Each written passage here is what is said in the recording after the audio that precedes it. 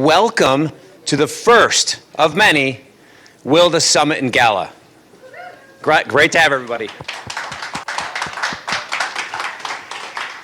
I can't believe it's actually here, because this has been built on the backs of numerous leaders and volunteers to get to this point. In fact, yesterday, I had the pleasure of working with the board, with Asha and the board, and we had a great day, and there's a lot of amazing things coming this year. But yesterday I was working with the board. Today she says, Cato, I just need you to be the hype guy. And I'm like, all right, okay, cool. That's fine, no problem at all. Listen, today, I want to ask you to do 3 things today. Number 1, focus on learning. Number 2, focus on leading. And number 3, focus on building relationships, because some of these connections and relationships that we build today literally could last a lifetime. Every great organization starts with something. It starts with a great leader. It starts with the vision that that leader has. And a lot of times, that leader's vision is transformational. They want to change the world. The leader of this organization, the founder, Asha Saxena, has done amazing things in her life. She started 3 different companies: internet, tech, medicine. She's a professor at Columbia University. But after doing all of that, she said, I want to do something different. I want to do something that's going to really change the world, something that's super impactful. And this is the project. And this is the special day that we've been waiting for. So Asha, on behalf of all of us, thank you. We can't wait to hear where you see the story unfolding and the vision for this organization and the change that it's going to make in so many lives. Please. You're welcome. Asha Saxena. Thank you, Cato. Cato is a dear friend. And when Cato talked about the relationship, I have to say that I've known Cato and Mo here. I don't see him, but he's here. Oh, there you are, Mo. Right there, Mo.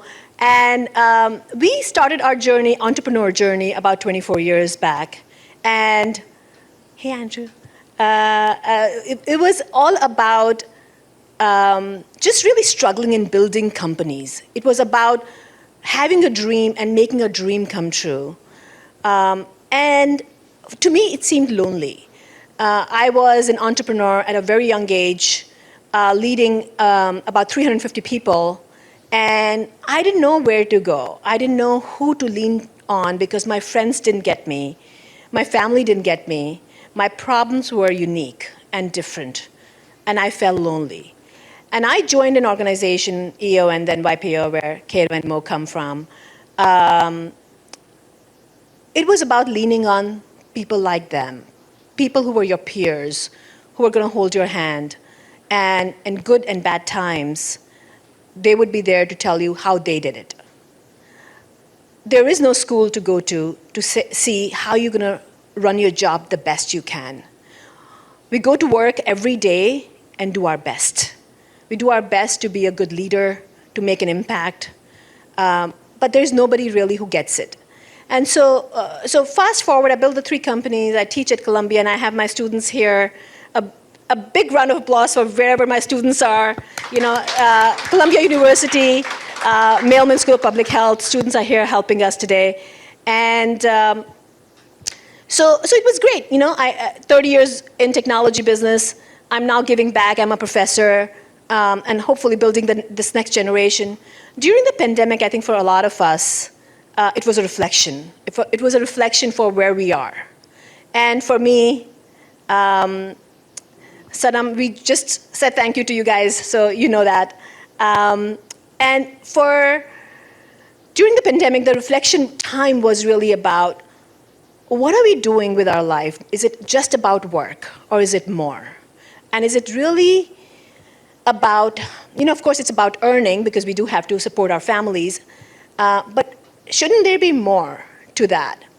It was great to go back and teach, but somewhere I personally was feeling that there was something more I could do.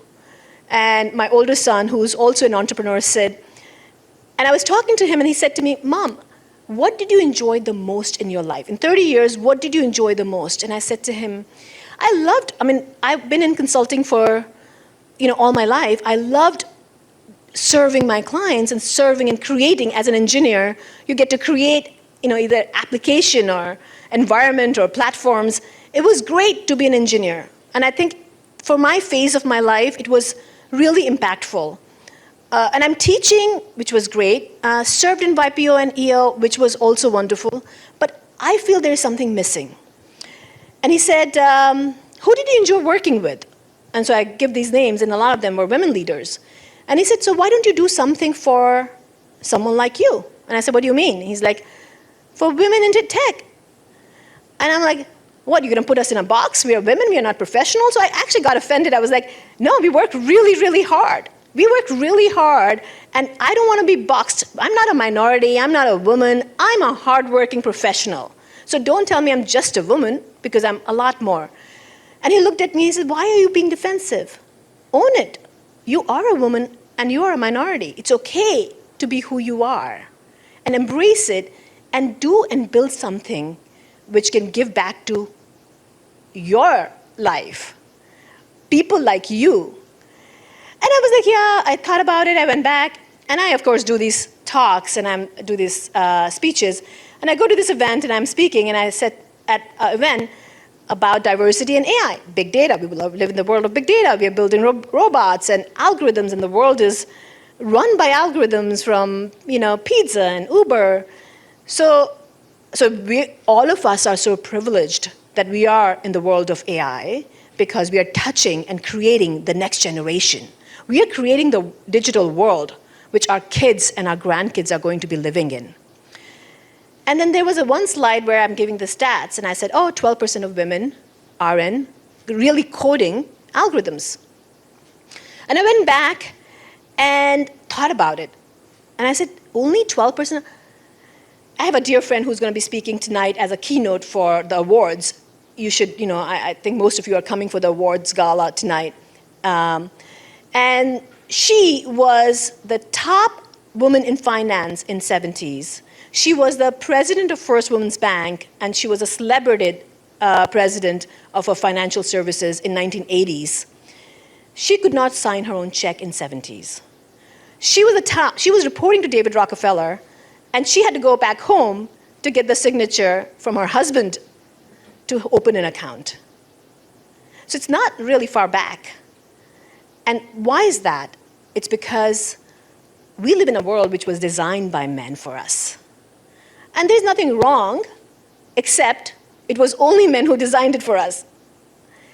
And we are now designing a digital world, which is designed by men too. So there was something wrong with that. And what's wrong? I mean, listen, people say, what do you think about women in data, women in analytics? There are a lot of organizations who are doing really good work. There are STEM programs, which I think is really important because you need to build the pipeline, you need to build community. But what I thought was missing was women who got there, who are at the C-suite, did not have a place where they could go and talk about. It's about retention for the organization. It's about satisfaction, job satisfaction for the women leaders. So are we nurturing and building our women leaders to make sure that we have enough women in the leadership role? And so that was the basis of starting Women Leaders in Data and AI. And that was the cause which I became passionate about. And I started with just a couple of my friends. We all got together, and we started with just circles. These women were working for Fortune 50 companies, and they all came together, and they said there was a need. We expanded that to Fortune 1000 companies. We started the C-suite, and then we started the next layer, which is the VP level. And the goal was to really make sure these women who got there are strong. And these women who got there are building the leadership team to make sure that we have enough pipeline to bring it on. During my journey, I reached out to Seth, to Michael Kingston, and I saw that the men were passionate about the same cause as we were. And I suddenly realized Klaus is here somewhere too. He was like, immediately, yes, Asha, I want to support you. And so when I'm meeting these amazing men who are top of their career, and they're saying, we want to be behind this cause, it just gives you encouragement. It gives you hope for the future we are building. Because we know now it's not just the women's cause, it's our male allies who are coming together. Andrew, we spoke to about that. And so we added male allies. So we have 30% male allies now in WLDA, and 70% are female leaders. Large organizations who are part of the, and the goal is we want to make sure that everybody's behind the cause to make sure when we build a digital world for our next generation, we have parity. It's built with the compassion. We're going to have robots, we're going to have algorithms, and we're going to hear from Paul Dorothy later, who's going to talk about human and machines coming together. So when we hear about how human and machines are going to come together, we want to make sure that women leaders are sitting on the table making the decision. And so that's what the whole cause is about. This event, we of course opened in pandemic. We were worried about coming together. Our very first event was a retreat. What a great event that was. I mean, we made memories at our retreat. And the summit and award gala was really built for the purpose of, the summit was all about bringing entrepreneurs and thought leaders to talk about what's happening in the world of AI. To make sure that we have entrepreneurs like Ali and Kevin, who are going to speak today, about what they are building. They're building with the passion, with the right leadership, with the right vision, these technologies which is going to change our world. So you're going to hear the future of AI today with different speakers, which is going to be fabulous. But this wouldn't have been possible if we didn't have organizations like Accenture who said yes. So I cannot thank the team who supported us. So first of all, I want to, if Ruchi, Ari, if you all who supported this event, can you stand up, please? We want to give a huge round of applause for all the Accenture team who's here. Thank you, guys. I cannot, the team supported, but if they don't have a leader, and we talk about authentic leader, and we talk about how important leadership is. Because when you come at the top, it's not easy. It's not just the task you're doing, but it's also about building people and supporting the right cause. And I cannot thank enough, Jack, really, truly, and I'm saying it from my heart, for you to say yes to us. Because if we, as women leaders in data and AI, wanted to do an event in our very first year, would have been hard without your help. So thank you, Jack, for saying yes. Jack Azaguri is going to, of course, say a few words to get us started, but before you do that, Jack, I want to talk about just, we get to the C-level, we get to the top, but what makes us different as a leader?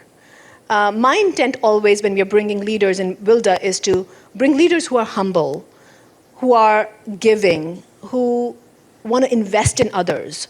So I think the personality of the leadership is so important, and I think that's why I said I came to you, because I saw that in our conversation. I saw that with Claus when I was talking to him.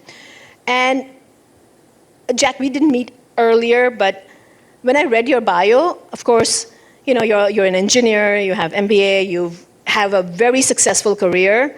But what really mattered to me, Jack, was what you do outside the organization. Jack Azaguri, who's the market head for Northeast for Accenture, is leading the Northeast here for Accenture, and has a 10,000 team members here, which is huge for just this region. Also is on the board for Hillel Group, which is the Jewish Student Education Foundation, and is also building the next generation of Jewish students for the community. And I think that's really important, that we are not only doing what we do at work, but also do something for the community. You got an award recently by the Tri-State for the most authentic leader, and I think that is an award I would say we would be proud of, for you to have. I think you can be the best, CEO, CFO awards, but to be an authentic leader, I think is really, really meaningful. So from all of us, from WLDA, I want to thank you, Jack, for everything you've done for us, and thank you for hosting us.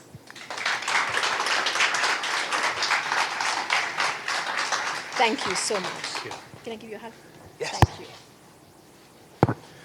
Thank you, Asha. That is the nicest introductions I think I've ever had. Thank you, Wilda, for being here. We're thrilled to have you. We're thrilled to be able to host you here. And again, a huge thank you to the whole team that made this possible. Now, you may not know this, but this is our first event here at One Manhattan West. We opened in April or May. We had plans for ribbon cutting, we had plans for big events, and of course with COVID, that hasn't happened. So this is as close as we're going to get to a ribbon cutting event. And so welcome. It really is a pleasure to have you here. I'm going to touch a little bit, I have to say a little bit about this office that we're very proud of, that you're sitting in here. And I'll touch on two things about our Innovation Center here at One Manhattan West. And it really ties to our purpose, which is to deliver on the promise of technology and human ingenuity. And so on the technology front, we have invested heavily in collaboration. We built this with collaboration and actually a virtual environment in mind, because we've always been virtual. So we have 129 team rooms. We have these Civic screens all over. This is our largest one. And during the day, it has, in partnership with the New York Library, we have content about New York City displaying all day, and the others are used for collaboration. We have a full digital twin of the office that monitors all technology usage, air quality, attendance, and occupancy throughout the building. So proud about the technology.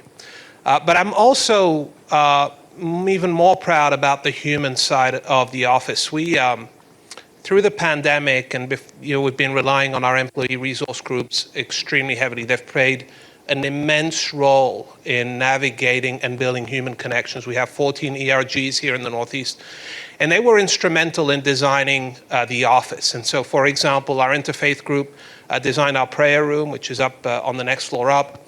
We have a number of reflection rooms designed by our mental health ERG.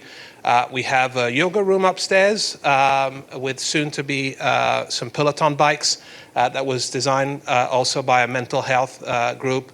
And we have women's rooms that were designed by a women ERG throughout the building. And so that human component of the office and the input we got, especially from our ERGs, was critical to designing the right space. So let me transition and get back to the event. So people ask me, what keeps you up at night? Now, you may not care what keeps me up at night, but I'm going to share it anyway. And for me, if I think about one thing, it's human connections. I think we've all realized the work can get done through COVID. The work can get done whether you're in the office or at home. Actually, in technology, productivity in most tasks is a little bit higher at home, a few percentage points higher. But the human connection is the part that I worry about. And I was recently, I was asked to sponsor two of my colleagues, managing directors, in our Women in Executive Leadership program. And I've known these two colleagues for a long time, for a few years. We've been on, I actually got to know them through the pandemic. We've been on many conference calls together, client projects, proposals. And then we got to change the relationship. I became their coach and their mentor through this WAL program. And we engaged in a different type of conversation. What are your ambitions? What's happening at home? What do you want to be in 5 years? What's troubling you? And you realize that on these Teams calls and Zoom calls or WebEx calls, it becomes very transactional. We get in. How are you? How was Thanksgiving? In 2 or 3 minutes, we're on to business. 30 minutes, 25 minutes, 45 minutes, and the call is over. And so we really need to think through, how do we invest the time in mentorship, in human connections, in spending the time to build that mentorship. One of the things we ran with my leadership team is we ran an experiment called the Love Experiment. Now, a lot of people think love in the workplace. What does that mean? Well, actually, we love our company. We love our colleagues. We love the work we do. And the premise is that when you go deeper in terms of knowing your colleagues, when you're vulnerable and you open up, you build a tighter connection, and you're actually better to help each other out and progress jointly through careers. And so my ask for you today is, you're going to learn about technology today, but invest the time in the personal connections, invest the time in getting to know each other, and then let's commit, when we go back to the office, to a home office tomorrow, to really spend the time in mentoring and coaching and taking the time out of the day to really having deeper connections and deeper conversations. I think it is critically important. I think this is one of the things I love about WLDA. It is amazing the community you've built in just 10 months. It really is amazing. And as you told me, this is you come here, it's a trust-based environment. And I really believe if we're going to advance, only 26% of all roles in data and AI are women. We've got a lot of work to do. And that is going to start with all of us giving back, and all our colleagues giving back, and investing the time in mentoring and guiding and getting to know each other at a much deeper level. So with that, it's wonderful to have you here. I couldn't think of a better organization to have our first event here at One Manhattan West, and I hope you have an amazing day.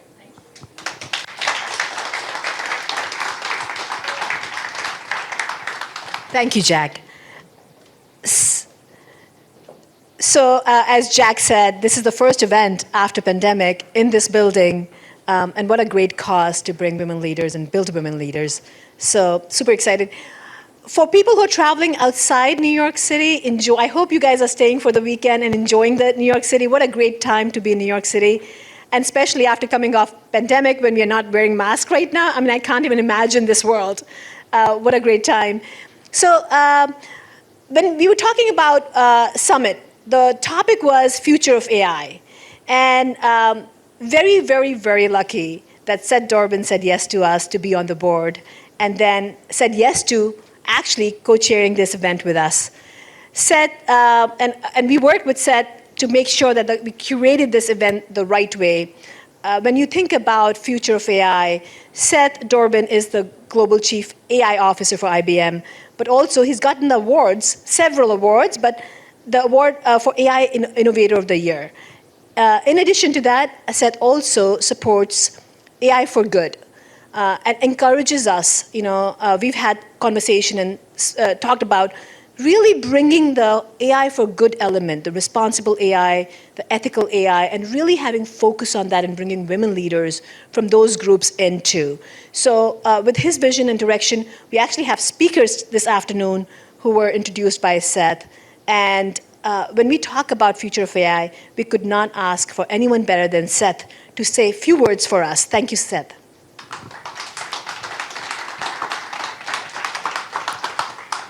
Thanks, Asha. I think, as Asha said, it's, AI is obviously very important to me, being the leader of it for IBM. But AI, without thinking about it responsibly, without thinking about trust, and without thinking about the humans that are impacted by AI, is going to be bad, is not going to be adopted. And I think when we look at how humans are going to be impacted by AI, if you look at the field today, 26% of data scientists are women. Even fewer are leaders in the space. I think it's like 8%. If you look at the Black and brown community, it's even worse. And so if we don't have organizations like WLDA helping us build leaders and helping us as leaders and women as leaders be more successful, be more impactful, and be more comfortable in their roles, we are not going to be able to think about the human first. And when Asha asked me to join WLDA, I spent the better part of the last 5 years, and even before then, supporting more technical groups, WIDs, PyLadies, R-Ladies, Black in AI. And one of the reasons that I support them is because we need that technical pipeline for leadership roles as well. But also, I started interacting with them because when I was out talking to people, I've never had a problem building diverse teams. in the last 10 years. And people ask me, my team right now is like almost 50% diverse. So it's 46% women, 8% Black, 2% Latino. That kind of upsets me. But people ask me, I go and talk to companies, and they ask me, how did you build this team? They say, there's no diverse talent out there.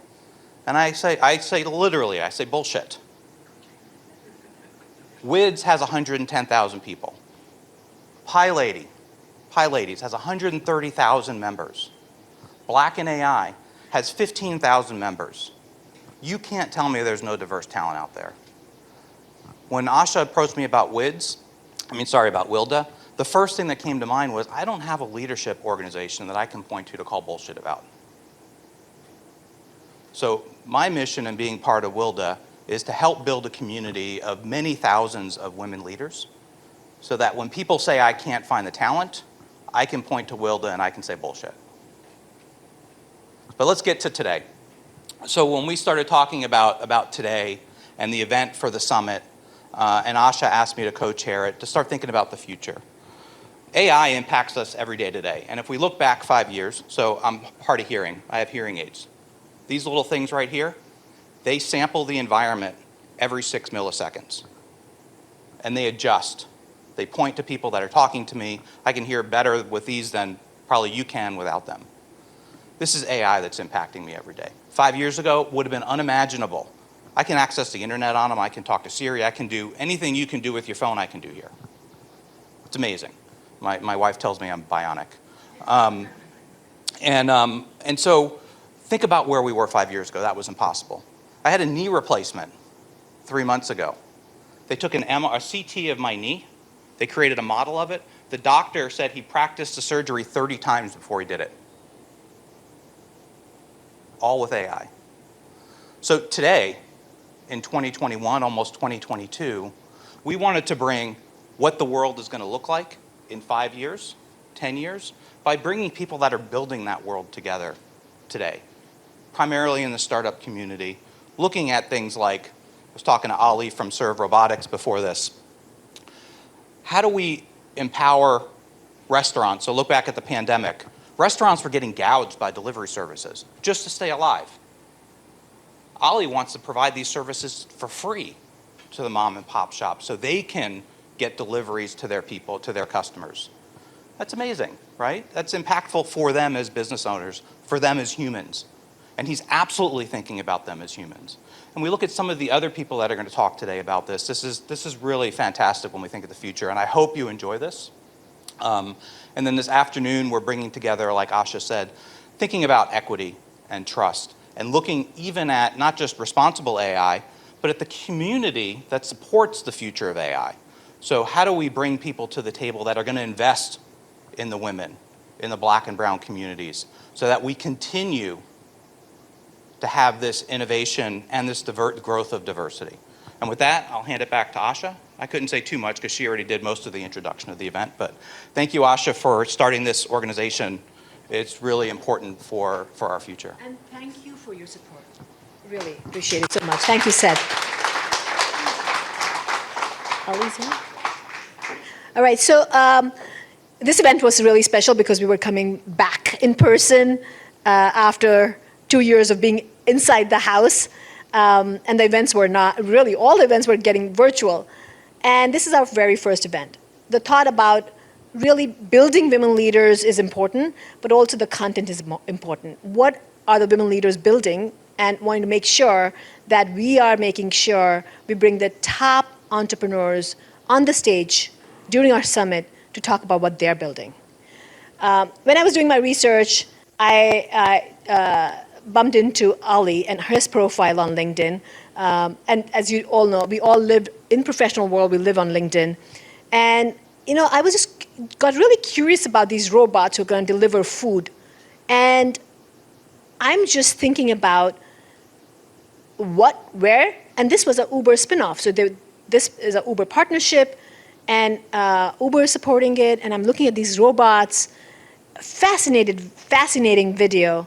And so I reached out to Ali. He's a TED speaker.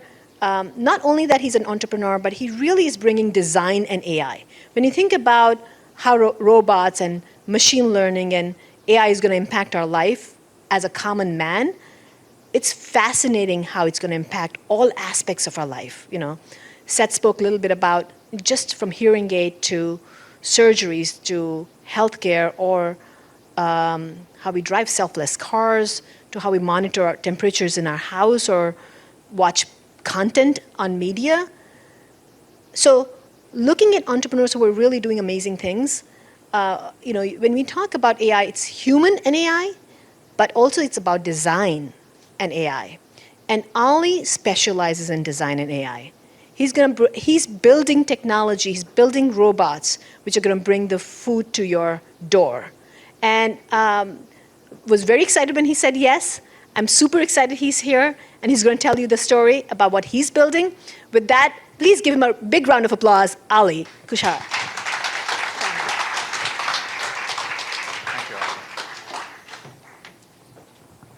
Morning, everyone. Thank you all for being here. Last time I was in New York was the day COVID shut down the city. And I was actually here to rehearse my TED Talk, which I ended up giving at home. So it's very special to be here today. First event, live event I'm going to, and doing it in New York. I want to talk to you about logistics today, but I promise it won't be boring. Every day in the US, we do 20 million restaurant deliveries. 20 million. And 9 out of 10 times, they're brought to you in a car. So effectively, we are moving a 2-pound burrito in a 2-ton car 20 million times a day. It is incredibly inefficient. Last mile delivery is broken. And it's broken for every stakeholder. You heard about restaurants. They have been challenged by the cost of delivery, and they foot most of that cost. The delivery platforms are having a hard time turning a profit. Cities are struggling with the added traffic, with the over-reliance on cars, parking issues, the emissions, the accidents and fatalities and everything that comes with cars, and it's completely unnecessary. There's another way of looking at this. We can think about the cost. It costs $2 for you to get something delivered from China to your door here in the US. Can anyone guess how much it costs to get something from Chinatown to your front door? $10. $2 for 5,000 miles, $10 for 5,000 feet. There's something really strange going on. The reason is that we have made a lot of progress with long-haul delivery, but we haven't made nearly as much with short-distance delivery. So if we go just 100 years back, we were still using camel trains. And we can kind of measure the productivity. For every person in one of these kind of groups of travelers, there would be about a couple of hundred pieces of items that were being moved in that group. So about a couple of hundred per person. Today, in a cargo ship, there are about 20 sailors moving like hundreds of millions of items. So 10 million items per person is according to my math. So we've gone from a couple of hundred to 10 million. That's 10,000 times more goods per person, or about 5 orders of magnitude. Now, we can also look at short distance and see how far we've come in 100 years. Thankfully, the data is available for, let's say, USPS workers. Can anyone guess what is the change? How much additional productivity, a number of goods per person being moved in last mile by USPS workers today? Any guesses? It's 2. Not 10,000, 2. Not even a single order of magnitude change. So why is that? I think the improvement we've seen in long haul really comes down to one really important invention, which was made about 100 years ago, the engine. So we effectively found a way to multiply our muscles. We could apply force to the environment, let's say to move goods, almost at infinitely. So you have the sailors I mentioned earlier who can move hundreds of millions of items with pressing buttons and levers. But moving goods requires more than force, requires more than muscle. It also needs intelligence. So you need muscle and mind. We found a way 100 years ago to scale our muscles, but we hadn't found a way to scale our mind. So basically, every engine needed a human to go along with it. Now, if you're moving a lot of things from the same place to the same place, you could have one person with a lot of goods. But when you're moving one item for the last mile to a very unique location, basically you end up with a situation where you have to have a person moving that burrito. And with that person, you need a car that has safety and comforts for that person. So basically you have a burrito along with airbags and stereo systems and 5 seats and everything else that goes in a car. That's just completely unnecessary. So that's the world we are living in today. Now, how do we fix this? Of course, AI is the tool that's going to give us the ability to scale our mind. What would the world look like when we bring the mind and the muscle to scale for the first time? So the first machine age, I kind of like to call it machine age 1.0 or the dumb machine age, changed our world just in unimaginable ways. Like our cities look so different today than they did in the past. Well, I think it's reasonable to argue that over the next few decades, this new machine age, the smart machine age, is also going to have a similar impact. It's going to change our cities in ways that we probably can't even imagine today. But I want to talk about that with you today. And obviously, one of the first applications is last mile delivery. So we've been working on this problem for a few years now. And what we've come up with is basically a shopping cart 2.0. It's a really cute little shopping cart with eyes and personality. If we can play the video right now, that would be great. I want to show you what it looks like. There we go. So this robot has actually been operating in Los Angeles for a few years. So if you are in Hollywood walking around, you might actually see the robot doing deliveries. I just want to point out a few things, actually. The person who leads the design efforts in our team is an incredible woman, Dr. Ellen Francic. The person who leads the strategy for our product is my co-founder, MJ Chan.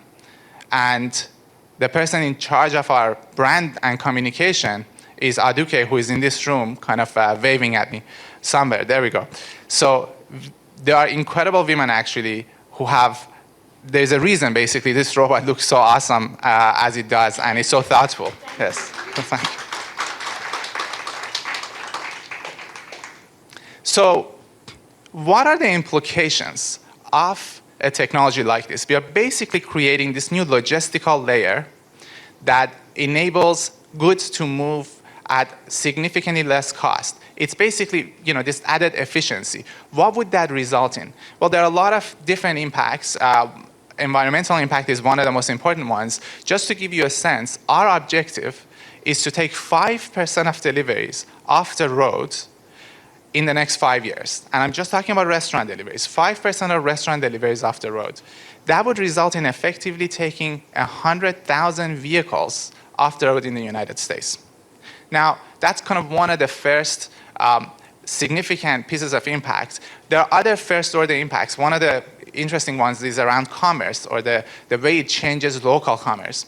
If you bring the cost of transaction down, you would expect there to be more transactions. So more local commerce means more restaurants, more merchants selling more goods to more people.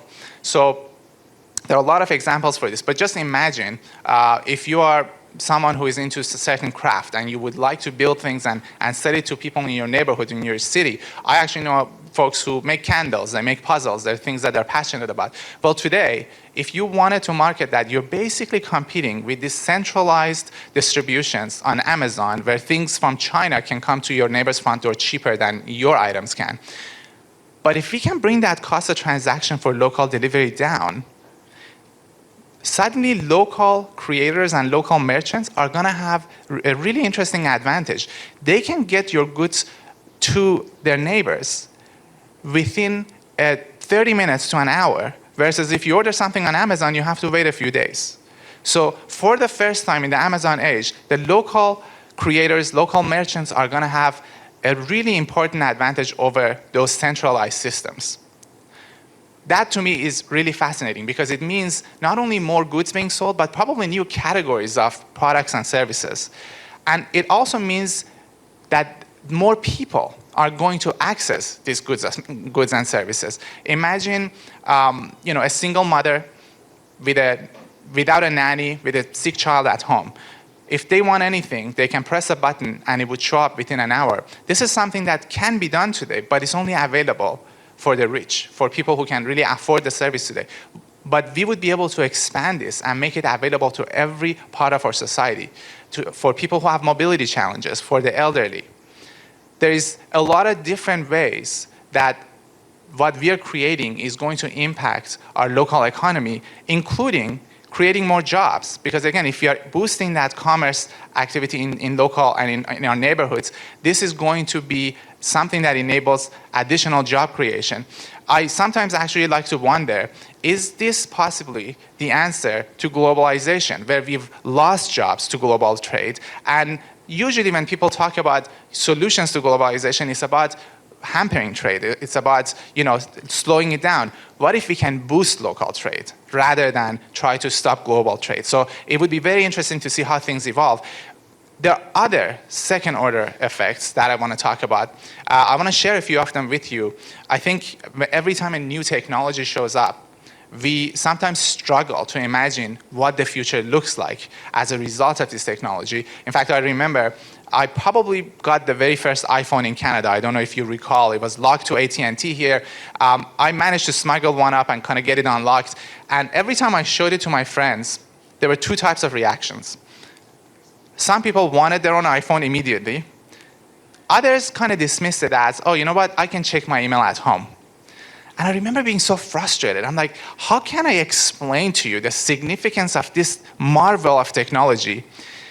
But the things that we use today on an iPhone didn't exist. They weren't invented yet. The Uber did not exist. Postmates and DoorDash and all these services that we are using today, they weren't there. How would you articulate that? So it's one of my kind of favorite things is just reflecting on what happens when we solve this last mile problem. What is the world gonna look like?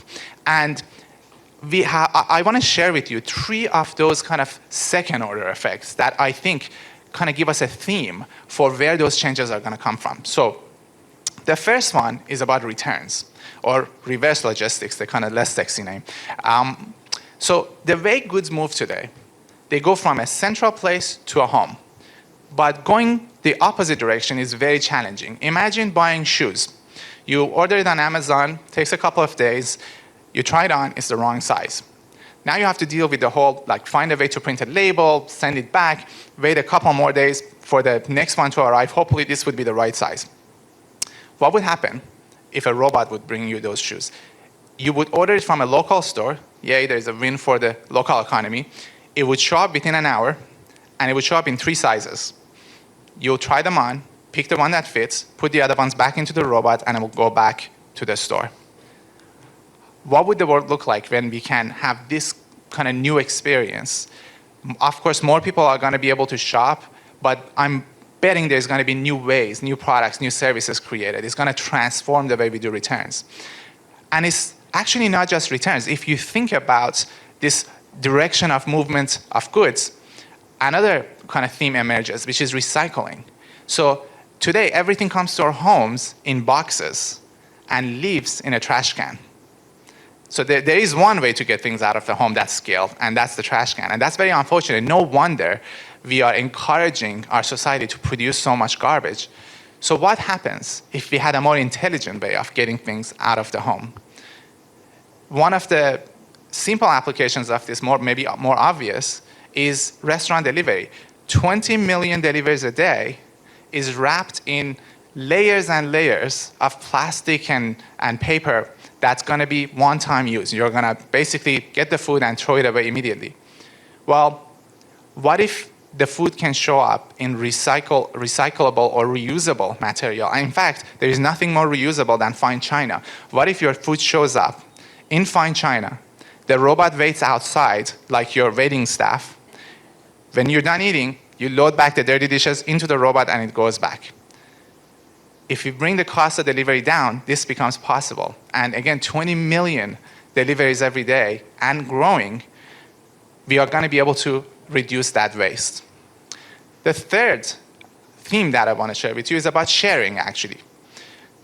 This sharing economy that was created over the last decade or so, thanks to smartphones, thanks to that iPhone, has been really centered around our two most important assets, homes and cars. What if we can expand that beyond those two assets? Well, it's very difficult right now, but if we could move goods in a more efficient way, in a more sustainable way, that could become possible. In fact, there are some other applications for this. Wardrobe sharing is something that's already happening. There was a company that even recently went public doing this very successfully, but that's despite the fact that moving and returning things is so difficult. So what if we could actually share anything that we have in our home? Now, I'm not saying that everyone is going to put everything they have on some marketplace and they're going to just like have a communal use.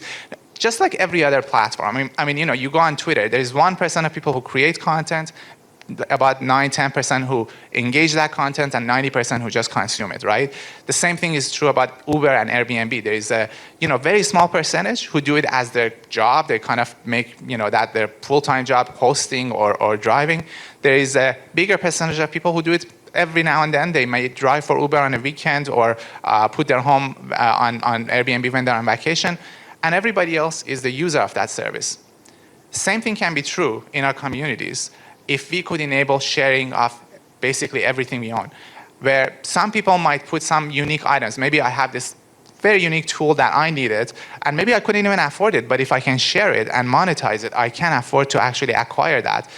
And then there are going to be some really entrepreneurial people who are going to acquire anything that they think their community needs and kind of run that as a service. And then every one of us can actually use that. I had to use a saw recently, and I had to go buy one for no reason. It's sitting in a shelf doing nothing for the rest of its lifetime just because I needed it once, right? It's so incredibly efficient. And the ability to move goods more efficiently is going to enable us to transform the sharing economy as well. So I want to wrap up by just leaving you with a few thoughts.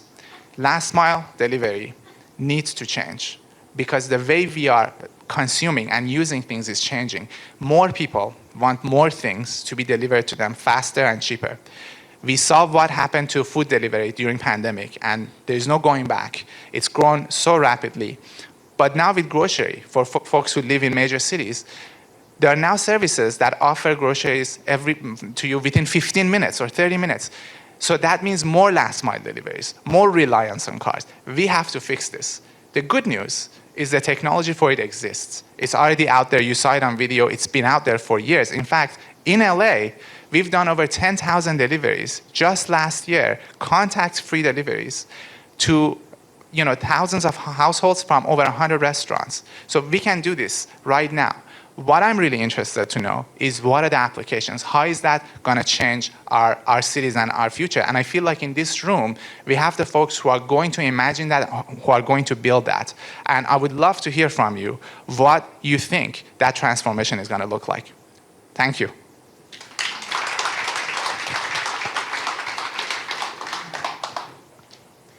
Thank you, Ali. I think just what you're building, what you're creating, thinking about design, the compassion, building your leadership team, which is diverse and brings the diverse idea, truly is what we really need. And I also think that the room here is actually building with you, together, a new world for us. And I think we have a lot of power to do what we are doing, but also as we keep the compassion and we keep the diversity, I think that'll be critical. So thank you, Ali. I really appreciate it. Thank you. Thank you. So I just want to mention our next speaker. I spoke about when I was, as I was building WLDA, I get to talk to all the members. And during one of our industry review sessions, I landed up meeting Klaus. Klaus Jensen was at that time the Chief Information Technology Digital Officer for MSK, Sloan Kettering, a very well-respected healthcare organization. And more than that, when I lined up having a conversation with Klaus, I was just in awe, not only about how much he knew about technology and what his thoughts were on innovation, but also about leadership. I remember, as he was telling his story, I was making notes. He was talking about some books And we really got into this whole discussion about, what leadership is all about and what the journey of an engineer looks like. And so we had him as a fireside chat speaker for WLDA, where he spoke about his journey from being an engineer to the C-suite. And now he serves on Teladoc as a chief innovation officer. Again, every speaker here is handpicked for all of you. I was so excited when Klaus said yes to speak at our event. When we talk about AI, healthcare is right there. And being the chief innovation officer for Teladoc, a telehealth company, publicly traded, there are a lot of telehealth companies, but Teladoc has taken a lead. And having Klaus as the chief innovation officer and really looking at where the healthcare industry is going and how AI is impacting our healthcare and how it's going to impact each one of us. I'm a new dog mom like Ellen, and I was actually looking at somehow Rusty comes up for everything. He's our data dog. And so I was looking at the telehealth, and now for our dogs, we can actually dial in and get consultation too. So I'm super excited about how healthcare is going to be transformed with AI. So with that, so excited. Thank you, Klaus. Over to you. Thank you. I'm good. Good morning. Good morning. That was a not very alive room. Good morning. Good morning. Okay, people are awake after all. So you just heard someone talk about delivery. That's an interesting concept, especially in healthcare. What does it mean to deliver good healthcare? We know what bad looks like. Bad looks like left hand doesn't know what right hand did. Bad looks like, well, maybe I have to wait for a little bit too long. Bad looks like I'm sitting in a waiting room for 2 hours. Bad looks like I'm not sure what the right thing to do is. Does that sound familiar? We have a problem, and it's a generational problem. Every generation has some kind of generational challenge. I think ours is doing better in healthcare. There's a paradox here. We call it the village doctor's paradox. That's just a label. What it describes is what we all want, I certainly do, is I want to be able to go to Memorial Sloan Kettering if I ever should get cancer. I hope I don't, but if I do, I know where to go. If I was in Boston, I would probably go to a different place. If I was down in Austin, I'd go to a different place. But at least in New York, I would go to Memorial Sloan Kettering Cancer Center. I worked there, so that's where I would go. And not because I worked there, because they're really good. But I also want the intimacy, the connectedness, the understanding, the convenience that we used to know from what we call village doctors. And that's a paradox. Because for 100 years, it's been impossible to get both. Does that still sound familiar? What if we could do something about it? Now, interestingly, doing something about it doesn't quite mean what we're used to. It's not a solution. If I build a solution that gives you virtual care, we've done that, by the way. That's old news. If I build a solution that gives you virtual care, how much of the village doctor's paradox did I solve? I gave you convenience, I gave you access, but did I connect the dots? No. If all we do is create a different ecosystem that sits on the side, it's not connected, we don't help you make better decisions, I didn't really solve the paradox. I delivered another solution, and it actually did make healthcare in that part better, but it didn't solve the underlying problem. It's because you required 2 paradigm changes to solve the problem. 2 paradigm shifts, not one. The first one is acknowledging that care doesn't have to happen in a building. There are many types of care elements that are done as well, or possibly even better, in a virtual setting. MSK has spent a couple of decades trying to figure out how to send people home earlier when they get cancer treatment. If you want numbers, 25,000 inpatient, 750,000 outpatient visits every year. Think about that. 30 times as many encounters that are happening outpatient as inpatient, and that's for cancer. That's a pretty complicated disease. 200 different subvariants. So we can push the envelope on that, but what about the other part, the making better decisions part? What's the likelihood that one particular player in healthcare in the traditional setting of there is a health insurance company, there's an employer, there's a provider, can help you holistically make better decisions? Pretty close to zero. If that was a fixable problem, we would have fixed it already.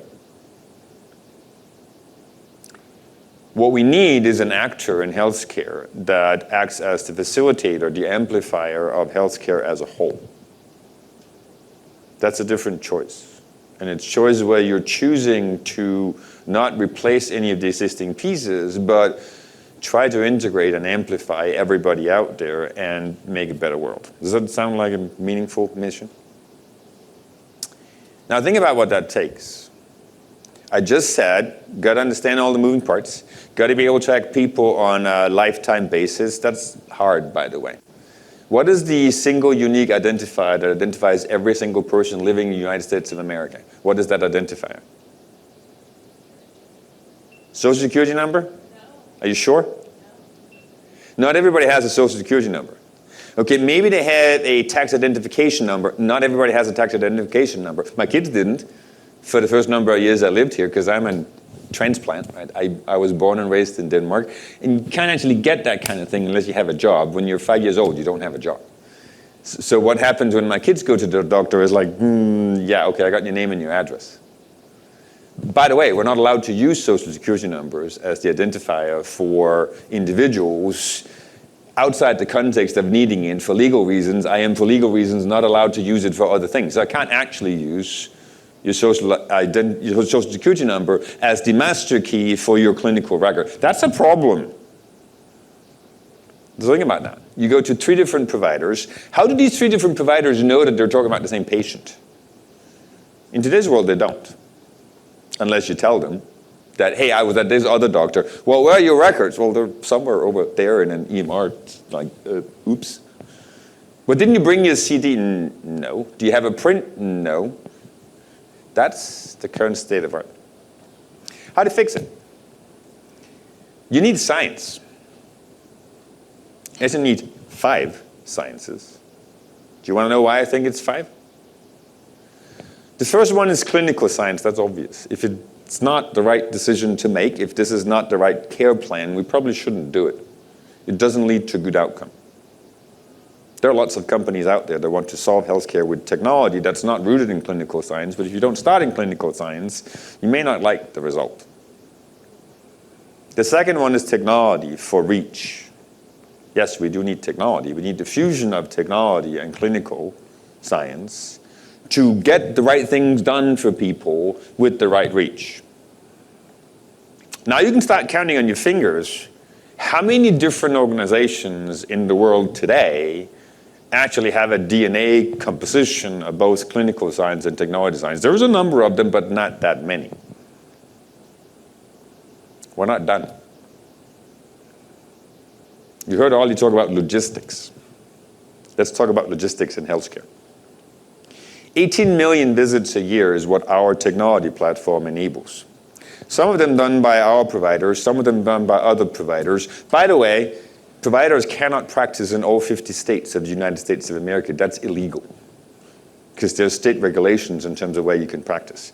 They can't do all kinds of visits. They can only do the kinds of visits that they're actually certified for. So that's another interesting problem. Just managing that is a very complex logistical problem. If you want help and you want a virtual visit and somebody says you can get to see a doctor within 15 minutes, how easy do you think that is? There's a pretty sophisticated analytical algorithm behind that that tries to figure out literally thousands of virtual waiting rooms across the country and matching them up with the doctors that logged in now and said, I'm willing to take patients. Because you can't actually predict when that is. That's whenever they feel like. Or how about you need to manage your blood sugar because you've got diabetes or prediabetes, or maybe you have a problem with your blood pressure for one reason or another, so you kind of need to monitor that on a regular basis. How many devices do you think you need to do that? Some people would tell you, I got my smartwatch. I have a smartwatch. So that'll tell you what your pulse is. It doesn't actually tell you what your blood pressure is. It certainly doesn't tell you what your blood sugar is. Potentially, that problem could be solved. If you ask Apple, it's actually solvable. Let's say you could get the data points. How do you get at them? Well, they're in your phone. Okay, how do you give your phone to your doctor? And if you're driving on the road and you're a single mom, it happens. This is actually a real story from one of our members. You're a single mom, you've got 2 kids, you've got diabetes, you're a new diabetic, you've only been diagnosed for about 1.5 years. So you're still trying to figure out this whole insulin thing, and your blood sugar tends to fluctuate a little bit. As some of you may know, if you have a low blood sugar, you are not as clear-headed as you normally would be. So if you're driving down the highway, and you feel lightheaded, and you got your 2 kids in the back, what do? What happened to this single mother is she stopped, she pulled out her blood glucose meter, she took a measurement, that was not good. And within 5 minutes, somebody called her and said, go to the nearest gas station. Get the guy at the gas station to help you get something that has sugar in it, and you'll be fine. If nobody had called her and told her that that was what to do, she may not, due to the fact that you actually do get mentally impacted if your blood sugar is too low, have thought that far. She was alone. She had 2 kids in the car. So the ability to manage tens of thousands of devices with people that have chronic diseases and actually have them cellularly connected to the larger ecosystem and have someone call you, not you call them if you need help, is a pretty major logistical challenge, and I'm just getting started. I could give you pages of logistical problems. Okay, so that's 3. Number 4 is behavioral science. The most important part of any care plan is self-care. What do you do when your doctor tells you to do certain things? What I do is I consider, let's see, I like potato chips. My doctor says not to eat potato chips. I'll eat them anyway. Does that sound familiar? What my wife might do is she might go to Google and try to figure out whether the doctor was right or not. Ever done that? And then you find the evidence to say, maybe the doctor was wrong. I don't think I have to do this anyway. So getting people to engage in self-care is all about behavioral science. I'll give you another example from my days at Aetna. I was in the call center. And I was listening in to some of the conversations that our nurses had with our members. Why? Because I wanted to learn what it feels like to be in the front line. So it was this call that I was listening into, and it was heartbreaking because there was a middle-aged male, someone like me, mid-50s. I'm 2 years younger than that, but I'm getting there. Right? Mid-50s, and he had some issues with his heart. And the nurse was trying to explain to him, you're not on a good path. Look, I'm trying to tell you that, you will not live for very long if you continue doing what you're doing right now.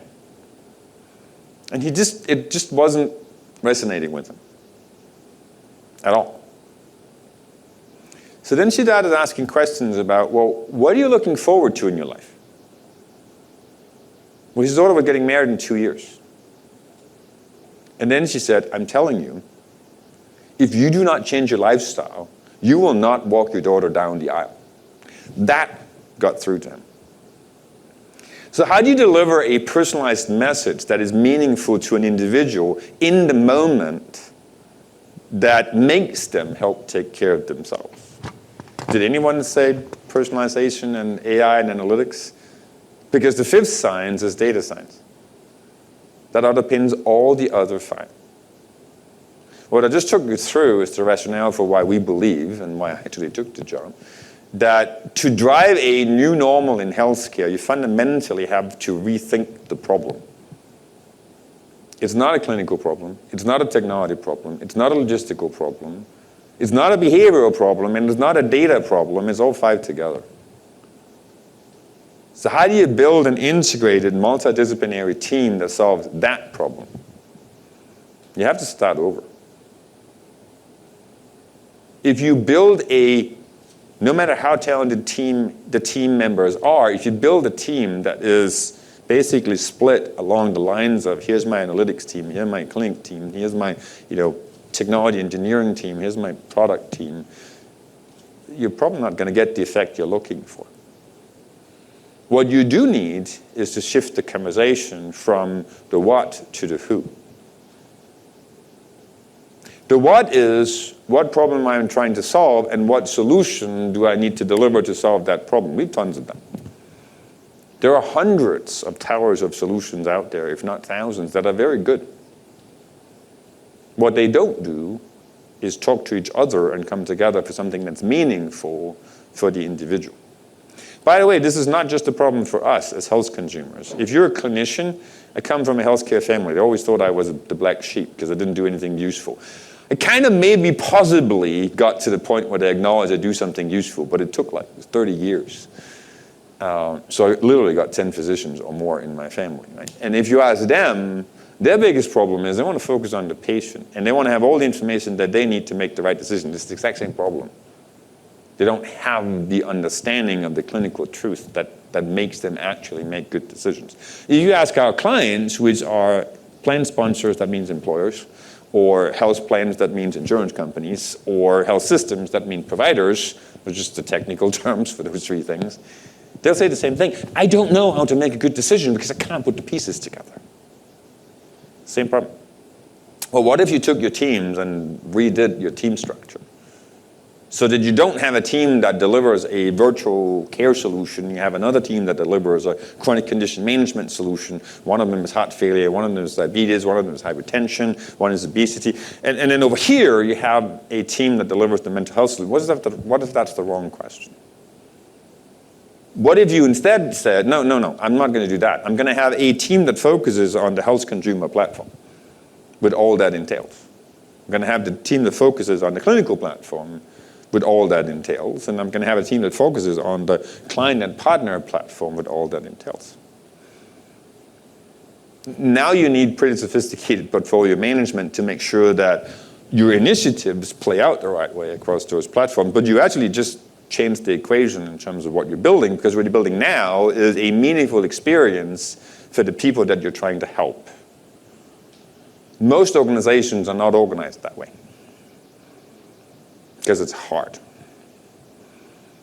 And I've just shared with you over the last 18 minutes or so, right, is why we have had a problem for more than 100 years and not been able to solve the Willis-Doctors paradox, because we didn't have the right 5 sciences, the right people, and the right mindset to set up an organization that was that different in terms of what it's trying to do and what problem it's trying to solve.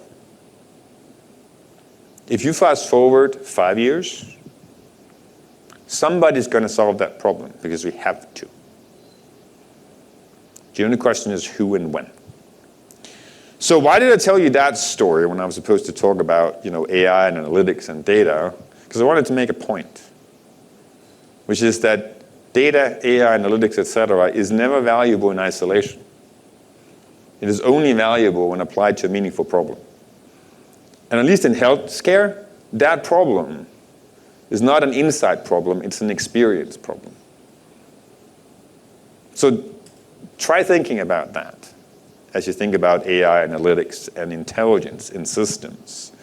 How can we make the experience better to make people make better decisions and ultimately have better lives? That's not unique to healthcare, by the way. In every single industry I've ever been in, I've been in technology, I've been in finance, I've been in healthcare, all kinds of healthcare, it has always come down to people and helping people live a better life. That's what we should do. And if you look at the prior TED Talk, whatever we call it, it's the same thing. How do you help people live better lives through the combination of whatever science aligns to your industry, in my case, clinical, technology, logistics, behavioral science, and data science. And I'll leave you with that thought. Thank you.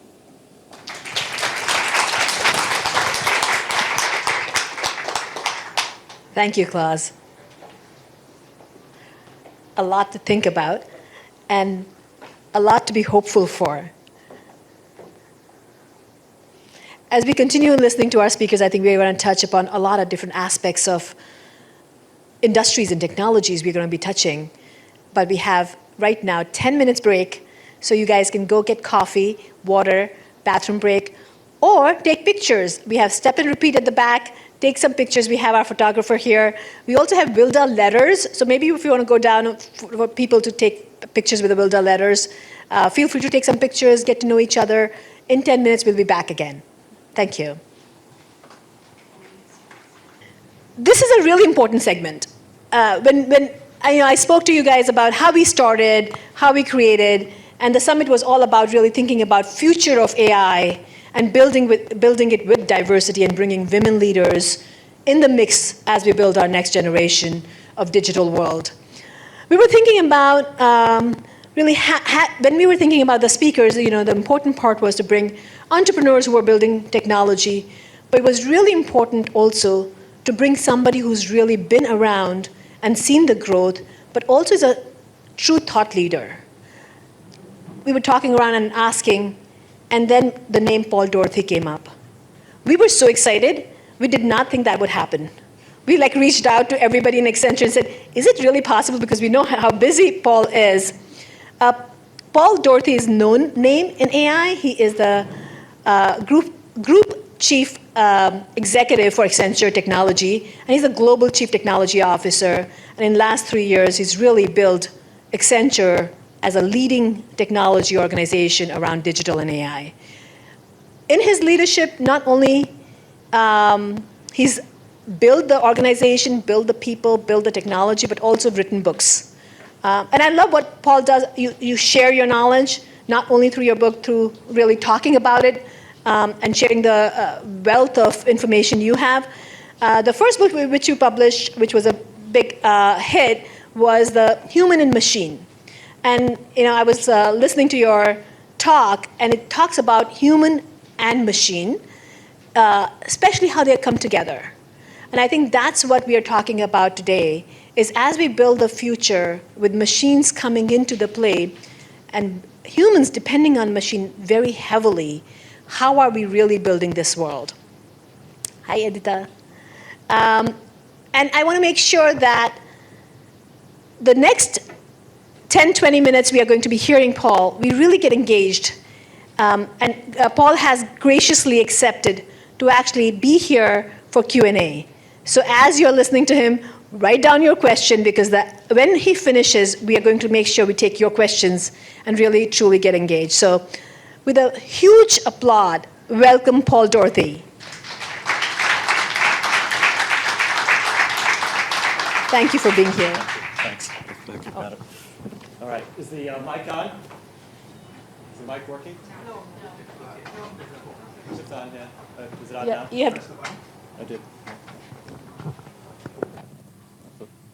Screen. Am I live now? Testing. 1, 2, 3. 1, 2, 3. Sure. You can just give me a handheld to get started. Is this working now? Okay. Just shows you. Is that okay? Is that good? Better? Okay. All right. We'll say it. We'll declare it good enough. Ironic that we have a technology issue with this topic. Anyway, thanks for the fantastic intro, and really the pleasure is mine in terms of being here with you. I'm such a supporter of this organization. To be honest, I didn't know a lot about it until this event came up, but it's at the heart of a lot of things that are really important to me, that are so important to our future. And when I heard of the opportunity to come spend some time with you, I really did want to make it a priority, because this is really important, and what you all do is really important to me personally. It's important to what we do at Accenture, and I think it's really important to our future. So I'm going to go through a lot of ideas with you today, and that's how I typically talk. So I'm going to throw a lot of stuff at you. I apologize for that, but hopefully some of it will stick, and some of it will maybe give you some ideas. Some of it maybe will inspire you in some ways about how our future's unfolding. So I'm going to kind of go through a little bit of a journey with you. And starting out, who can tell me, what happened about 100 years ago, exactly 100 years ago? Any guesses? You want to take a guess? Okay, 100 years ago, the term robot was invented. A playwright named Karl Kapech, a Czech playwright, wrote a book called Rossum's Universal Robots, and the word robot was used for the very first time. back in 1921.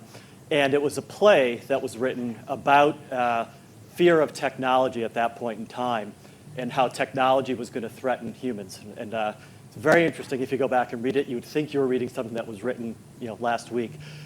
Just by way of interest, the other play that Karl Kapech is known for is a play called the Battle, or the War with the Newts.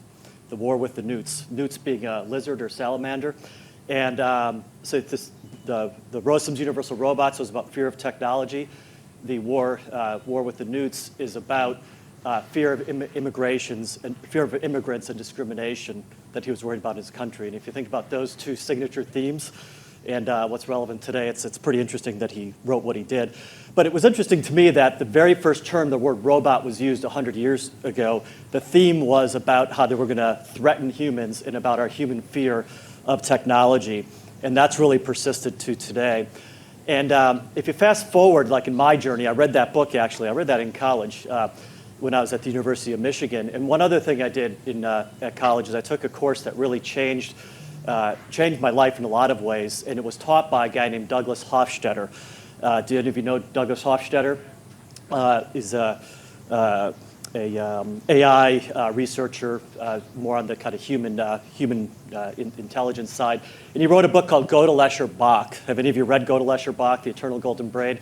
That book changed my life and got me into technology and artificial intelligence and set the pattern for a lot of what I did. It's a fascinating book. I'm happy to talk more about it. I've reread it since that time, and the ideas in the book. It's called Gödel, Bach, The Eternal Golden Braid, and it's talking about how Gödel, logician, Escher, the artist, and Bach, music, how those are all intertwined and very much related and interrelated in terms of how that creates human consciousness and human intelligence. And it's in the context of explaining AI that he's talking about how this works, and it's really a fascinating book. So that got me into the human understanding of technology and how humans work with technology. And that was in the 1980s, and that set the course of a lot of what I did in my career with Accenture. And then if you fast forward from there to around 2015, I was coming out of some meetings up in Massachusetts, the Kennedy School and some other organizations, and I was with our head of research, who's a guy named Jim Wilson. And we were very discouraged coming out of these meetings because we were in these meetings and it was about artificial intelligence. And again, this is 5 or 6 years ago. And the dialogue, this was with business leaders and government officials and a variety of folks. It was this pattern that we had been seeing, which is this negative dialogue around artificial intelligence and why it was bad and why we had to control it and how it was going to just eliminate and destroy jobs and why it was going to be bad for people. And we came out of this meeting very discouraged and a bit depressed. And Jim and I were sitting, I still remember vividly, sitting in a cafe in Cambridge, and we said, let's do something to change the tide of this dialogue, because we fundamentally believed in the glass half full story around AI, which is about the narrative of technology since the beginning of time, which is that AI, like any other technology, was about enabling and equipping people to work in more effective, more productive ways. In that if you look at it as a threat, and if we design our systems as a threat, we're going to have the negative consequences.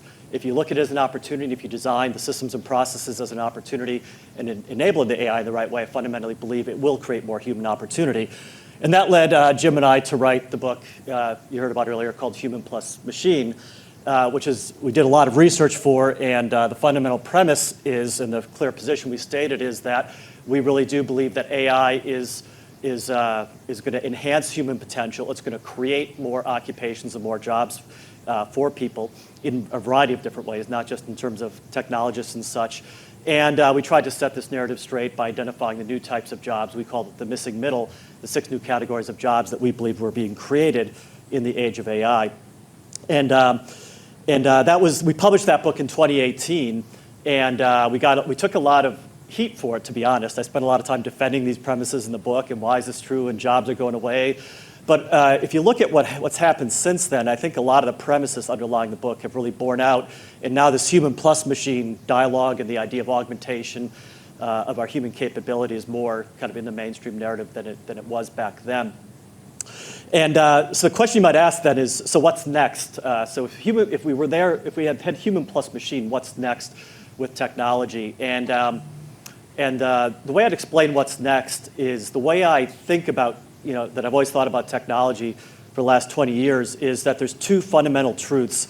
That if you think about any topic around technology and business, there's two fundamental truths that I believe have guided us for the last few decades and will continue for the next few. The first truth is that exponential technology change will continue to accelerate and create tremendous new technologies, and it's accelerating at an exponential pace, which you have to keep in mind. So that's the first rule, or first truth. The second is that every business and every organization is really becoming a technology business, and it's applying, and that technology is relevant not just in supporting the business, but it's becoming the business itself, and that's what we mean by every business becoming a technology business. CEOs are becoming technology CEOs. I can tell a lot of interesting stories about that. And that's fundamentally what's defining the future. Again, exponential technology change, every business becoming a technology business as two truths. And if you use those against any planning you're doing, I think that's how I plan, and that's how we think about how you interpret the future and what's coming, if you look at those two axes. Now, if you look at that and then say, so what does that mean for the future? Then I think it's pretty interesting in terms of where do we go next on technology. One of the things we did just before COVID is we did a set of research, which is part of the next book I'm writing. We did this just before COVID. We did a very large study of organizations and how they're using technology. And we published a report that you may have seen called Leaders and Laggards. And it talks about the fact that the top 10% of digital leaders in any industry or in any part of the world are outperforming the laggards by a factor of 2x. That was the research we did before. We released it in Davos in January, January 2020, just before the COVID outbreak. And that attracted a lot of attention because we identified specific underlying technology principles that were allowing certain organizations to lead and were holding other organizations back. And then COVID hit. And Jim and I said, well, let's redo the research and see what happened. And we redid the research kind of several months ago, but when the COVID crisis was further along. And same result, but it showed that the top 10% were outperforming the rest by 5x. So the performance gap widened from 2x to 5x during COVID because of what was happening. The leaders were consolidating their lead. And that's what we call the great acceleration of technology that happened during COVID. That you need to think about as you plan what you do going forward. We saw things like the pace of AI adoption in organizations increasing 55% in the COVID period specifically, as organizations looked for new technologies and new innovations to drive their business. So that's what's happening. We saw this great acceleration, and the other thing that happened during COVID is billions of people in the world instantaneously changed their behavior. Never before happened in human history. Wars, plagues, whatever, never changed the human behavior so quickly and so profoundly. And technology became the lifeline to people in their lives, to people in their families, to businesses to keep running. And that also kind of solidified this idea of every business, every organization being a technology organization, having that foundation. So where does that leave us now? I think what I see is that when I talk to CEOs and boards and senior executives in organizations, they generally believe those messages. They believe they're on a journey where technology will differentiate their performance going forward. They're doing it, they're trying to accelerate their change, this great acceleration, this big fast forward button by investing more in technology. And it's kind of a race now to re-platform companies and get ahead. Now, if you look at what's needed to get ahead, then what do you focus on? And what are the technology trends that are going to define the future? I'll talk about a few things, and then I'll come back and maybe with a surprise one at the end. But I believe that the fundamental drivers, probably aren't surprising, but the fundamental drivers over the next 5 to 10 years are going to be how organizations leverage the cloud and how organizations leverage AI. And the phrase that I use, and kind of data is the join in there. It's about cloud, data, and AI. And the way I talk about it is cloud enables your organization to do things. Data is what drives you to be able to understand your business and your customers and do things. And then AI and the way you use it will differentiate you from your competitors. Cloud enables, data drives, AI differentiates is the way I think about applying technology over the next, right now, and then over the next 5 years certainly, and probably leading up to 10 years.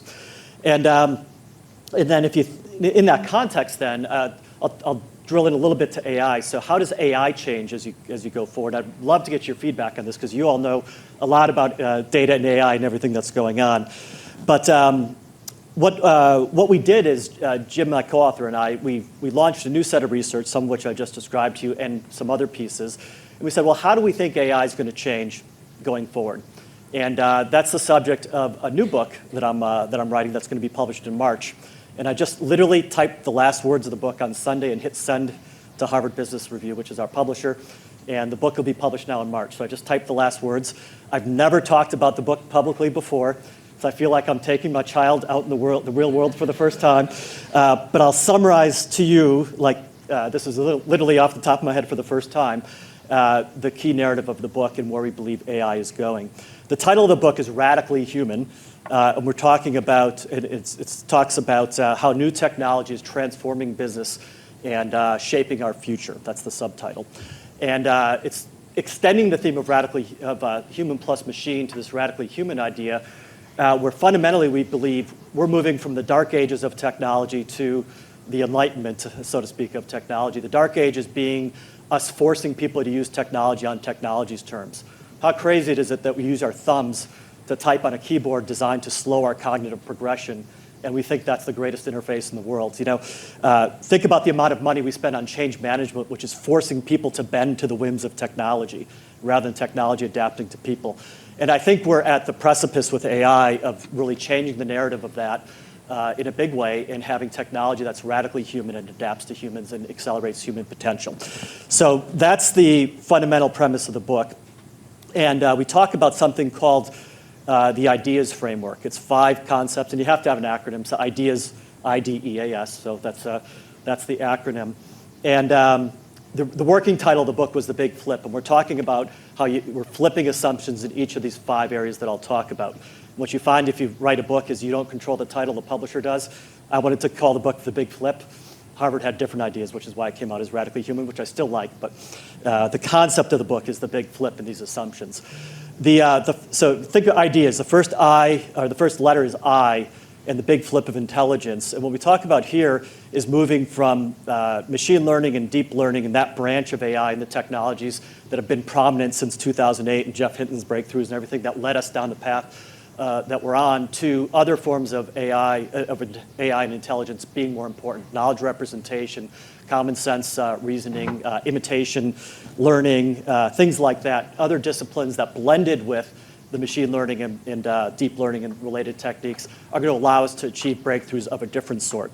And we believe that organizations that rely just on the machine learning techniques of today are going to get outpaced by organizations that understand new disciplines. Emotional AI being another one, such as work we're doing with an organization to look at emotional AI to understand driver, this is for a vehicle company, understanding driver behavior, alertness, and various things, and contextual states and this is for industrial use cases, to understand safety situations and better enable drivers and such. That's not through big data. That's through other forms of intelligence, emotional AI and such. So that's the big flip in intelligence.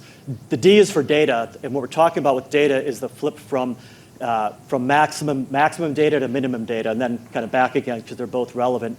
So there's been a big focus on big data, but big data is really important if you're doing weather forecasting. Big data is really important for language and a lot of other things. But small data, we believe, is very differentiating going forward. If you're looking to optimize your supply chain, some of the small data around patterns and how you do things is important. And there's very interesting new techniques around AI, few-shot learning and things like that allow you to differentiate with smaller data.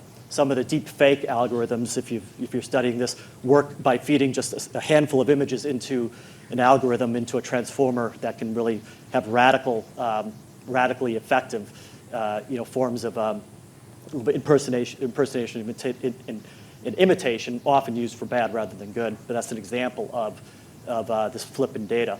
The E is in expertise, and we're talking about going from machine learning to machine teaching and the role humans play in teaching. Teaching algorithms, imitation learning is a good example, such as covariant, which has technology that can be used to understand manufacturing patterns that humans are applying and allow machines to learn from humans kind of in real time. So that's example of machine teaching. Microsoft established a role with the lead for their machine teaching organization as an example. That's the expertise. That's IDE. The A is architecture. And the flip is that think about architecture from the bottom up rather than the top down, and really understanding the strategic choices you make in your technology stack. And the architecture, flipping that assumption on architecture, really the architecture being a C-suite strategic decision point is kind of what we're talking about here, and which is important going forward. And then the S is new assumptions on strategy. And we outlined 3 new ways of thinking about corporate strategy going forward. We talked about a strategy called Forever Beta. You can think about Tesla as the model here, where your product is never complete and you're digitally updating it continuously. Another one is Collab, which is thinking about how science and technology blend. And a great example is how Moderna used AI and cloud and other technology to innovate in messenger RNA. Many examples across other domains for that. And a third is what we call minimum viable ideas. Lemonade, the insurance company, being a great example of how they used some of these big flip ideas that we talked about to disrupt, in their case, in the insurance industry. So that's IDEAS, intelligence, data, expertise, architecture, and strategy. And we believe there's a big flip coming in those. And understanding then that there's some other areas that you need to differentiate in if you want to lead in those areas. One is around trust, something we wrote about a lot in Human Plus Machine, but the idea of responsible AI becomes very important in this future, and we believe that trust, I don't believe data is the new oil or data is the new currency, which is what some people say. I believe trust is, and the way that you can form trust, because trust allows you to get the data and contextualize it and the rest. So the way you build trust and the way you build responsible AI frameworks around accountability, transparency, fairness, honesty, and related principles is critically important in every organization, something we're spending a lot of time on, and you're going to hear more about that later today. A second area that's really important is talent, and that's why this organization is so important. I firmly believe that inclusive talent is essential in shaping this future, because we're changing the nature of more human technology, and if it's not done in an inclusive way, we're going to get it really wrong, even more wrong than we've gotten a lot of technology today. And I'm encouraged by the number of pioneering women and minorities and people from inclusive backgrounds that we have working in AI. I think of Missy Cummings at Duke, or Fei-Fei Li at Stanford, Daniela Roos at MIT, Ronald Kaloubi, who's the founder of Effectiva, which is one of the emotional AI companies. Many, many more. Joy Buolamwini from the Algorithmic Justice League. There's so many leading examples. I think we need to do a better job of celebrating the pioneers and role models we have from inclusive and diverse backgrounds around data and AI, so that we really encourage and get more people into the field, which is, again, why I'm a huge supporter of this gathering and this organization, everything that we can do together on that front. And then finally, sustainability is a big focus and a differentiator for companies, because we believe that the way you build technology needs to be done in a sustainable way. This is about using AI for sustainable solutions, such as your carbon tracking and such, but also building it in a sustainable way. And many organizations are doing what I'd call red AI. We have a chapter we talk about red AI in the book, which is incredibly carbon-intensive uses of technology and AI. And we believe there's a lot of thought that needs to be put into green software engineering, green IT. We were partners with Microsoft and GitHub in forming the Green Software Foundation, which is dedicated to frameworks and patterns around more green AI and green IT. So that's the idea of the new book. That's where I think AI is going. It's about this idea of a more human way of deploying technology that really accentuates our own radically human characteristics, and I think it's an exciting future for all of us from a business perspective. The one more thing, I think that was my timer, so that was I'm clearly over time. But the one other thing that I'll leave you with, and we can leave this to questions if we have time, is that all this, I think, builds to a really exciting future around the metaverse. And the metaverse is, I hesitate to use the word because there's so much hype and everything else around it. But I think there's a reality there around where Web 3.0 is going, kind of a new foundation for the web with a new notion of identity incorporated in it through blockchain around asset identity, like non-fungible tokens, as well as individual identity that can be provided by blockchain. New commerce backbones through cryptocurrency, as well as digital currencies that are rapidly forming, that we're doing a lot of work in with AI enabling a lot of capability in these new virtual worlds combined with virtual reality and augmented reality. So I really do believe that where we're going to be applying a lot of this technology going forward, it'll certainly be in the real world, but the metaverse in how we work and live will be a real thing. It won't just be us getting sucked into the Minecraft of the future, but I think there's a real exciting potential for how we all bring that metaverse to life going forward. And AI clearly plays a role in it along with these other combinatorial technologies. So Thank you so Thank you. much. Thank you. So any questions for Paul? Before we get the questions from the audience, I have a couple of questions real quickly. First of all, I want to thank you for saying that we need diversity as we build the data teams, because we're building technology which is going to impact all of us. It's not just one category, we're impacting everybody. Just a quick question on, there was a story on 60 Minutes about deep fakes. The technology, of course, we talk about how the technology is going to impact our industry, impact products we are building. What are your thoughts on technology when it's used, for fun or for good or harm? What is your thoughts on that? Well, it's kind of the endless debate. I've kind of said before, just kind of a joke, when the caveman or whoever invented fire for the first time, they probably had this debate about fire is really bad because it's going to harm us and it's going to burn us and it hurts, and other people saying this is great, we can cook our food. So from the very first technology, whatever it was, there's been this debate about technology being good or bad, and the fundamental point is it's neutral, and it's about how we use technology and us having human agency around using technology in the right way and working, for regulation where we need it, where technology, to make sure technology is not used in the wrong ways. Deepfakes is a great example. Deepfakes has a lot of really positive applications, but deepfakes are being used today in politics and pornography in many areas in very damaging, harmful ways. And we need to, I think as an industry, we need to police it more effectively than we have, and work with regulators and others. I'm working right now with the Business Roundtable, which is a group of U.S. CEOs on that very issue, just as an example. Thank you. Okay. Hi. I was interested to learn more about the small data versus the big data, and how do we know when we need the big data versus the small data?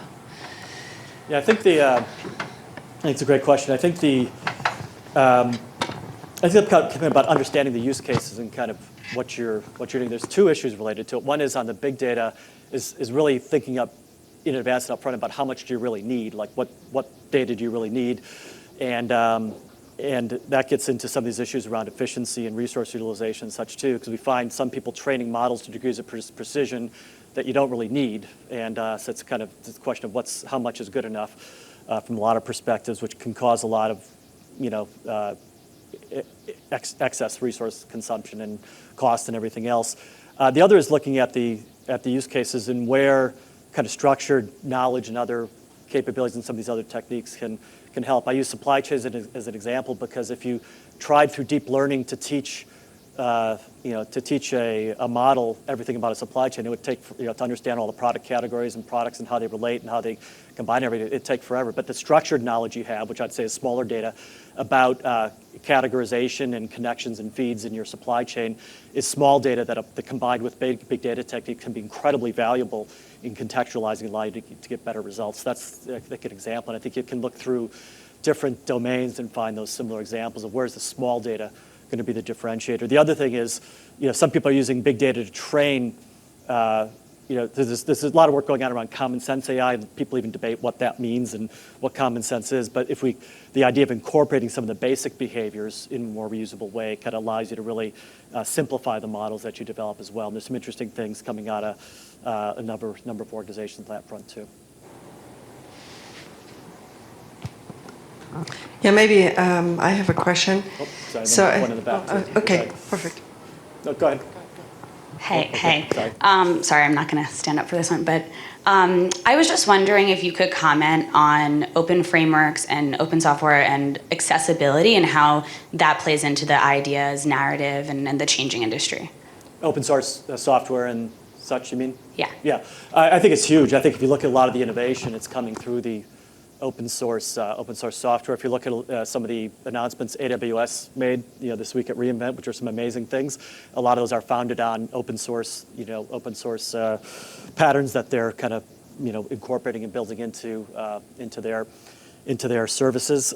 So I think if you look at a lot of the innovation, I think it'll continue to come from open source, and it'll increasingly be, I think, bundled with the cloud models, because that makes it more easily consumable and usable by organizations. But I think we're big supporters of open source and involved in a lot of the organizations, and think it's really important, because that's where a lot of the innovation will continue to come from. Okay, I think I'm now next. So I have a question. You said, and I think we were reading all the same documentation about it, that a company will become, has to adopt to the digitalization and become a technology leader, and then they will become a technology company at a certain point in time. I speak now for an industry which is very traditional, oil and gas, and I think there are many other industries out there which are very traditional. You can look around. I mean, we are in a building here, so. And how do you think this will change over time and faster, because we have an acceleration happening, that the companies accelerating in this space? Because, I mean, we are humans. So you talked about the fear of technology, and I always say there are maybe three emotional needs we have to cover, and they are in danger with technology. And how do we solve that? Because we cannot just throw more technology and more innovation on it. The people will just not believe it. I think it's an experience thing. So how do we engage in experiences and positive experiences? Yeah, there's the number of points there. On the last point, I think one of the things I think we need to continue to do is educate people on a lot of the positive applications of AI. We've had a discussion with World Economic Forum and some other organizations who are looking at what can they do around AI. One of the things we've talked about is positive use cases and explanations around how AI is being used so people understand all the ways it's been used for good, because so often it's a negative discourse. And it's not just about like whitewashing it or selling it, it's about just getting a balanced point of view and people understanding what they hear. That's what we tried to do in the Human Plus Machine book. And your point on industries, I think it will move at different paces in different industries, but I think some of the other things happening, like electrification and sustainability and other things, are going to drive more digitization into oil and gas, and as an example of one industry that are going to cause a need for digital platforms and other things that are going to be essential to competitiveness and survival. So I think it'll move through every industry, I think quite quickly, and some are already seeing that. And I think there's examples in every industry of companies taking that kind of technology position. It'll just move faster. If you're in financial services, it's very obvious, and kind of that's moved in that direction. If you're in consumer goods or retail, moving very fast. So I think it'll just when you hit the bell curve where most of the companies are kind of moving in that direction, will probably vary a little bit by industry, but we have the early adopters already moving across industry.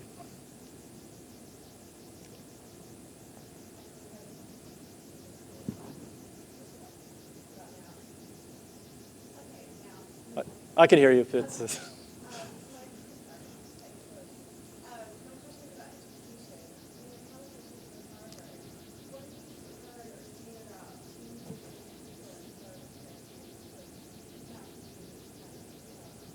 Yeah, so the question was on changes around education and such. So it's a big topic and something I spend a lot of time on in my Accenture role and kind of outside.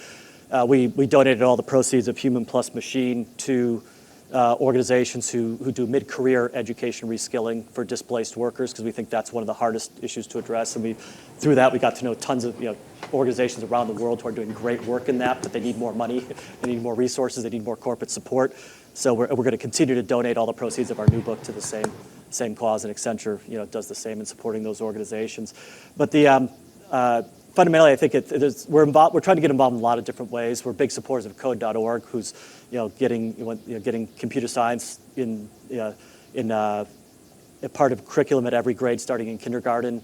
I don't know if you caught it recently, but there's a big flare-up going on in Chicago about access to education for computer science that's happening right now, that's driven by some of that push from Code.org. So we're big supporters of that.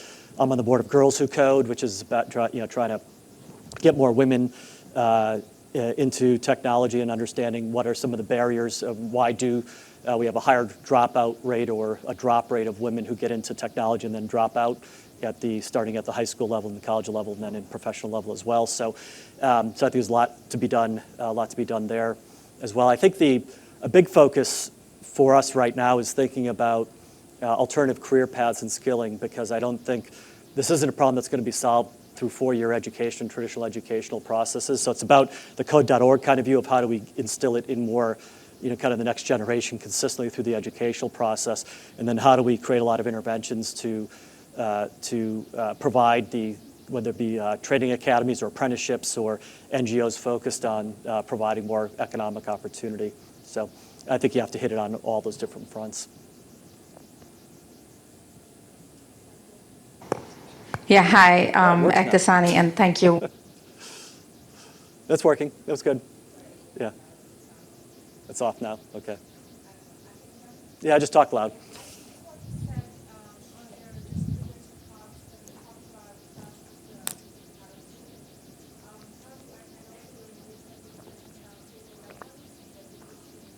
How do you see what the? Okay. I trust my Facebook and Instagram account for what they do with my data, like just some thoughts around. Yeah, so kind of trust and thoughts around that. Regulation. Yeah, I think so I'll get to the regulation thing second, but I think a lot of organizations have had a view, it gets back to data a little bit, have had a view around maximizing use of data, maximizing effectiveness of data that I think gets in the way of trust and kind of have to rethink the policies in a lot of cases. I use as an example, it's a personal anecdote, but I'm one of the top flyers on one of the airlines. I won't name them, every time I check in or use their mobile app, they try to trick me into paying for more frequent flyer miles. Click here to pay $79 for extra frequent flyer, whatever. And I'm the last person in the world that needs frequent flyer miles. All that does is tell me they don't care that I'm a high value customer. They just want more money out of me. So I don't have a lot of trust for any of their policies. And that's not just about their website. I don't trust a lot of what they do, because if that's the way they deal with me, who knows how they're thinking about other elements of interaction. And I think this idea of how every moment of truth, how you use the data and insight you have, so that every moment of truth enhances trust, is the new mindset you need to have, rather than optimizing click-through and other metrics that people have used in the past. So that's kind of the mindset shift that we talk about in the kind of big flip kind of context in creating trust. From a regulation perspective, we believe, and I personally believe, that we do need more regulation. So I don't think regulation is bad on this front. I think regulation is good. I think we lack an effective data and privacy regulation framework in the U.S. So we've been advocating and lobbying for that, and I've spent time with politicians and others on it, because we believe that that's important to create the right foundation of trust for the industry going forward. Europe's got GDPR, and there's some issues with that as well, but at least they have a framework and a policy there. And I think in kind of major countries, we're going to need to have the right level of regulation. Then you get into deep fakes and facial recognition and other things that are beyond just simple data and data privacy, which are things we need to grapple with. And I think one of the things we talk about a lot, that I talk with other technology companies about, is the idea of self-regulation. And I think in facial recognition, that's a good example where organizations may be a little bit late, but did start to limit the use of facial recognition in different use cases. But then also kind of codifying that a little bit more clearly through regulation is probably going to be necessary going forward. Done? Last question. Hi. I wanted to ask about the study you were talking about, leaders versus laggards, and some of the technology trends really being differentiating. So what are the top 3-4 specific trends that cause the biggest difference between the leaders and the laggards? Yeah, I think it was probably not surprising ones, but it was around a big determinant was cloud and the degree of cloud. We found the differentiator in the cloud being not just the cloud and migrating for cost efficiency reasons, but those who had embraced cloud development models and such were able to access rapid innovation by using cloud services, as one example. A second one was adapting kind of agile DevOps, DevSecOps type of procedures, product orientation in their processes as they were developing, so adapting the more modern processes. And another one was around data and the effectiveness with which they kind of manage their data and related AI capabilities. So those were the big ones. We can send you the report. It has some breakdowns of the data in there too. Good. Well, thank you. We can keep going on with Yeah. you, Paul, but I think we have to keep moving. Thank you so much, Paul. Thank you.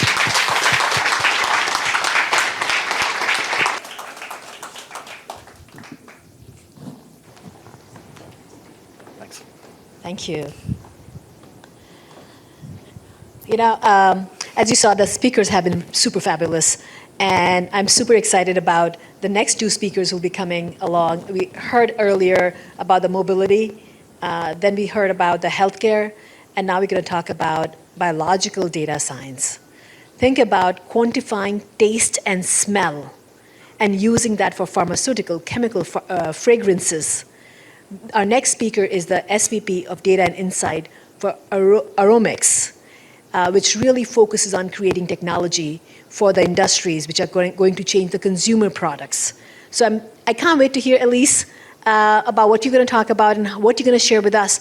Please welcome Elise Kern.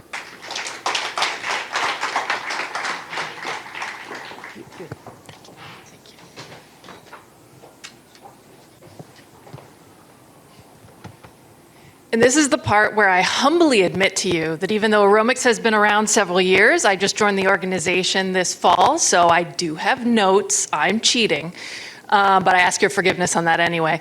So we're going to start with a short video that explains a little bit more about what Aromics does.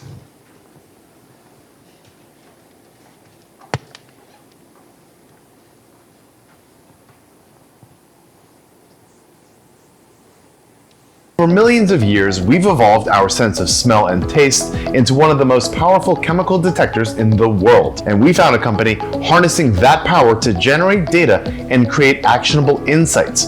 Aromics has developed a sensing technology that digitizes and quantifies what we detect and transmit to our brains through our olfactory sense and gustatory system. You see, we can sense 1 trillion different odors, but cannot communicate these differences in precise or meaningful ways. And a lot of what is perceived as taste is smell, as olfaction plays a dominant role in tasting.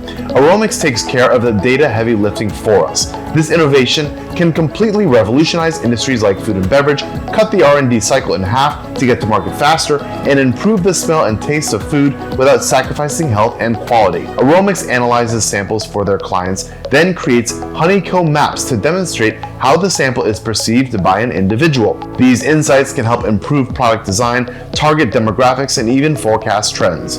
Never mind the vast implications in solving global issues around health and sustainability. Aromics is using robotics to automate its sensor platform to quantify odors at an unprecedented scale. It's like having a team of scientists working around the clock. Aromics is seeing fantastic feedback. We're able to give our customers the information to identify their consumer market, make better products, and continue to innovate in this sensory space.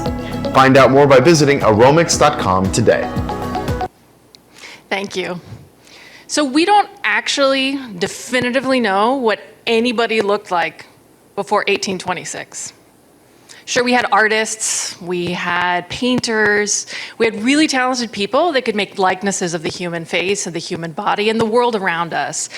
But realistically, those people were being paid by their subjects, so it was in their best interest to make those people look as good as possible.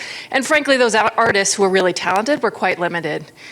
And in fact, it wasn't until we had the invention of the camera that we got to see what humans actually look like. And then we had our first objective record of what the human face truly looked like. And amazingly, it took a whole 13 years after the invention of the camera to get the first selfie. And we've been going ever since. And it wasn't until the invention of the phonautograph, which was the precursor to the record player in 1860, that we had our first objective record of what sound is like. So we could record it, we could objectively understand it, and we could reproduce it. And so those technologies, which have been around for quite some time, have been the building blocks to technologies we enjoy today. And if we hadn't had those innovations, we wouldn't have been able to build on them and continue to iterate to create increasingly sophisticated tools that we have. So, but what about the RGB scale? What has the RGB scale done to enable us to objectively reproduce color? If we didn't have the RGB scale, how would you describe in words the difference between teal and turquoise? They're both kind of blue, green, one's darker, one's lighter. It's really hard to describe that in a way that someone else could reproduce.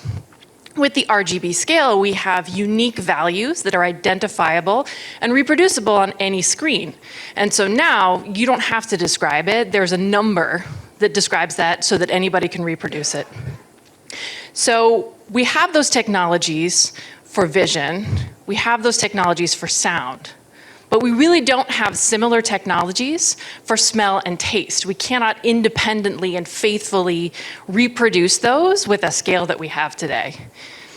Our senses of taste and smell have been around an incredibly long time. Scientists think that smell is the oldest sense that developed, hundreds of thousands / millions of years ago. And really, everything that we can smell comes down to 400 olfactory receptors that we have. So we are said to be able to discriminate between 10,000 different odors with the human nose, which is fantastic. And we do that with those 400 receptors. And so what happens is when we breathe something in, that odor molecule that we smell can bind to one or more of those 400 receptors. And each of those receptors can bring in different odors. So it's really like a mix and match is going on between those, and it creates a unique combination, kind of like a barcode, that enables us to precisely identify what that smell was. So we have created a technology at Aromics, and I say the royal we because it wasn't me, it was all those PhD biochem people. And this technology reproduces those human sensors. This isn't a chemical sensor, it's not a machine that's reading that. It is actually a reproduction of the human smell and taste receptors that allows us to use the same human biology to understand taste and smell. So what happens is we get a sample of an item.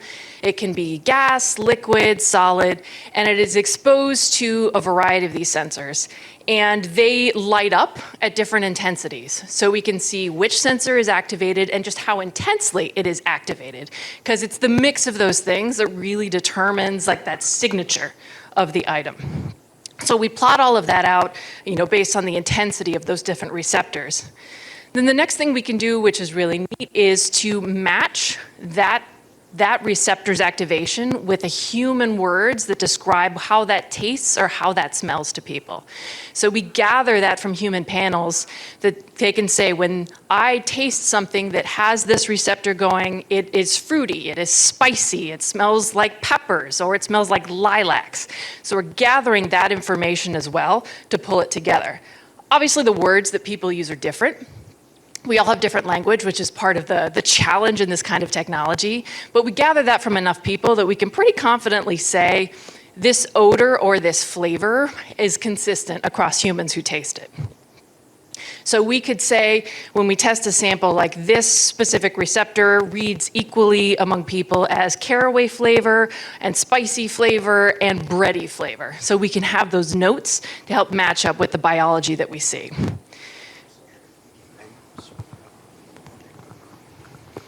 Is this better? Excellent. I've never been accused of not being loud enough, so this is a first. Oh, Croak is crackling, got it. Good, I've still never been accused of not being loud enough. So all of this together means that we have a lot of different pieces of data that allow us to understand the aroma and the flavor of things, right? But everybody in this room knows that gathering more data is not necessarily the answer. We get so much data every single day, and we need something that will allow us and enable us to take all of those points together and do something with it. So that's where the technology that we have comes together and really helps us.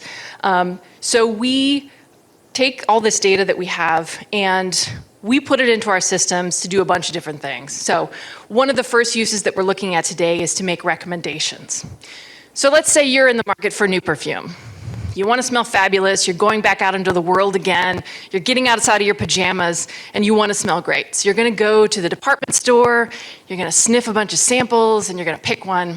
Well, here's the challenge. The more samples you smell, the less you really smell the difference between them. So this olfactory fatigue, which nose blindness is probably a term you've heard, is really going to make it difficult for you to make a selection after going through so many of those. You need something that's going to help you cull all this down to items that you would just like. So what if you could get a recommendation instead? So that's one of the things we're doing now with a renowned international fragrance company, is using your facial expression when you smell a sample to help determine if that's the right perfume for you out of a selection of options.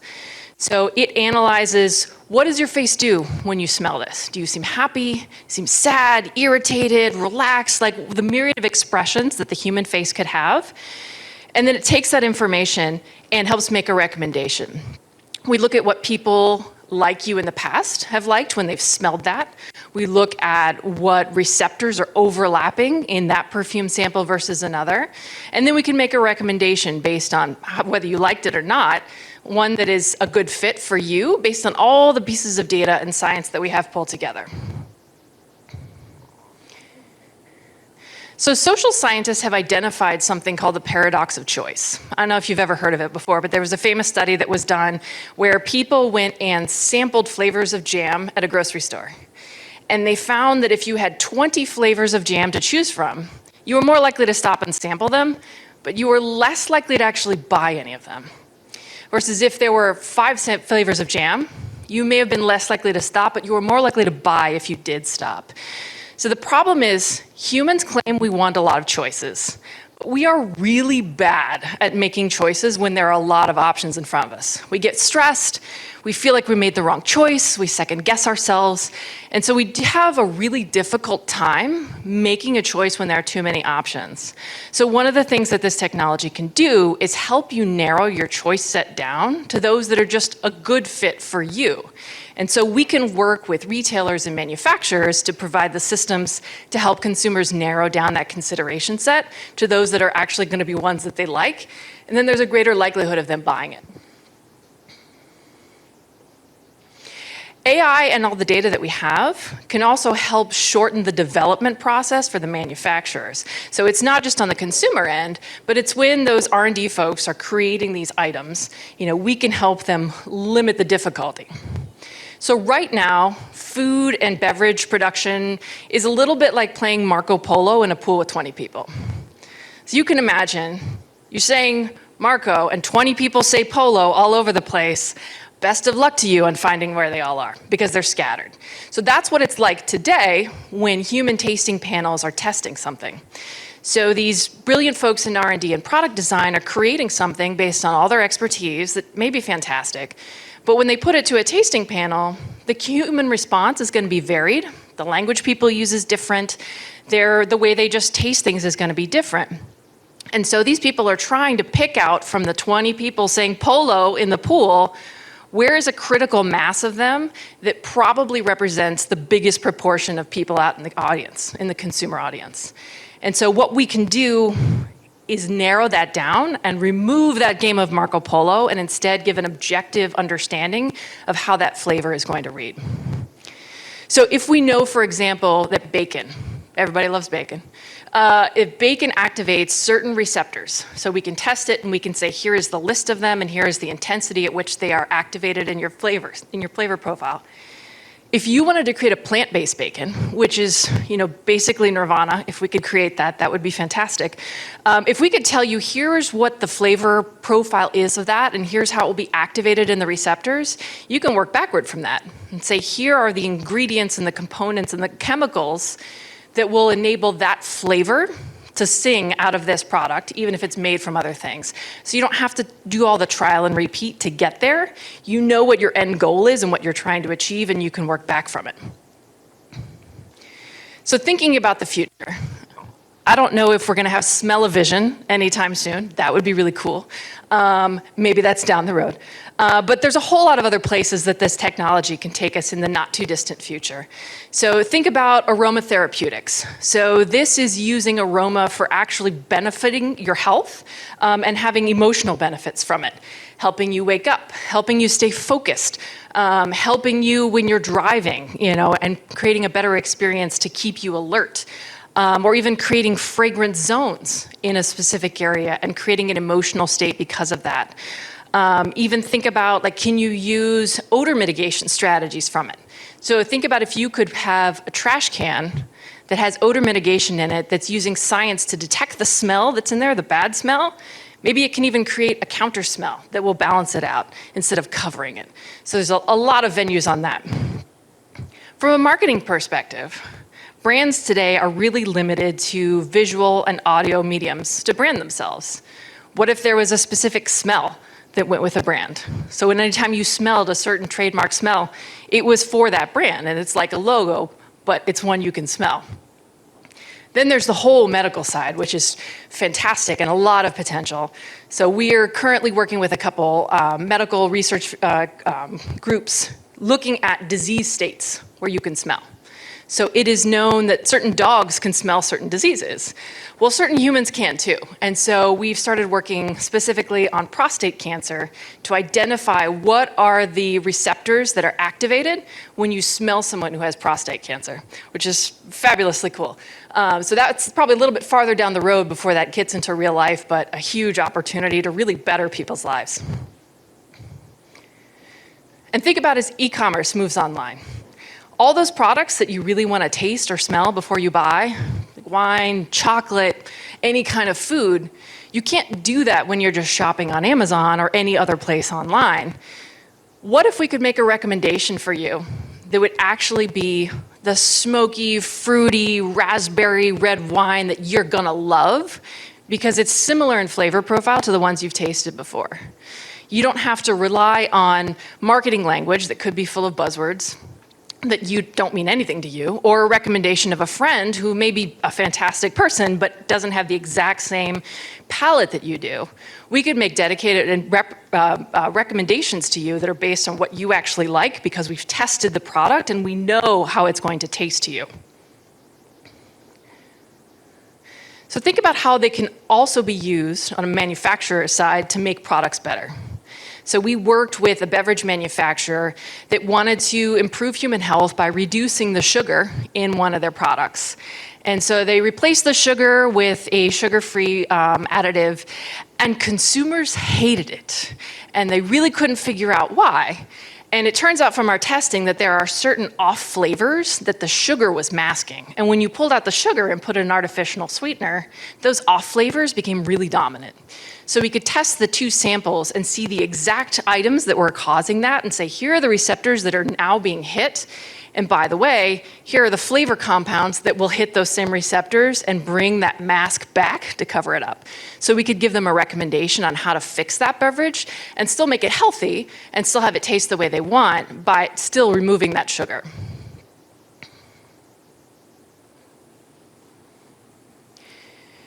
We also have other companies that are looking to try and make our health better.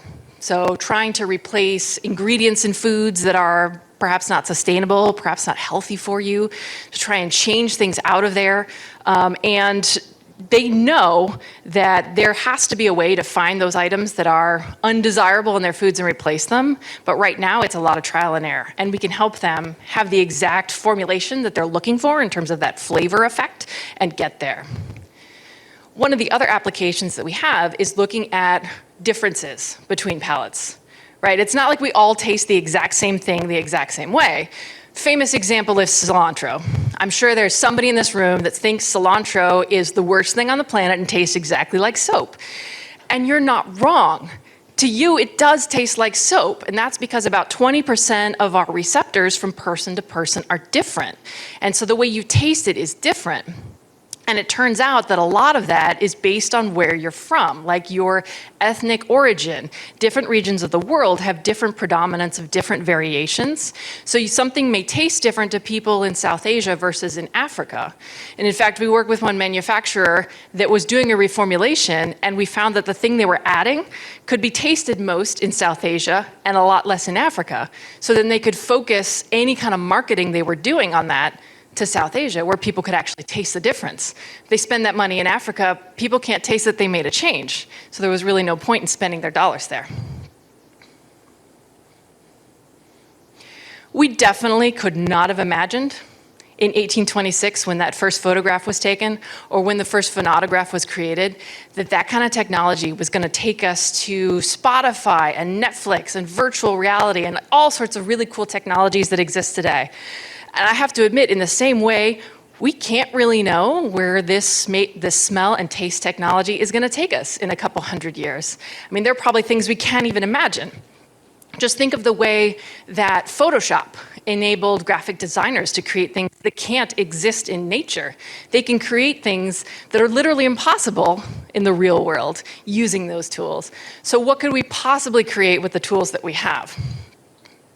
We may still be a ways away from the Star Trek replicator. You can press a button and we can use all of our technology to get any food you want with any taste or smell. But I'd like to think we're getting a little bit closer to being able to make it so. Thank you.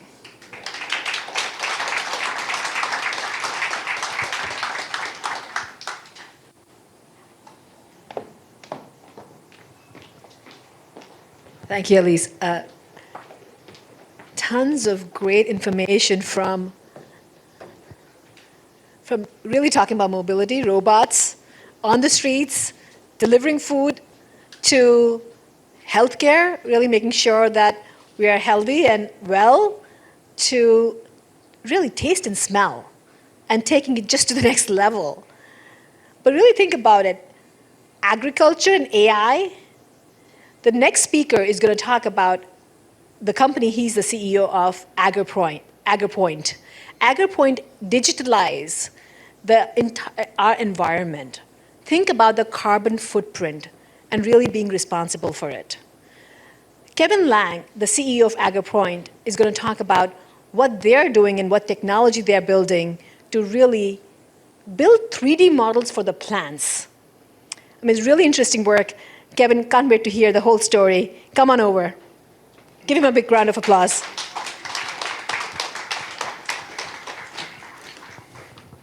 Thank you, Asha. All right, so I'm painfully aware that the last speaker, Elise, was talking about bacon, chocolate, wine, and I'm the last speaker before lunch. So I understand the pressure up on stage right now. But no, thanks for the invitation. I'm very honored to be speaking and talking a bit about AgriPoint and agriculture and conservation. I do want to say how nice this space is and the fact that we can all be together and interact. It's inspiring and it's refreshing after obviously the last 18 months. But and also the views of Manhattan. Being a former resident of Manhattan, it never gets old to see beautiful scenic skylines of New York. However, I would like you to separate yourselves from the city for a few minutes and transport yourself to natural environments. And so you don't have to imagine this, and it's not all up to your imagination. We don't have to close our eyes. I've supplemented this experience with some drone videos of different ecosystems.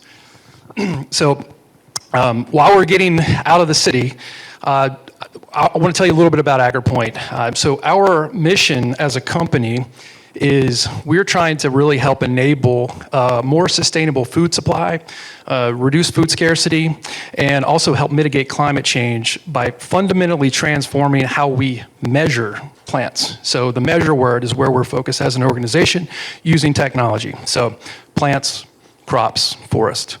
And so for the next few minutes, I'll talk about how we're using, there's new data streams that are emerging, and how we're using artificial intelligence, data science, data engineering to make more sense of plants, and then to act upon that information. For a little context setting, less than about 2%, I'm probably pushing a button here that I'm not, less than about 2% of the land, non-ocean land in the world is actually built environments. So villages, towns, cities like New York, infrastructure leading to those cities. So 98% of the 37 billion acres of land is dedicated to natural spaces. And about 27% of that is actually consumed for grazing and meat and dairy production, and also the crops that are grown to support that. You see some cornfields here on the screen. Most corn is actually generated for pigs and cows and animals and not for human consumption. The next large piece of land share is actually forests. So forests represent about 26% of the global landmass. So lush forests down in the Amazon to Appalachia.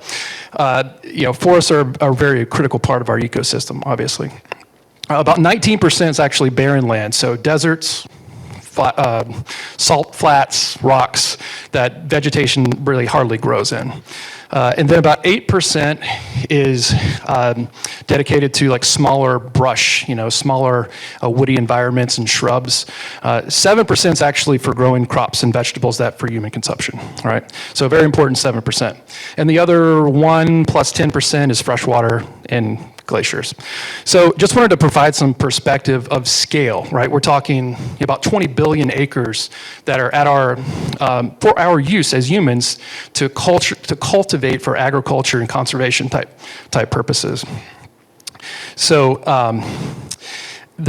despite this, this large challenge, this large acreage, and then there's, obviously massive opportunities in this land.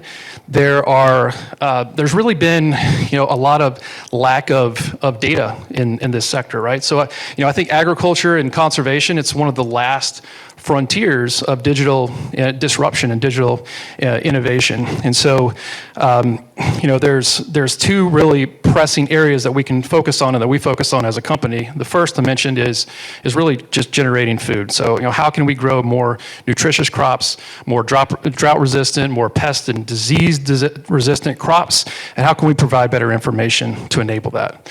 The second is really around climate change, and Asha mentioned carbon. So there's a few ways to really help us achieve the goals that have been set forth. A couple weeks ago when COP26 was taking place in Glasgow, and there's actually a lot more exciting momentum and actually some funding, whether it's enterprises or governments and regulators actually trying to achieve a goal of flattening or reducing pre-industrial levels of global warming to 1.5 degrees C. So we can obviously focus on reducing our emissions and reducing the amount of carbon that we put out in the world, but also nature has provided us with this amazing process called photosynthesis, where you think about these large acreages that I just mentioned, nature actually takes atmospheric CO2 and through photosynthesis can deposit carbon within the soil, right? So massive opportunity for us to use plants to actually help us achieve some of the goals that are set out for us. These are both the problems and the opportunities, and I want to talk a little bit about what I see as a very exciting data stream in space of remote sensing geospatial technology, and how that's providing new streams of data intelligence for these spaces.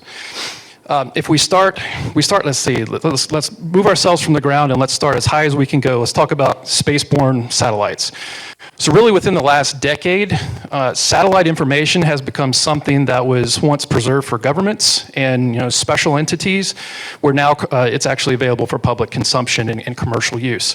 And satellite imagery, whether it's standard visible spectrum or moving into the infrared spectrum with thermal and even out to radar, is providing some incredible data that we can actually use these different bands of information to identify at larger scales where there's disease, where there's potential areas of drought. So basically looking at plant stressors. So satellite information has been really starting to revolutionize the amount of macro data that we have to monitor the planet. If we go a little bit better, go down under the clouds, we talk about drone technology. So the drone market actually, in the last 5 years, this has been a completely new space for a commercial drone market. Back at the end of 2016, the FAA actually said, okay, it's legal for a commercial drone pilot to go get a license, a drone pilot's license, actually go fly and collect information using sensors and create businesses on that. And so this whole ecosystem of explosion of drone information has provided new insights for agriculture. And now we're starting to get beyond just two-dimensional satellite imagery and two-dimensional drone imagery to sensors that can also give us a view in 3 dimensions. So you start to introduce sensors like LiDAR. Some of you might be familiar with LiDAR for autonomous driving and really enabling a lot of the industrial or city-type sensing, but LiDAR is actually very effective to digitize plants. And so, LiDAR is sending out thousands of laser pulses per second second, and we can understand very precisely where location information is about these plants. So, we've come down from satellites to drones. We'll also mention ground robotics. So, come this way, yeah. So Ali this morning talked about what we're doing for last mile delivery, right? There's also robotics that have been created for agriculture applications to do various tasks like delivering tools, collecting fruit pallets, and helping with production and harvest. But those robots also have sensing equipment on it. So if you're talking about the Spot from Boston Dynamics or companies like Burrow that are building autonomous platforms for agriculture, we're also able to get sensing information off of those platforms. But I think the most exciting one, and you're actually looking at an image right now, the data on this video of wine grapes in Paso Robles, California, was actually taken with an iPhone 12.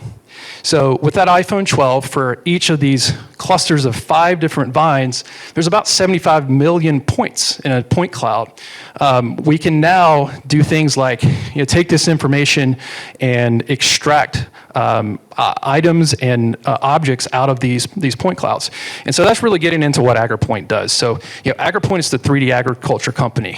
We are actually trying to use point cloud information, whether it's from cameras, from an iPhone, from a drone, or from LiDAR sensors, to digitize crops and plants and come up with a unique plant level data set where we then use artificial intelligence, machine vision to extract a whole host of data off of that plant automatically.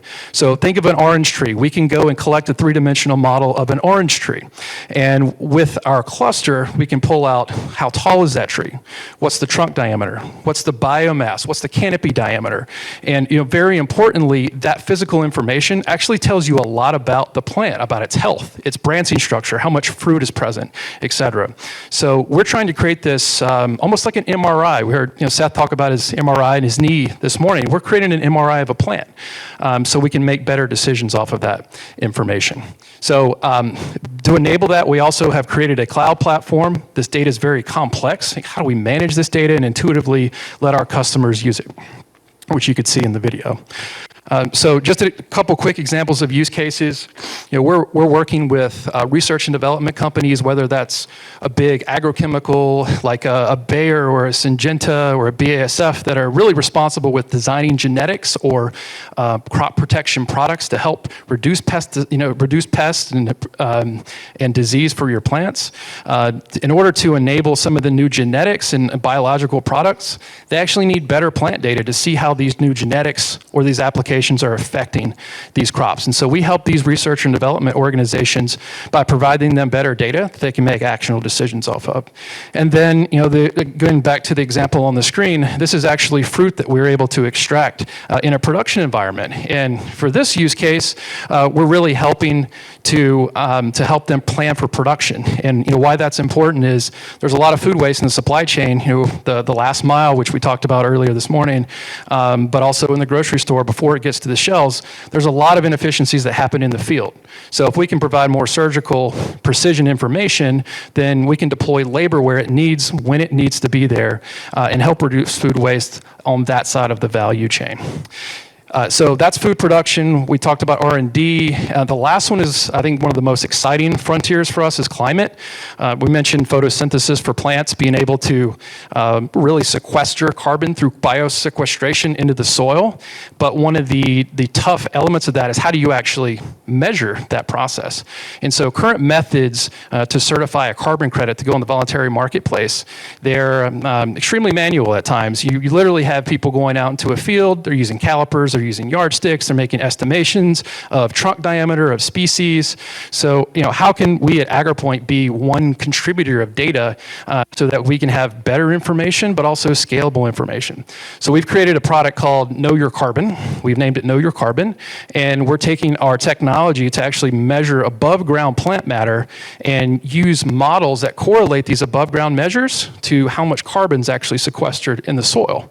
And so we're working with customers, I mentioned before with R&D companies, with other stakeholders that are interested in certain crops, to develop these models where, one day you can use an iPhone. Somebody in India or in South Africa can be a grower and go out and take, three-dimensional models with their affordable sensors and, create carbon credits and really get compensated for the work that they're doing to help with biosequestration and create certified, reliable carbon credits. So that's what we're doing. We're really excited about this space. I'm glad I had the opportunity to talk a little bit outside of the general urbanization type use cases, which are extremely important, and show how we're trying to complement that by focusing on natural environments. And so, I would encourage everyone to think, we need more entrepreneurs and leaders, but we also need ecopreneurs, folks that are focused around these type of use cases, and joining our teams or others that are focused around food security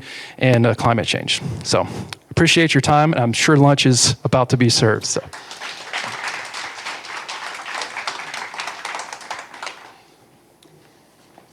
Actually, we're going to do a quick Q&A before the lunch will be served.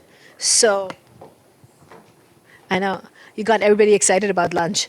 We'll do a quick Q&A with all the speakers who spoke this morning, and you all have an opportunity to ask questions.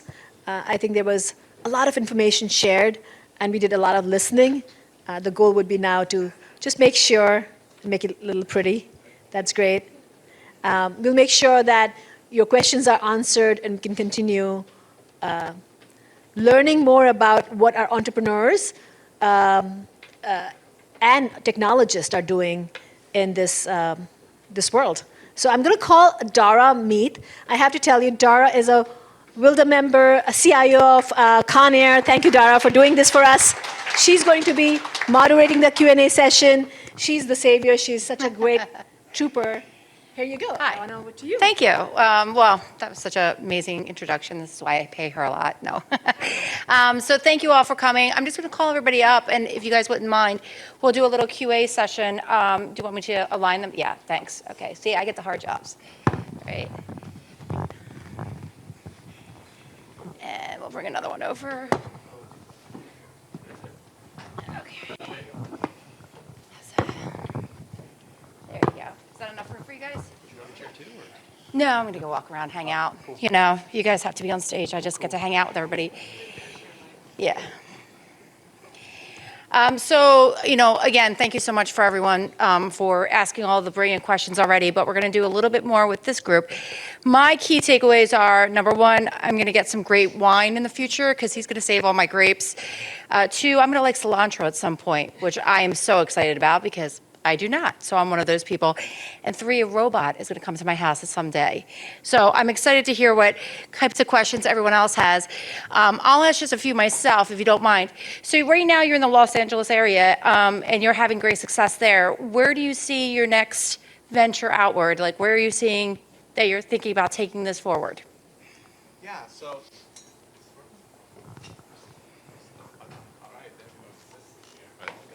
does it work now? Perfect. All right.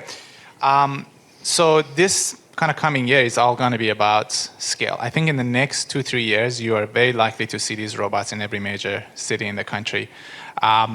It's more neighborhood-based than city-based. So we kind of launch one neighborhood at a time. Los Angeles is a great place. Lots of demand. It's probably the second biggest food delivery market after New York. But nobody walks in LA. Apparently there's a song with that title, I'm being told. So a lot easier to start with there. But Bay Area, where our headquarters is next, and we have a long list of places we want to go to.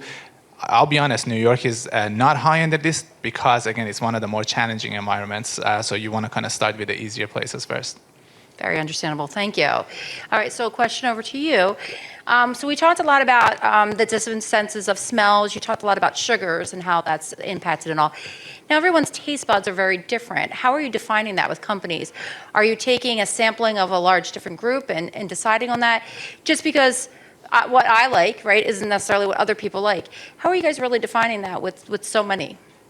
Yeah, it's a good point. There is variability in the way we taste. So what we're trying to do at this point is really find the most common denominator. Like most people will taste or smell something in a certain way, and we can start from there. And then if there is an interest in geographic precision, then we will do additional testing to be able to say, the variant where people will taste this is only 12% of people in this country. So, here's how much or how little you should worry about that. So right now we're really starting at the higher level, and then depending on the need and the desire from the company, that's when we narrow it down more precisely. And we can do specific tasting panels and specific testing. If you're only going into the China market, like we can do specific testing there, or compared to Sri Lanka, or Belgium, and do testing there to get on the ground precision. Great, thank you so much. All right, so I'm going to open it up. Does anyone have any questions? I can bring it around. What? Oh, I have to stay over here, sorry. Questions, anyone? Yeah.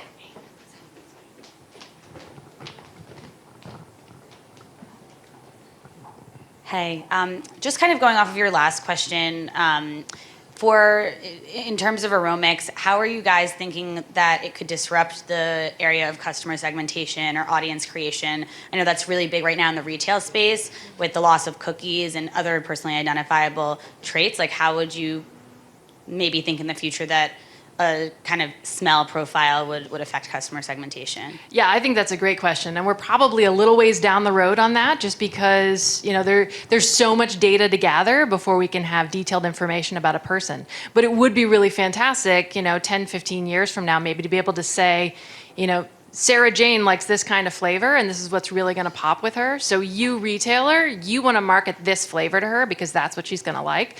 I think probably in the nearer term, we can say, Sarah Jane fits this general demographic profile, and that profile tends to prefer this type of flavor or this type of smell, so you can talk to her generally. So I think we'll be narrowing the funnel as we get closer to that kind of detailed information, but that's definitely a little ways off, but I like the way you're thinking, and I'm writing it down. All right, so hard question for you guys.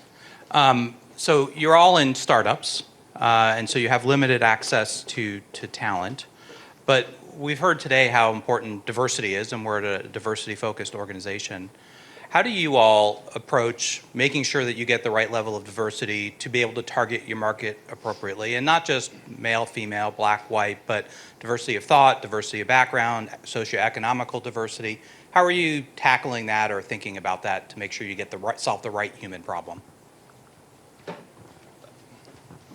Easy question to answer, right? It's this easy solution. Yeah. So just a couple of ideas come to mind. So diversity of thought. When we seek, we're small. So when we have the luxury of putting a job posting out to the world, I think we're very cautious and focused around putting attributes and characteristics and locations and regions and skill sets that are very broad, so we don't limit inbound, right? We don't want to pigeonhole either someone by title or experience. We want to really excite them about the types of things that we're building and get an inbound inflow just organically of applicants that are that we're not just using our biases. We're trying to eliminate our biases in selection there, and so I think that's one approach that we employ. I mean, we're a small company. We're about 25 employees. We have the luxury of being very well represented from a nationality standpoint. We have 10 different nationalities of origin.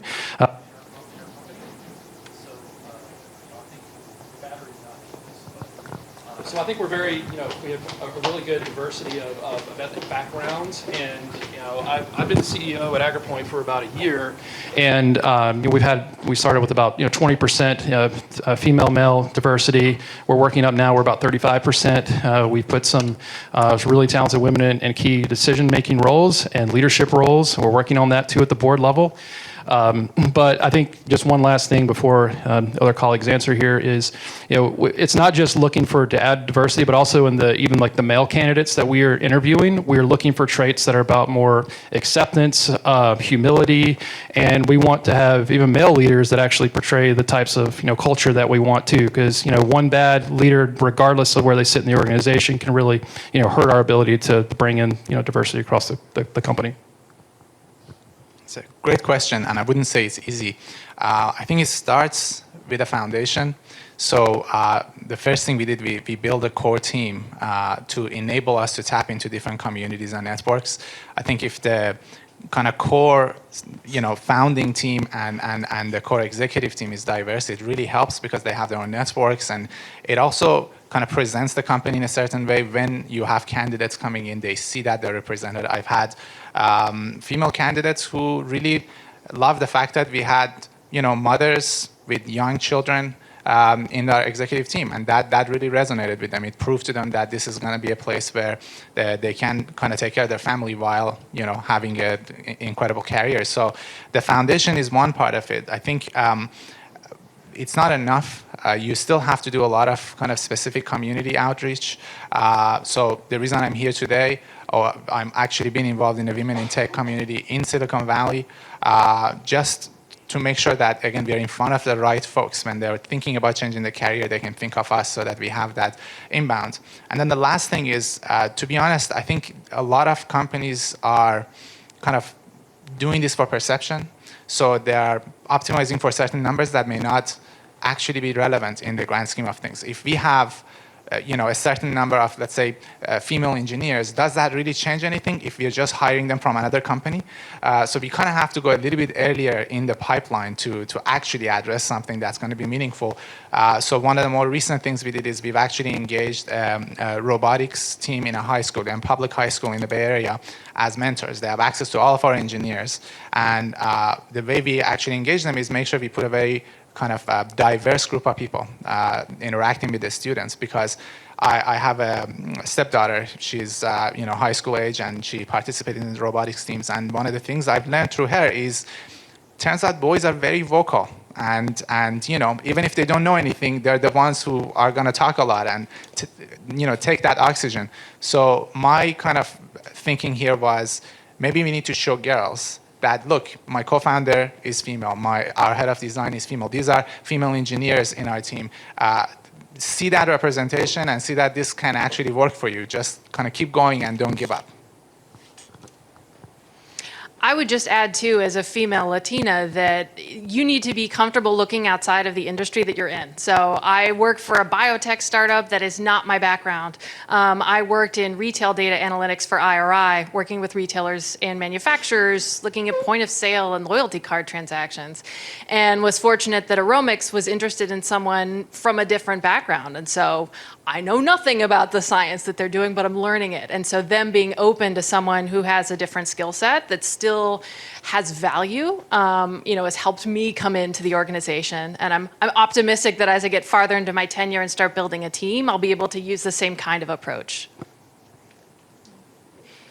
Hi, I had a question for AgriPoint and in terms of how you were talking about waste reduction, and I was wondering if with the technology that you have in the LiDAR, can you detect ripeness of the vegetation that you're working on, or is that somewhere that you want to take that technology to? So there are a lot of exciting applications, especially when you start to talk about LiDAR, right? The challenge with LiDAR has been the cost. When AgriPoint started in 2013, we were using $100,000, $200,000 LiDAR sensors strapped onto an ATV, driving through a citrus field, and then trying to convince investors and growers that somehow the economics were going to work, or we're going to tell them, what their production yield is going to be.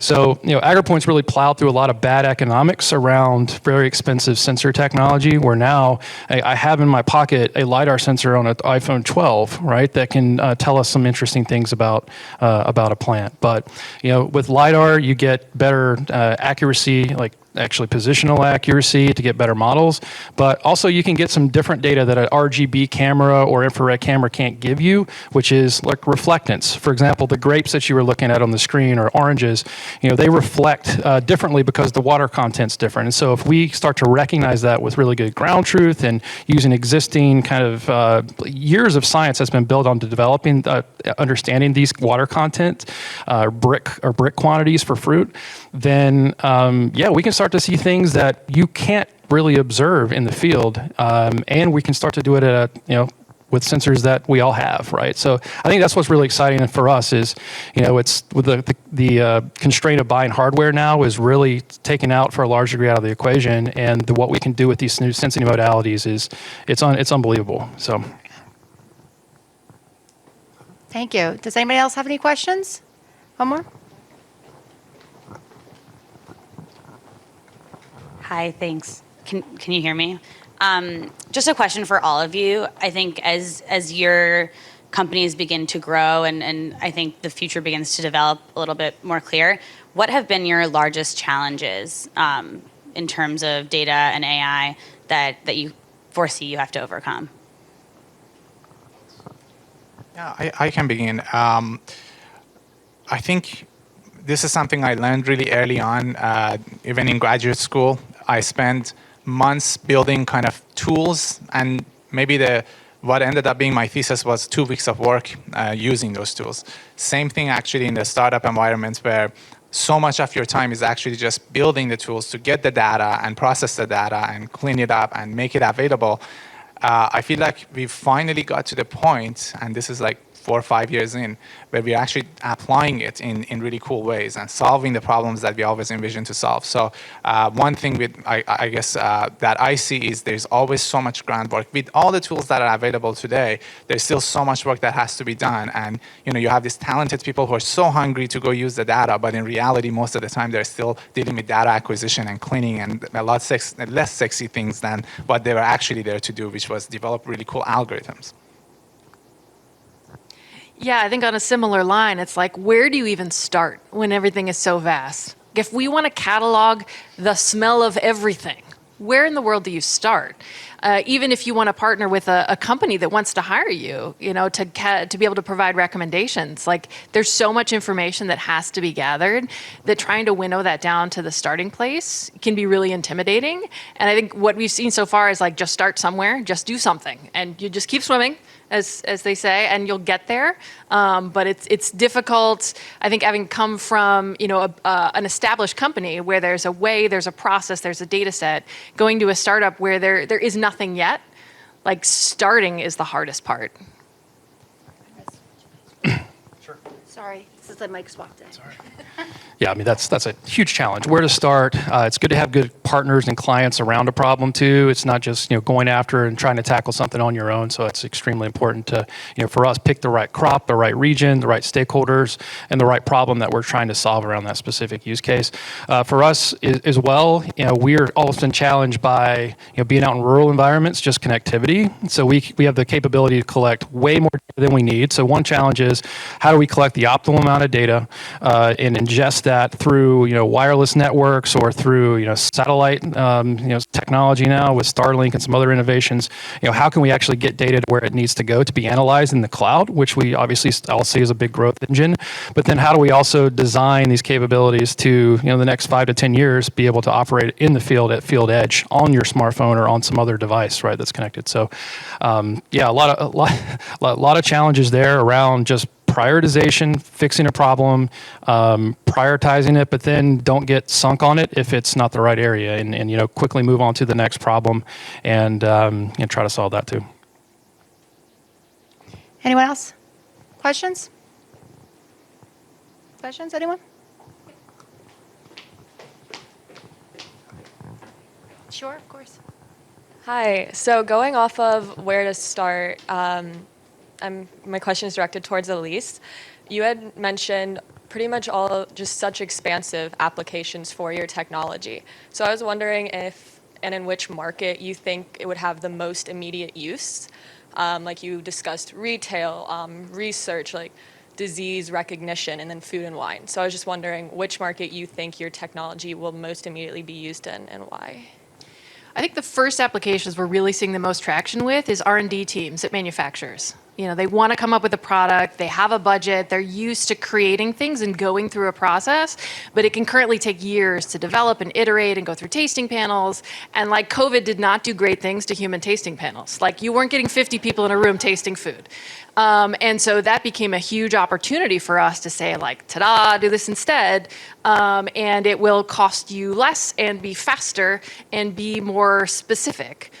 So we've gotten a lot of traction on that front. I think the next thing that we're really starting to move on is making the recommendations. So instead of just testing a specific product and giving back results, now it's taking all the information from all the testing we've done historically and providing recommendations. But it's really those manufacturers that have the budgets, that already have that approach of creating, testing, and then putting out, where we're seeing a great application. I'll just add on to that. As a startup and as an entrepreneur, the R&D budgets of large corporations are great places to start. They need help. They have budgets. Some of it they don't know. They need to let go of it at the end of the year, and they can get really creative about helping you help them solve a problem with talent that they a lot of times can't attract. They don't know that they need to attract. So I think R&D organizations, regardless of what your tech is or use case, find somebody there and see if you can get some budget to augment your new idea. Hi, probably a question for Kevin and Ali mostly, but maybe Elise, you might have something to come in with. With COP26 and its profile and a sort of almost a tipping point with ESG focus, is that, do you feel there's a rising tide of awareness that helps your organizations? I mean, for us, we are very fortunate to be recognized at COP26 by the World Economic Forum as one of the 12 companies that are going to help actually solve this problem. So I think the awareness is there. There's actually some legitimization around funds being directed at solving this problem.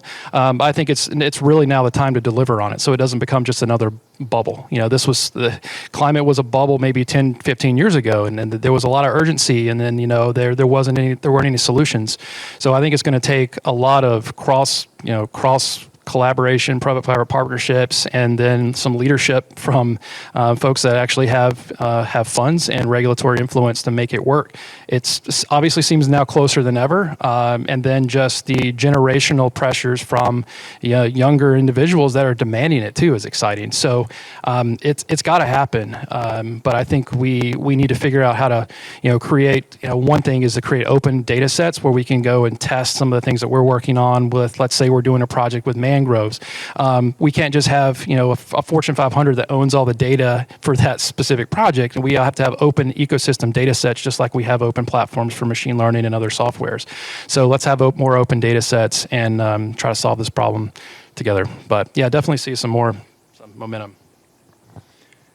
Yeah, I can actually kind of reflect on the last period that you just alluded to. So my very first startup was also in clean tech. It was a device that collected data inside the house on electricity consumption, helping people kind of reduce that. And it was very challenging. This was kind of the winter, post the peak of clean tech at the time.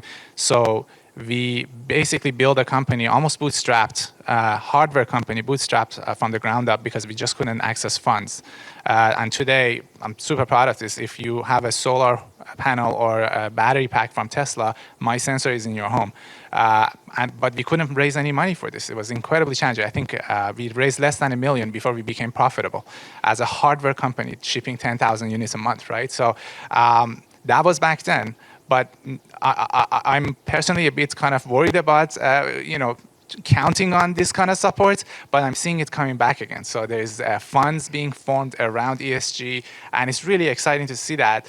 This may be that time where we are going to finally have the applications and kind of really start to see the value. So that was maybe the peak of the hype. Now we are coming out of that disillusionment kind of valley and going to start to really actually appreciate all the work that has been done over the last 10, 15 years. You just inspired another thought. But one thing that's changed too is I think the timelines for investors, traditional venture capital that had shorter 7-year, 10-year horizons where they need to make an exit or dump a fund and return to their investors. I think that's starting to change where it has changed, especially in the ecosystems that we work in environment and agriculture. There's a realization that model needs to change, and so there's actually an influx of different type of investors that from family offices, from others that are with access to billions of dollars that are now starting to create their own funds and really disrupt just the investment model and give better access to people that are solving longer term challenges that might have a little bit different profile than a traditional SaaS company like an Uber or someone else. So that's also exciting, and hopefully that continues as well. So access to entrepreneurs is it's better. So I actually have another question, if you don't mind. There's just so much pressure and stress around this, right? Because every day you're building and collaborating and building and breaking and building and learning and breaking and learning and breaking. It's just all part of what you do. How do you identify and understand those milestones that you've hit, and how do you celebrate them from more of a business sense, right? How do you really get out there, and how does the team really kind of collaborate and understand that and say, wow, we've achieved something. We're never going to be done in this space. We all know we keep evolving. But how do you do that, just from a perspective? Sure. I mean, as someone who is like new to the organization that I'm at, I mean, part of why I even started hearing about Aromics when they were recruiting is because they'd gotten around to funding and it made the news and they were very excited about sharing it. And frankly, as a candidate, like it made everyone I knew take the job more seriously. Even my mother was like, are they a real company? And then I showed her the news, and so she was comforted. So, I think celebrating that vocally is important. Obviously, celebrating some of that success is harder in this virtual world. As we're all distributed, you're not having the party at corporate or at headquarters where you all, celebrate that. So I think it's being comfortable tooting your own horn, which some people have difficulty with, and it's a little bit easier when you can toot it for the organization and really celebrate what other people have done. So celebrating the wins is really important in kind of our kind of environments where there's so much uncertainty and you never know how things are going to evolve.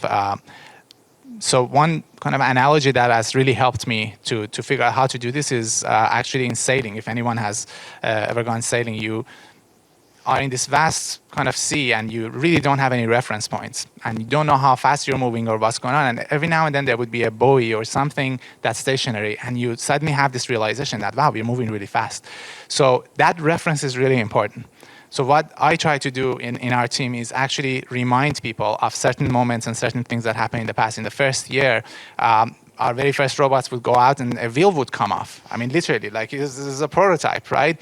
So it was really fun kind of referencing that a year later. I'm like, guys, we have a fleet of robot outside. Remember just like this many months ago, we had wheels coming off the robot. It's really important to have that reminder.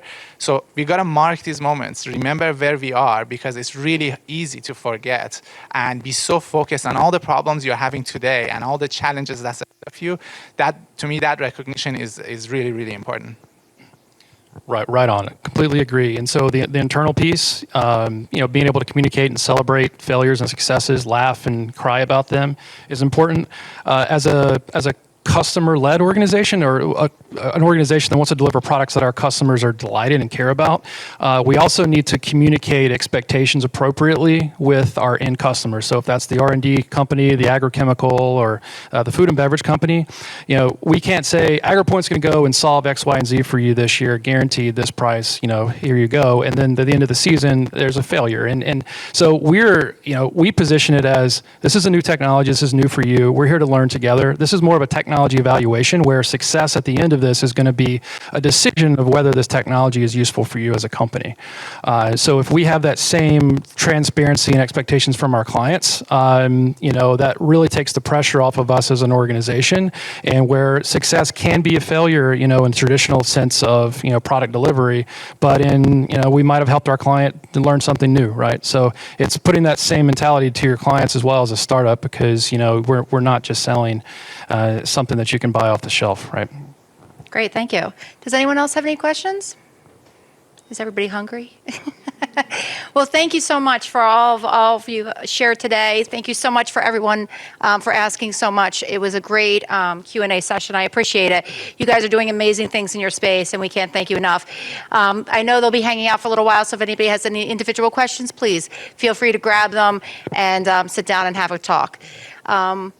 Believe Ashley, ready? Yeah. Thank you. Thank you so much. A big round of applause for all our speakers this morning. Thank you so much.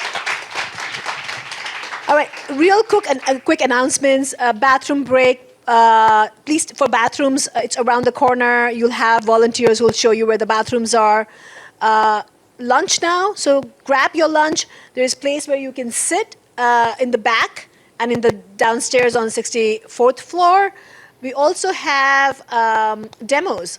So that Accenture has really put together the demos for us for all the 5 senses. So if you walk around, you'll see everything from your sight, smell, hearing, and so on. So there's a really amazing demos downstairs. So make sure you make time to go down and check out the demos downstairs on 64th Street, 64th floor.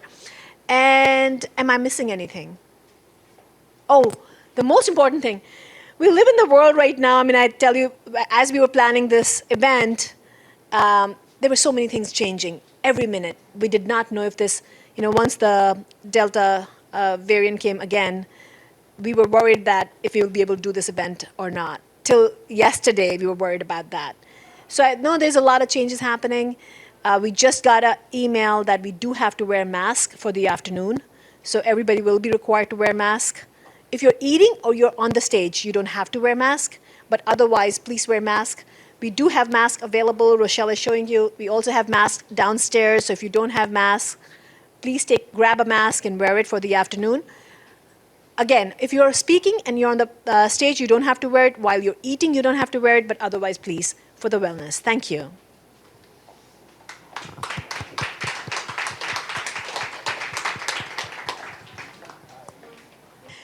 So what a wonderful morning. I want to give a huge applaud for all the speakers who spoke this morning. So a big round of applause.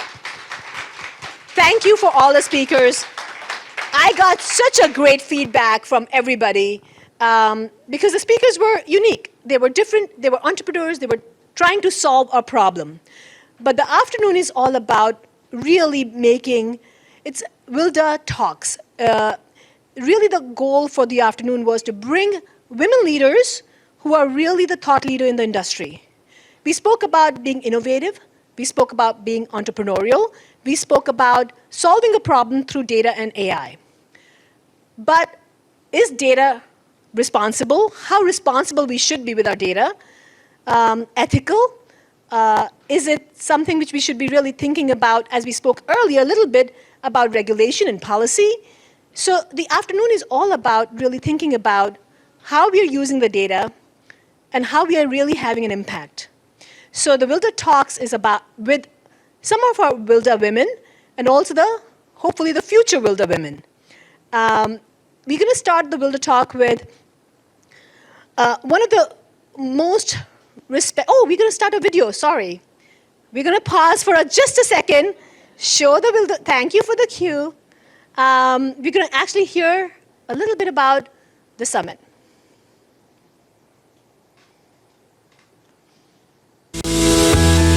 We live in the world of algorithms, from how we invest in stocks to how we monitor our health, from how we watch movies on demand to getting into a cab. Algorithms control our life.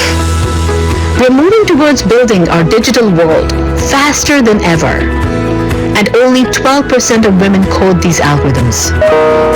Think about it. The world we live in was created by male leaders, and the digital world we are building is now being built by men. The organization WLDA, Women Leaders in Data and AI, was born with the mission to bring women leaders and male allies together to commit to bringing parity as we build an impactful digital world for our future. We are WLDA. We are coming together with our women leaders and male allies to create parity in building our digital world together. All right, so this is the purpose, this is the goal. Thank you. And with that, we're going to start with our very special, very dear WLDA member. We were so honored when, Eileen, you said yes to be a WLDA member, not only what you do for the country and serve the country, which is huge. I think the cause you stand for to help women leaders is incredible. I got to meet Eileen Vedder through LinkedIn, and we spoke about not just what she was doing She was part of the U.S. Army. I think you started with the Army, and then moved on to the Air Force. White House Fellow, and really promoting women leaders. You have a partnership with MIT Innovation Lab, where you are promoting your employees, your leaders, to become better.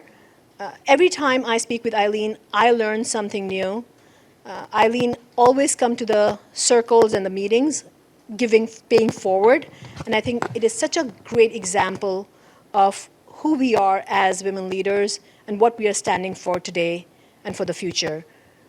I can't wait to hear you talk, Eileen. I know you were kind enough to say yes. I know there are lots of approvals you need to get to come on a stage, and you did that for us, and to be able to come here and talk to us. So I want to welcome you. Come on over and give her a big round of applause for her service to our country and more. Thank you, ma'am.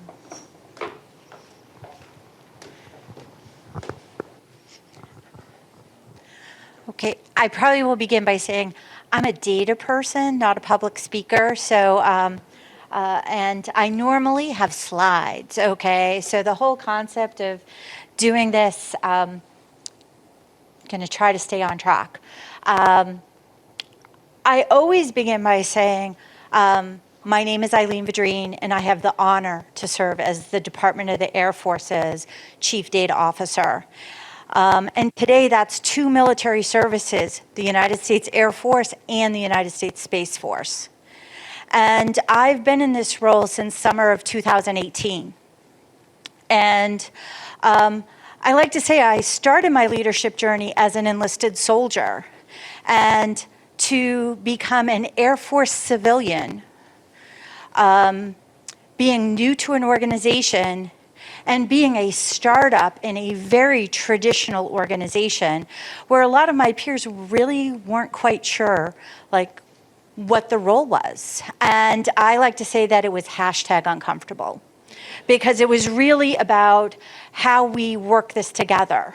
And so when I started this journey, it was like my mission is to really fuel data innovation and posture and really empower our department to use data to drive insight and for competitive advantage. And that sounds like a big task.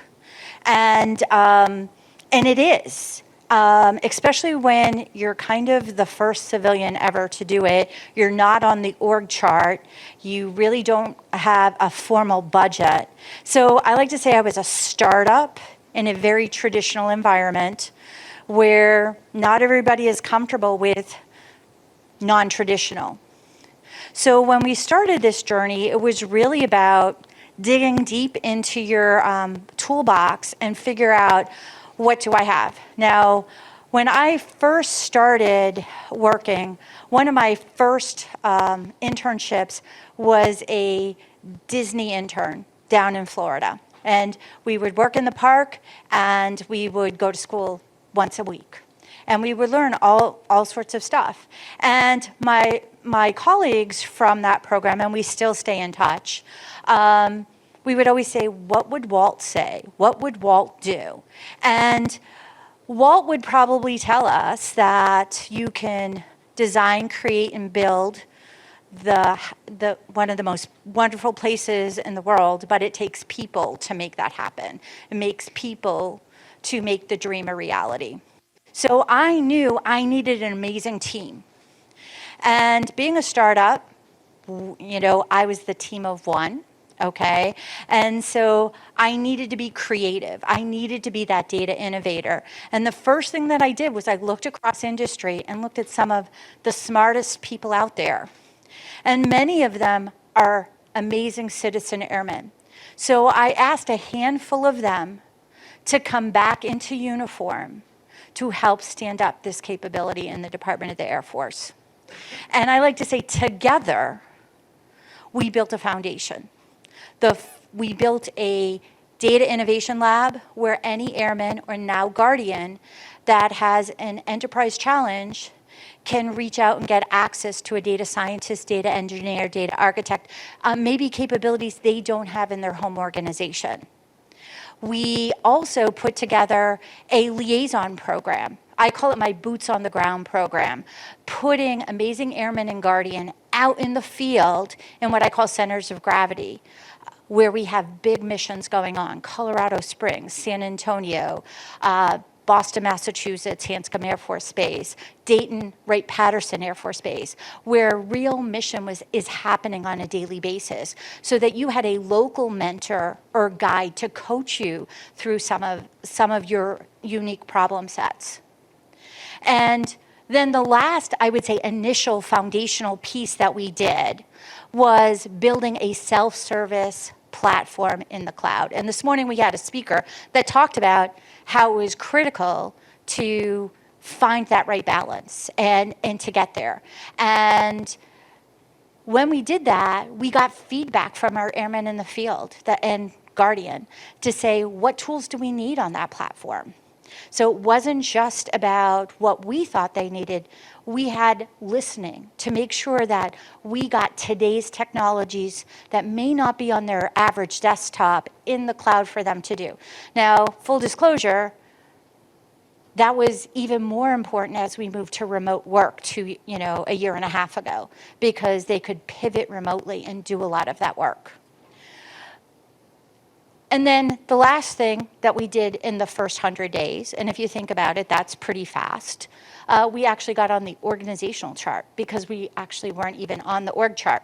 So we had to do what I would say traditional administration type stuff, which allowed you to build a slate to hire people, position descriptions, at least be heard for resourcing challenges, et cetera. So when we looked at that, I like to say we worked on together building what I call the data pipeline, that those initial foundational pieces that clearly aligned to the Department of Defense's 7 strategic goals for data: visible, accessible, understandable, linked, trustworthy, interoperable, and secure data. I know that's a lot, but they're all distinct, important pieces. But the one piece that I go back to my leadership journey is that, how do I build the people pipeline for data? Because that's going to help us not just today, but it's going to be our future. What I call hire to retire, all the way through. And this morning, we heard people talking about that investment. And knowing that in our department, we had many people across different generations with different priorities, we needed to really take a holistic approach. So we began with academe. We reached out to the Air Force Institute of Technology out at Wright-Patterson and asked them to build and pilot an online data science graduate certificate program. And that was very unusual for them, because they typically did traditional face-to-face learning. Again, another capability that really became even more important 18 months ago. Today, that pilot has put several thousand people through that program. And in addition, they've actually piloting the follow-on master's degree program. But it wasn't just about taking care of people that were in the department at the time. We also looked at, how do we build the entry-level piece? So the United States Air Force Academy out in Colorado Springs developed a data science major and minor. And so today's cadets study that going through school, and when they commission into either the Air Force or Space Force, they bring that capability with them, and they go into all mission areas: intelligence, logistics, personnel, space, they even fly planes. And so that is game-changing to our mission, because now we have people that have strong data science capability that are also going to have that functional context of the data, so that they can be true to the intent or that context. But we also understood that academe wasn't the only solution. So we had to really expand that. How do I upscale?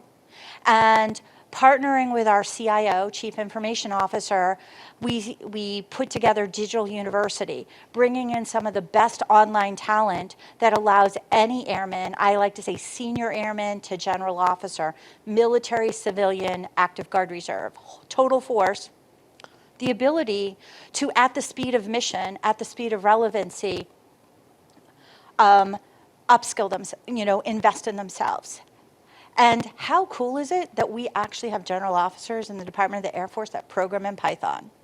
And I think that's pretty cool. And so, but we also wanted to really think outside the box. And so creating an accelerator on artificial intelligence at MIT in Cambridge, Massachusetts was critical. Having Airman and Guardian working with some of the top academics in artificial intelligence, and that's their assignment for a period of time in Cambridge, Massachusetts. And they're not all senior people. Many of them are junior people, really being able to be part of the solution. And it's really that empowerment, that democratization of data to really make it actionable insights, I think is really important. Other stories that we did, we ran boot camps for data governance because we have data officers appointed in every major command and functional area across our department now. Didn't have that before. And we wanted to build a baseline. So we worked with a small business to bring in a short course where each person can sit for the ICCP federal sector professional data governance certification component. And the other one, which I think is, for me personally, the funnest, is datathons. So the concept behind datathons is we get problems from real commanders in the field, and they tell us what their biggest challenges are. We partner with our innovation cell, AFWorks, as well as the MIT AI Accelerator, and we try to tackle the problem. The first datathon that we did was supposed to be face-to-face, but wasn't. We had to go virtual. And a winning team actually, in 3 days, produced a minimum viable product with a 92% accuracy rate, taking a very labor-intensive manual scheduling process to an automated solution. That C17 puck scheduler solution is in production today, being used by thousands of people on a daily basis. Working smart, being part of the solution, getting that insight from the field, to me, is really valuable because it tells our Airman and Guardian they have a voice and we need it. So I like to tell people that data is a team sport and we need the ultimate team. And so in addition, so we've talked about many investments with our military. We do the same thing on our civilian side.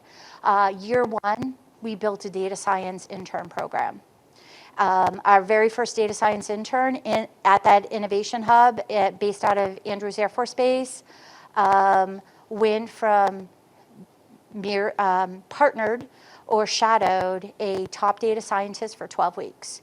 They went from entry-level use case intake to AI algorithm development.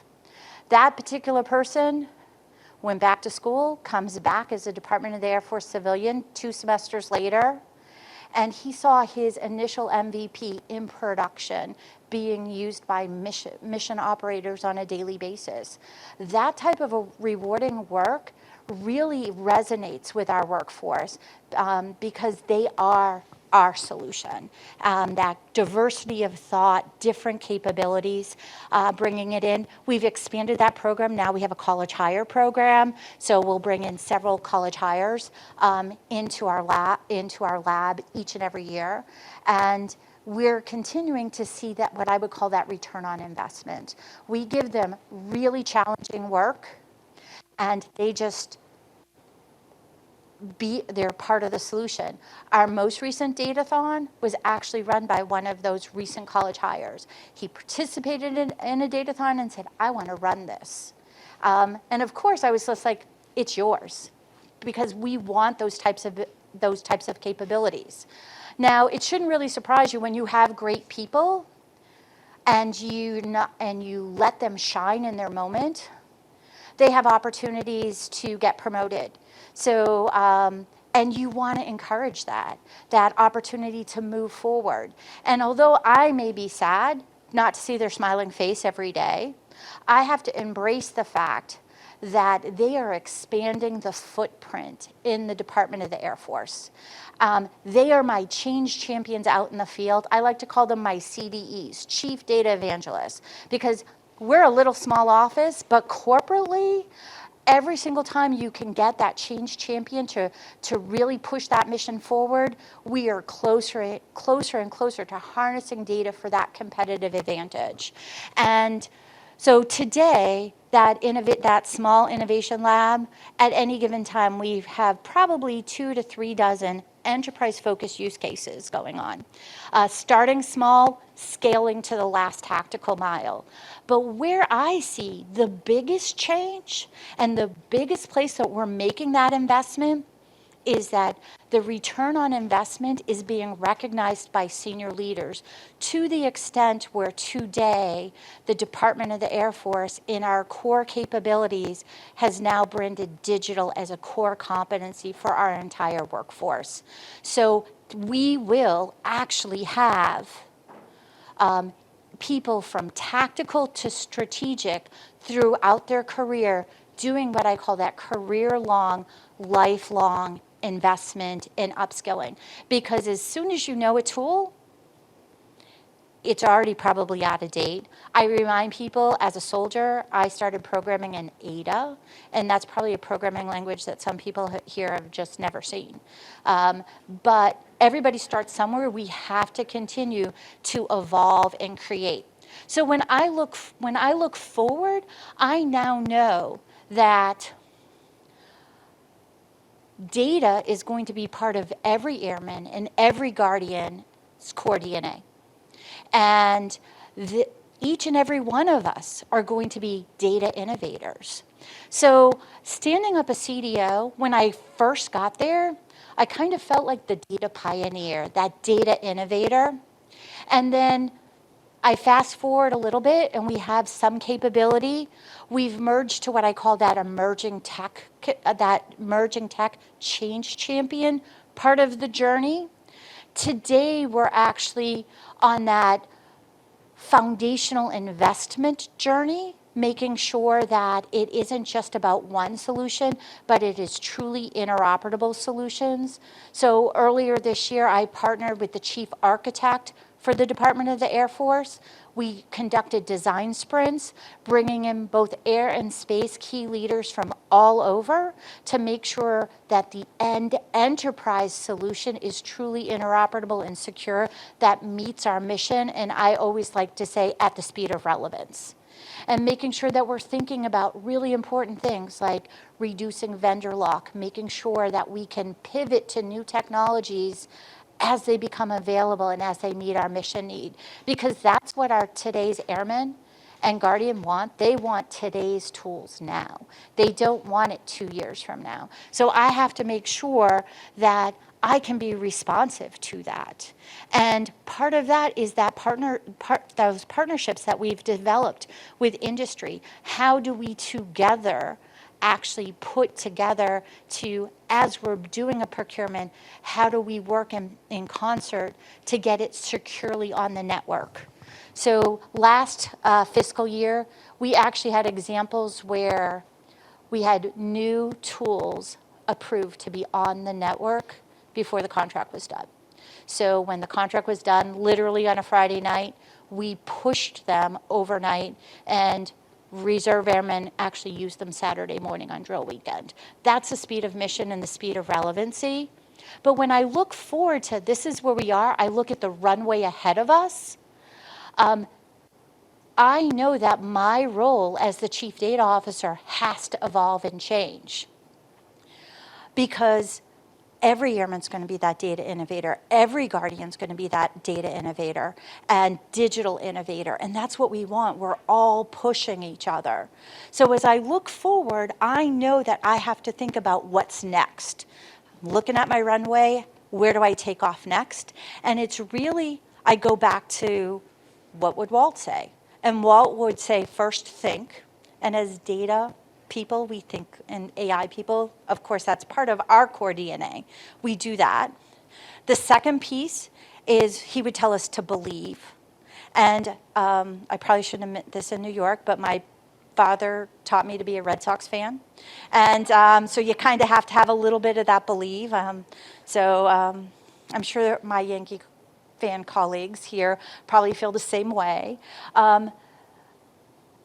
Third one he would tell us was it would be to dream.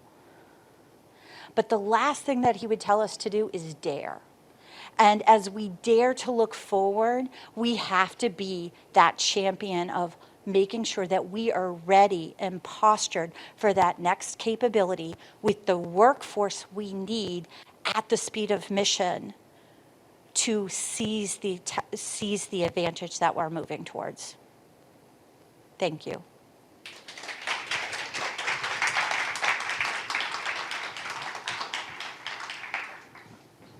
Yes. I'm going to fix this. Yes. I didn't fall. Awesome. There we go. Thank you so much. You know, I've seen Eileen closely when the awards were, and Eileen to say that I want my team to win, you know, and my team to grow. And I think that's the kind of leadership you need. So thank you for all that you do, Eileen. Thank you. So up next, listen, we all have our traditional path, you know, especially a lot of the traditional path of being an attorney and doctor and engineer. We all take those paths. Our next speaker took that path. She became an attorney. She was actually a deputy attorney general for the Justice Department, Department of Justice, and then she had a calling, and she said, you know, she wanted to start, being an entrepreneur, start an organization called Equal AI. Miriam Vogel could have stayed in the path of being an attorney and take the straight path, but she chose to stand for a cause. And I think that's what we look for when we are looking for creating a change or bringing some kind of a movement. And Miriam, I want to thank you on the behalf of everybody who's present here and on the behalf of WLDA for what you do for the community of AI. I think we speak about the bias, unbiased AI, responsible AI, and we all know the biases we have in AI, which comes from the data, which comes from the not having enough diversity, but really the cause of making sure that you take it to the public policy and really do something about it. And we don't need just technologists working towards it. We need also people who are coming from the legal field and other fields to have a voice.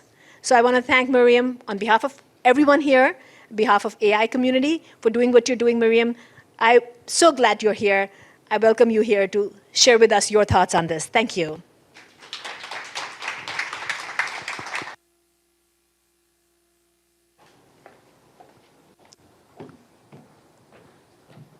Thank you, Asha, for that warm welcome, and thank you all for being here today. It is so great to be here. It is so great to be with people after so long of not seeing real humans on the other side. So I really look forward to this. And since it's the afternoon, we probably need to move around a little. If you wouldn't mind starting with a show of hands, who here has used artificial intelligence today? Maybe you. I confess I'm guilty, checked your Twitter feed. Some of us might have looked at Instagram. Maybe you took Waze here to find your way. No shortage of ways. One more question, if you wouldn't mind raising your hand. Who here was discriminated against by an algorithm today? Based on your race, your gender? One more question. By raise of hands, who here doesn't know if they were discriminated against by an algorithm today? Yeah. So that's the funny thing about artificial intelligence. It is so exciting, so powerful. And yet, sometimes it's hard to know who or what is using who. to illustrate. Let's think about your dream job. You would love that C-suite job. You would love the increase in benefits, the higher salary, but you were passed over for it. And it had nothing to do with a gap in your stellar qualifications. It was simply because an algorithm passed you over on LinkedIn when that recruiter was looking for potential candidates, and it was based on your gender, your race, your ethnicity.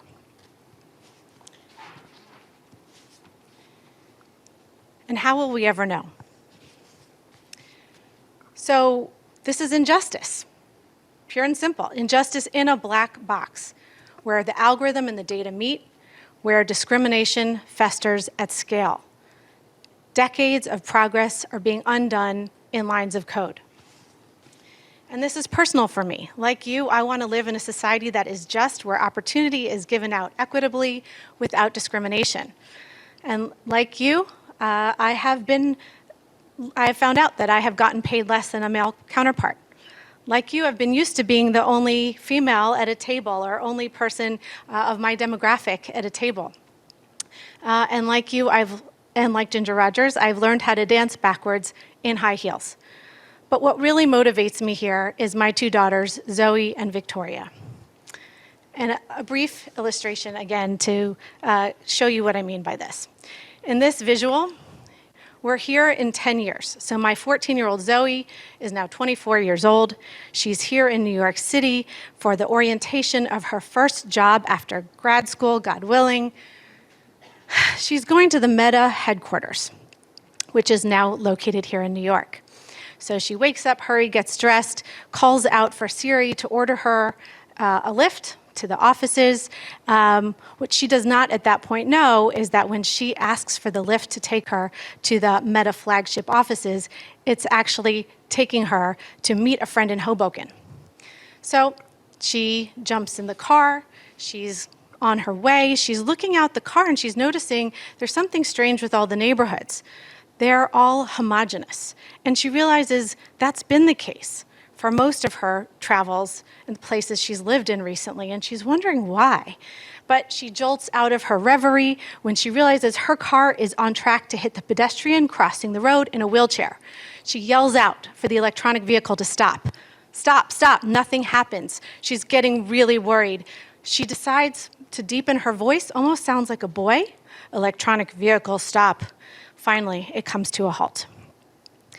She looks up and realizes that she's actually on her way out the Lincoln Tunnel, out of Manhattan, going totally the wrong direction. She tries to reroute the vehicle. Again, it doesn't hear her. Again, she deepens her voice to Meta headquarters. She's en route. At this point, she's late. She gets there. She tries to go through the security station, but the facial recognition scan cannot see her face. So she has to wait for a human guard to let her in. She finally gets in the auditorium, and as she's walking in, she realizes she's the only female in that very crowded room. But she sits down, she pulls out the tablet under her armrest to log in, she signs away her privacy rights, and the guy next to her starts laughing when he realizes, when she's signing up for her health care benefits, that her deductible is nearly 4 times his. So, what's happening here?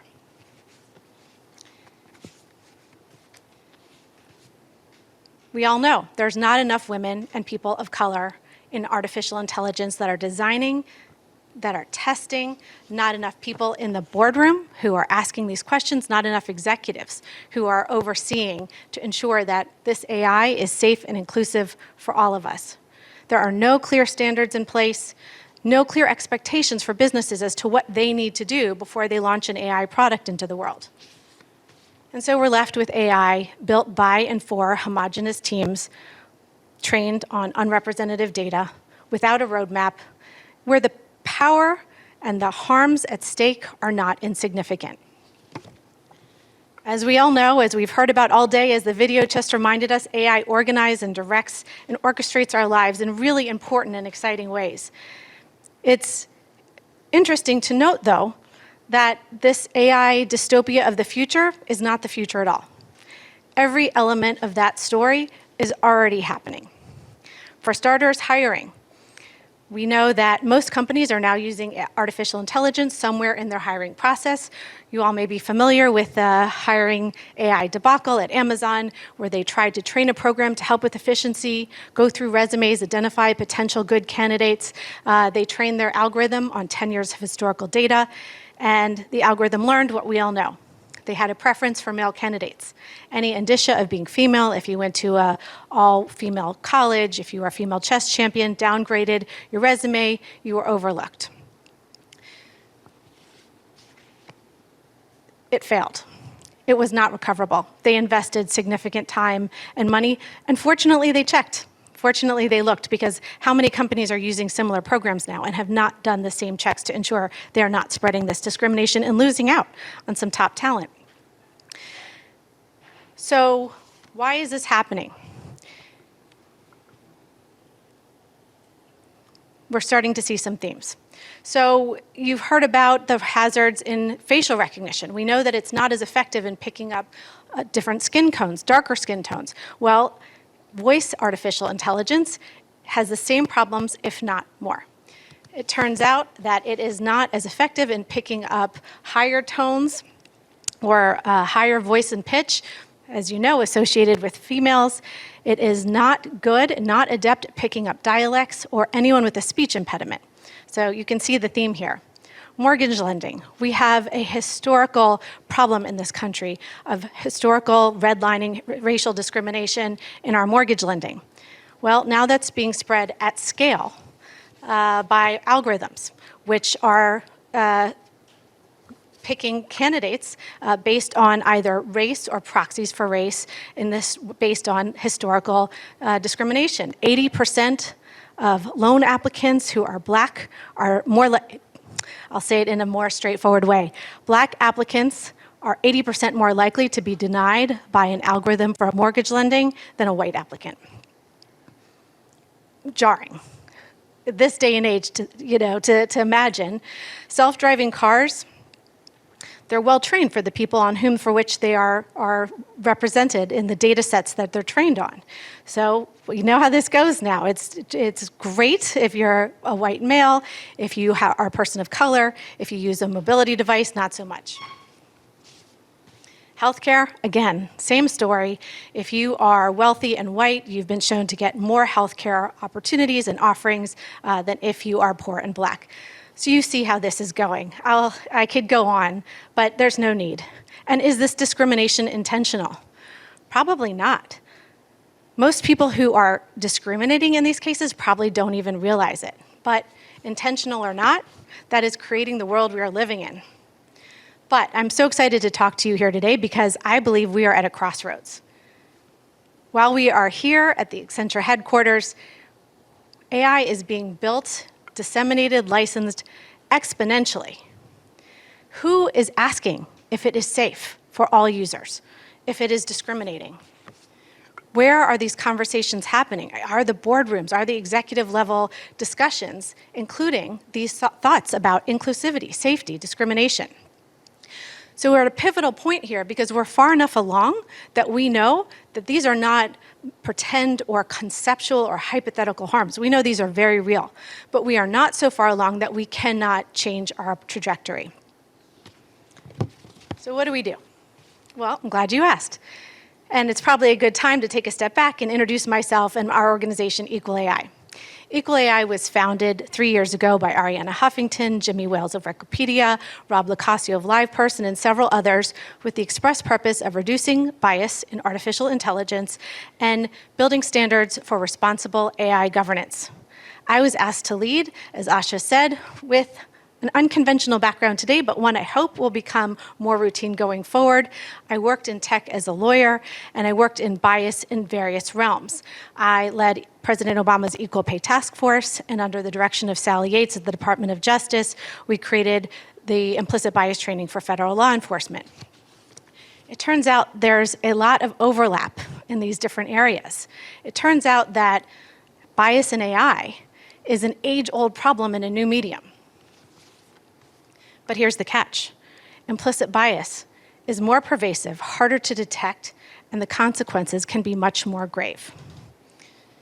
So at Equal AI, we try to find ways to have impact to ensure equitable AI, and we do so by focusing on three main areas: business, policy, and lawyers. Why business? Well, I think that's pretty obvious. Companies are the front lines here. You are the agents, you are the engines creating all that we are using. And you have the ultimate power in your tools. You have the ultimate power tool by creating internal controls to look for, identify, and stop the spread of bias in artificial intelligence. At Equal AI, we try to support businesses in a variety of ways. We launched a pledge for companies to announce publicly that when they say they support discrimination, one way they mean to do that is by looking for bias in AI systems. We launched a podcast with the World Economic Forum. I will say one of our most popular shows to date was with our own Seth Dobrin here today, where we really try to promote leaders in the space of responsible AI. We want to open the conversation to anyone who's curious, anyone who wants to listen. What does it mean to use AI responsibly, and how do you do it? We launched a badge program for senior executives over the fall that I'm terribly excited about. We look at responsible AI governance through 6 different vantage points. And we have a select group of senior executives who both have the capacity and interest to build responsible AI governance systems in their enterprise. And we do this, again, in coordination with the World Economic Forum and AI leaders. So we had Kathy O'Neill, Weapons of Math Destruction author, teach us how to create an ethical matrix. Last session was with Kathy Baxter from Salesforce, teaching us what do they do at Salesforce and how do they advise their client on when an AI product is safe to go to market.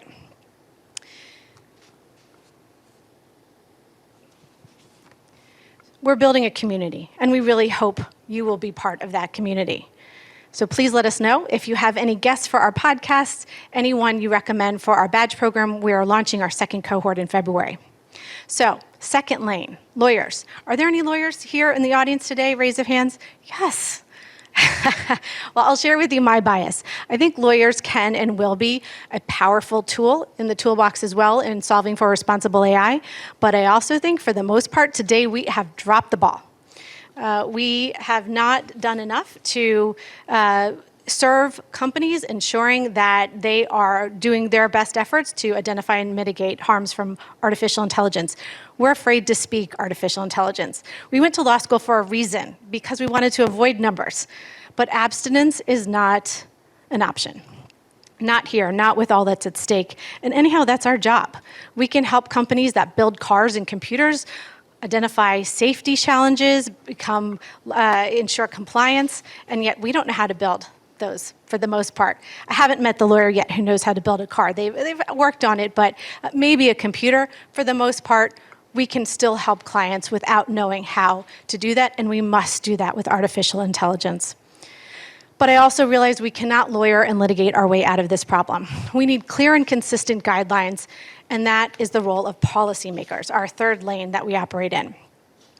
I had the privilege to testify before Congress a few weeks ago, and I said to them what I say to you now.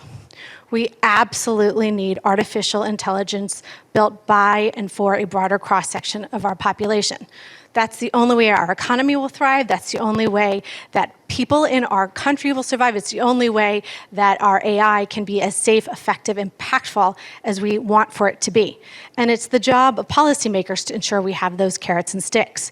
So, policy will probably be part of your life if you work in data and AI, and so it's important you understand how, and to know that you have an open invitation to participate, which I'm also happy to talk to you about anytime. So, what's happening in the AI policy space? First and foremost, the EU is planning to lead. The European Union, which you may be familiar with their last big act to improve our privacy standards, they created GDPR, the General Data Protection Regulation. They're now planning to do the same in artificial intelligence. They have a proposed legal framework for trustworthy AI. It's a risk-based approach, so it divides out how you will be regulated, what is expected of you, depending on what type of AI you have. If it's unacceptable risk, high risk, limited risk, or minimal risk. If it's unacceptable, it's outright banned. You're not allowed to use it in the EU.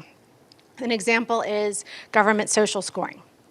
High risk is an area where a lot of our AI will fall into because that includes any artificial intelligence used in employment, education, law enforcement, critical infrastructure, and so on.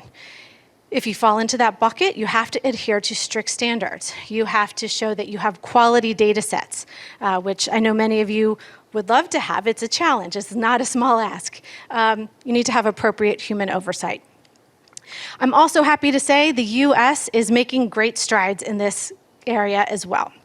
For instance, the United States Congress in 2019, one of their first big steps was drafting the Algorithmic Accountability Act. It is not yet law, but what is law is a significant piece of legislation passed last December, the National Defense Authorization Act. It is the powerhouse legislation because it gives billions of dollars for AI research, capacity building, infrastructure. It also creates new roles around government to support our leadership in artificial intelligence. One thing that it mandated was for NIST, the National Institute of Standards and Technology, which is well known for the privacy framework, cybersecurity framework that have now become the standards for industry and non-industry alike. They're now creating an AI risk framework, and we are very proud to partner with them. They want to hear from you. So if that's something you would like to learn more about, first of all, a plug for our podcast, In AI We Trust. You can hear the head of NIST, Elham Tabasi, who's leading this program, talk more about what she's doing and why. Another episode we have is with the GAO leads, Taka Adiga, who they created a framework also for risk, AI risk framework. We're starting to see them pop up around government. DoD has one, intelligence community. They have frameworks for what people in their community have to follow. So these are not national laws, these are not cross-industry, but they are important starts in that direction. We also have seen the White House speak out and provide the opportunity for what will hopefully be an important measure, the AI Bill of Rights. What they want to do is make sure that AI is serving us and supporting and certainly not impeding our civil rights, ensuring transparency, respecting democratic values, ensuring our right to be free from discrimination, and as in its current proposal, what they're working on is also to include meaningful recourse when you've been harmed by an algorithm. So that is significant. We can also expect to see much more executive branch activity. It's grown exponentially in the past few years in really exciting ways. The FTC, the Federal Trade Commission, was the first to speak out on this, which is appropriate. They are the consumer protection front lines and have been for decades. A year ago, April, they've said they plan to monitor bias in AI. They've given some parameters as to how and whom, and really broadened their scope of who should be under their purview, who they will deem to be under their purview, and who will be penalized. Given their powers, the Section 5 of the FTC Act, the FCRA, the Fair Credit Reporting Act, and ECOA, the Equal Credit Opportunity Act. Likewise, CFPB, another acronym in the DC alphabet soup, Consumer Financial Protection Bureau, has a new director, Rohit Chopra, who has said that he plans to regulate algorithms. Lesser known agency, a few weeks ago, the US EEOC, the Equal Opportunity Commission, launched a new initiative saying that they too will be looking at AI in hiring and employment systems that are within their purview under civil rights laws. So it's happening. It's happening. Government does not act fast. That's not what it's built to do. And that's the hard part, is understanding where these rules will land in the meantime. But you can see some overlap between these different frameworks, between these different laws. So in the Venn diagram, there are some safe steps forward. You can also expect to see more and more action by the states. Excuse me. Right here in New York City, just a few weeks ago, the City Council passed a bill similar to the Algorithmic Accountability Act, but this one was specific for employers who use or create AI. And it says that you have to have a bias audit. You have to ensure that you are not discriminating with your AI system. So let me stop inundating you with policy updates there and leave you with an optimistic vision, where I believe we can land if we take the right steps at this important juncture. I'll introduce you to Vianza. She's a high school student in San Francisco. She learned coding at a program that was specialized for youth in underrepresented communities. Unfortunately, a few years ago, her grandmother died while waiting for an ambulance and she was having a stroke. It took too long to come to her because her community was having an ambulance shortage. So with two of her fellow students, she created a natural language processing program to prioritize emergency dispatch calls and map out plans, helping them decipher priorities based on real data, geography, and need. So why do we need diversity in tech? That's a perfect example. By combining her personal experience, needs of her community, and her new AI tools, she's able to ensure that another family does not suffer her fate. And I'm happy to report that's a true story. That's an AI for All grad, one of the wonderful programs that's focused on teaching computer science and similar tools to underserved communities, the youth in particular. So the moral of the story here, to wrap up, artificial intelligence requires intelligence. Your intelligence, our intelligence. We are at this crossroads where we can accept the fate of the trajectory we're on, where we are misunderstood by electronic assistants, we are not heard by electronic voice assistants, we are not seen by facial recognition technology. We can allow centuries of human bias to be spread at scale. Or we can ensure that women and people of color are using and part of the design system when we are building AI systems, when we're designing, when we're testing AI systems. We can bring real intelligence to artificial intelligence. So I hope you'll join me in this effort, and I look forward to working with you to make sure that we have this vision of a more just society. Thank you. I got a chance to meet Marissa this morning, and what a treat. So, as I spoke about it, each and every speaker was handpicked and was really hard because we wanted to make sure we bring the best of best to our WLDA community. And as we were talking about ethical AI, responsible AI, we wanted somebody who really was good at responsible AI, who could really come in and talk about what they're doing. Accenture actually has a national practice lead, North America practice lead, Marissa, who will be coming and talking about responsible AI. Marissa, whenever you're ready, we can bring you on. I'm just going to pass. Are you good with that, or do you want this mic? Test. You got it? Can you guys hear this? No, we can't hear you. Okay. So you'll take this. Come on over. Give her a big round of applause. Here, take this. Thank you. Thank you. Can you guys hear me? Okay.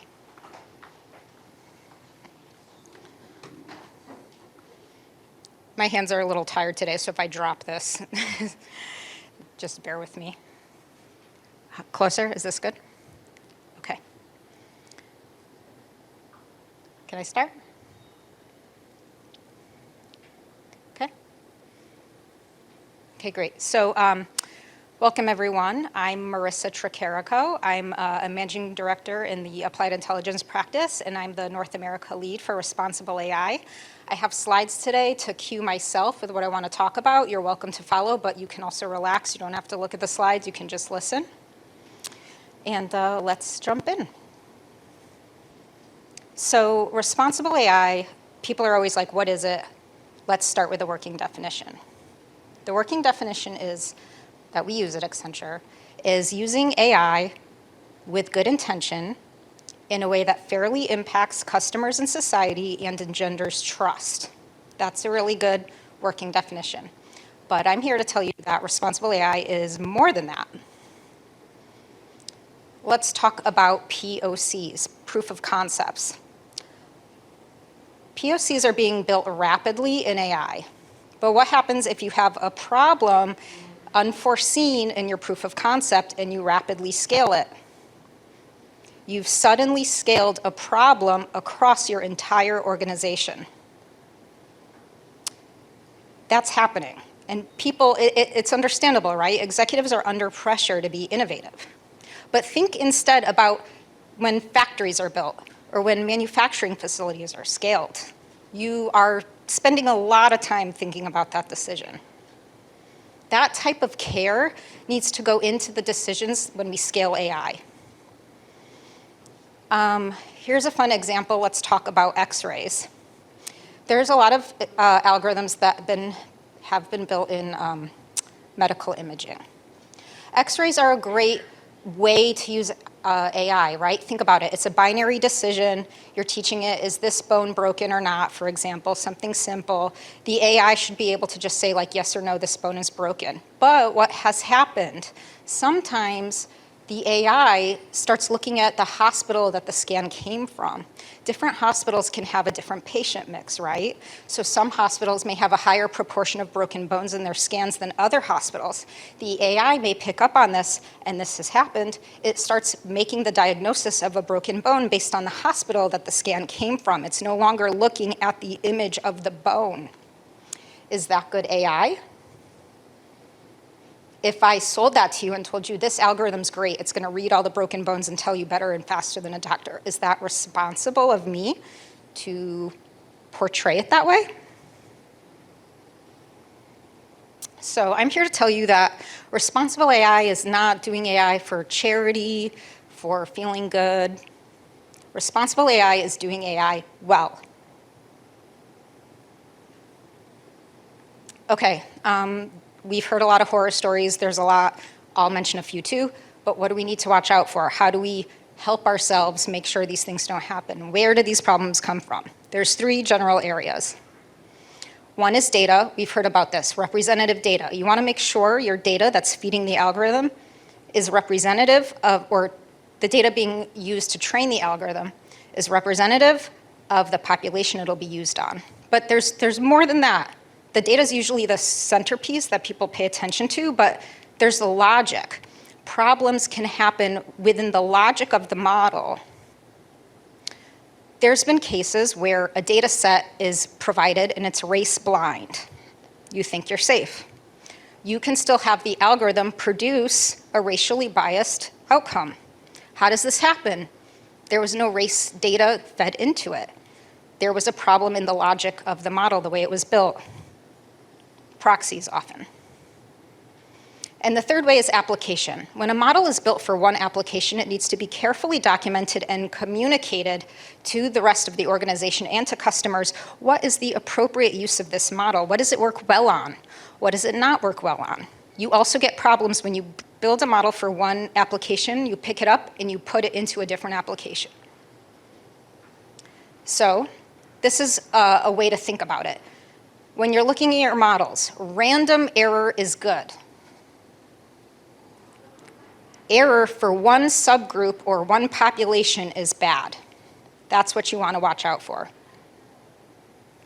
And that's when problems start happening. That's when the public starts asking for answers. That's when executives start saying, how did I not know about this? Why didn't I hear about this from my team? So why didn't they hear about it? Transparency is needed. Transparency is needed for you as decision makers from your teams, and it's needed for the public. So let's talk a little bit about transparency. Transparency helps you engender trust with your customers. It also helps you arm yourself to make a good decision as a business leader. And let's think about it like a fire alarm system. People ask me, okay, I want to put a responsible AI program in place, help me. What does a mature responsible AI program look like? A mature responsible AI program should look like a fire alarm system. Think about it.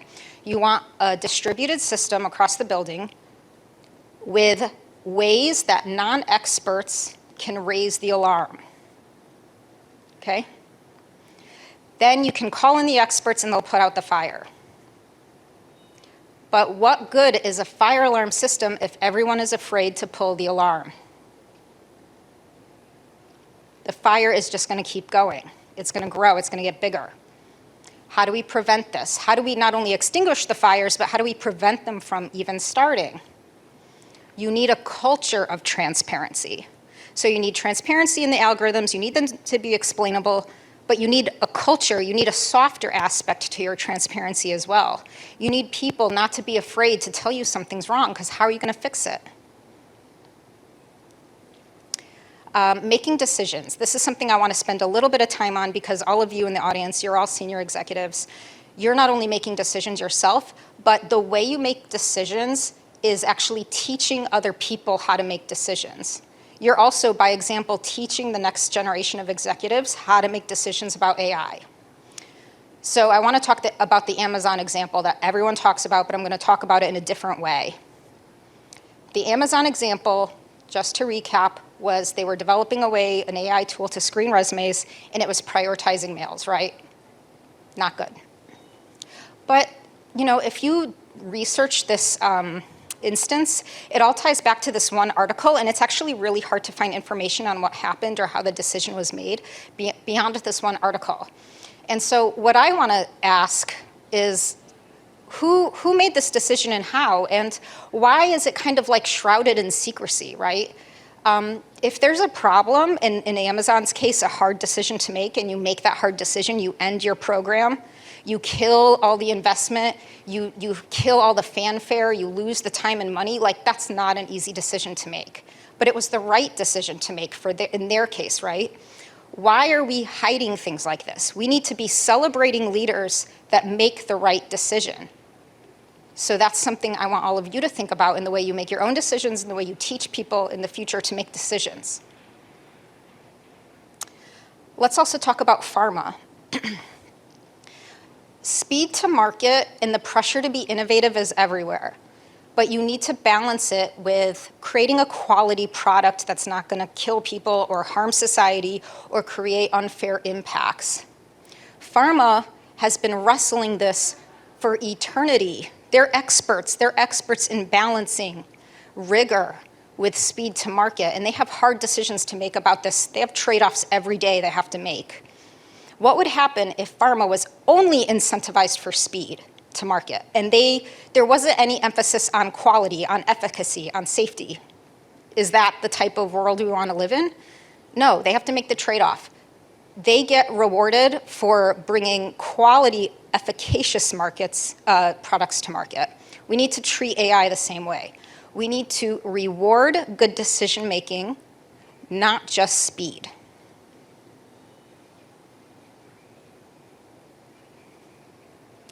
Diversity.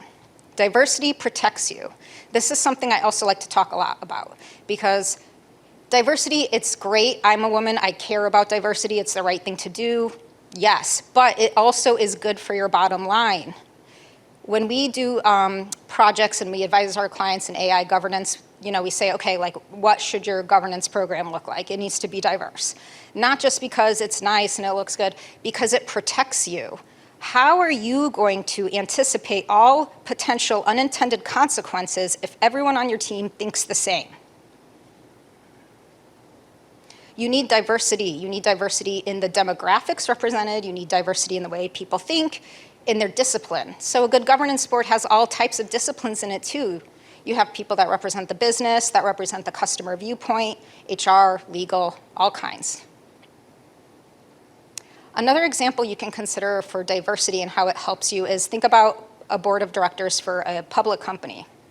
Good practice would include independent members of the board because they're going to help you, as an executive, as a chairman, as a president or chairwoman, make a decision with a different viewpoint maybe you wouldn't have had.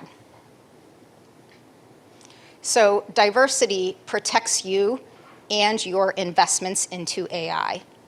It's going to protect your investments in AI because it's going to help you better anticipate and handle in advance unintended consequences.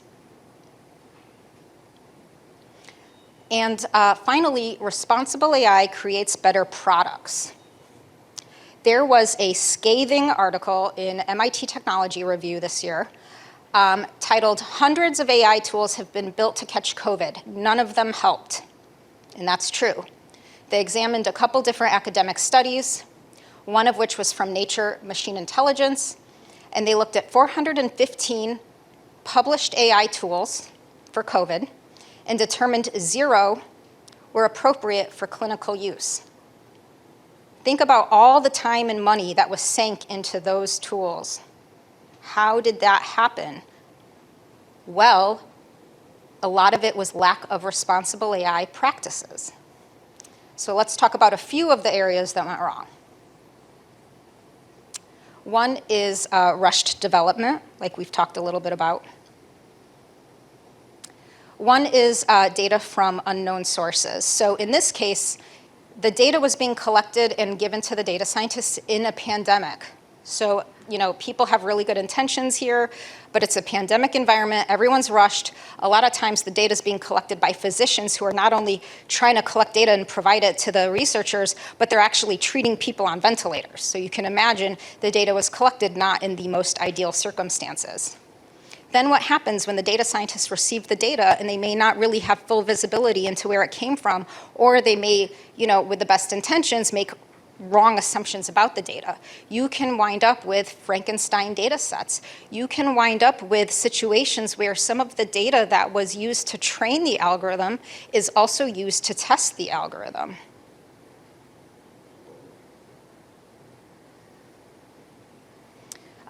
Finally, stuff happened like the machine learning wasn't necessarily working as claimed.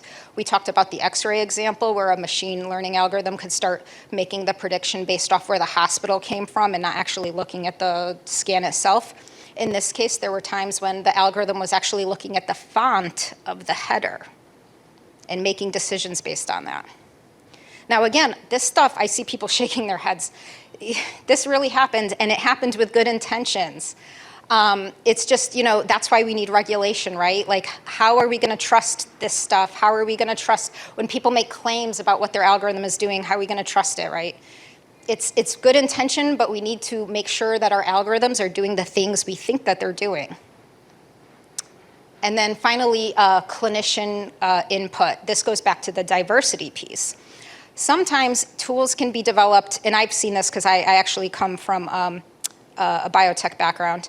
Sometimes tools can be developed and, let's say, all right, we need the clinical perspective. We're going to throw an MD on here, medical doctor, and they're going to work with a data scientist and make sure that this thing works. But what if that's just, someone who has an MD on paper, but, they haven't actually been treating patients ever or in years?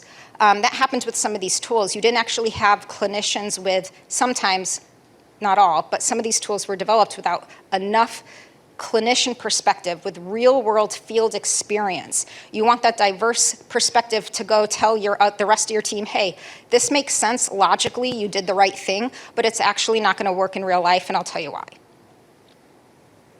So the takeaway is that responsible AI practices actually help you build better products.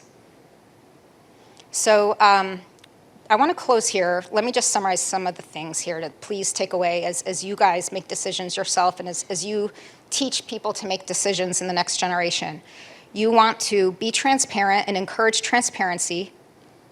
You want to reward good decision making, not secrecy.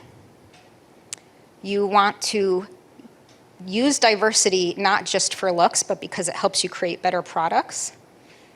And you want to engender trust with your employees and with customers, and you want to show that the algorithms that you build do the things that you say that they're doing. So in summary, responsible AI practices, they can help. It helps protect you, it helps build better products, and you do this with interdisciplinary experts and with diverse teams. And that's all I had to say. If you want to get in touch, my name's Marissa Tricarico. Again, I lead the North America Responsible AI practice. My email is marissa.tricarico@accenture.com, and you can find me on LinkedIn. Thank you.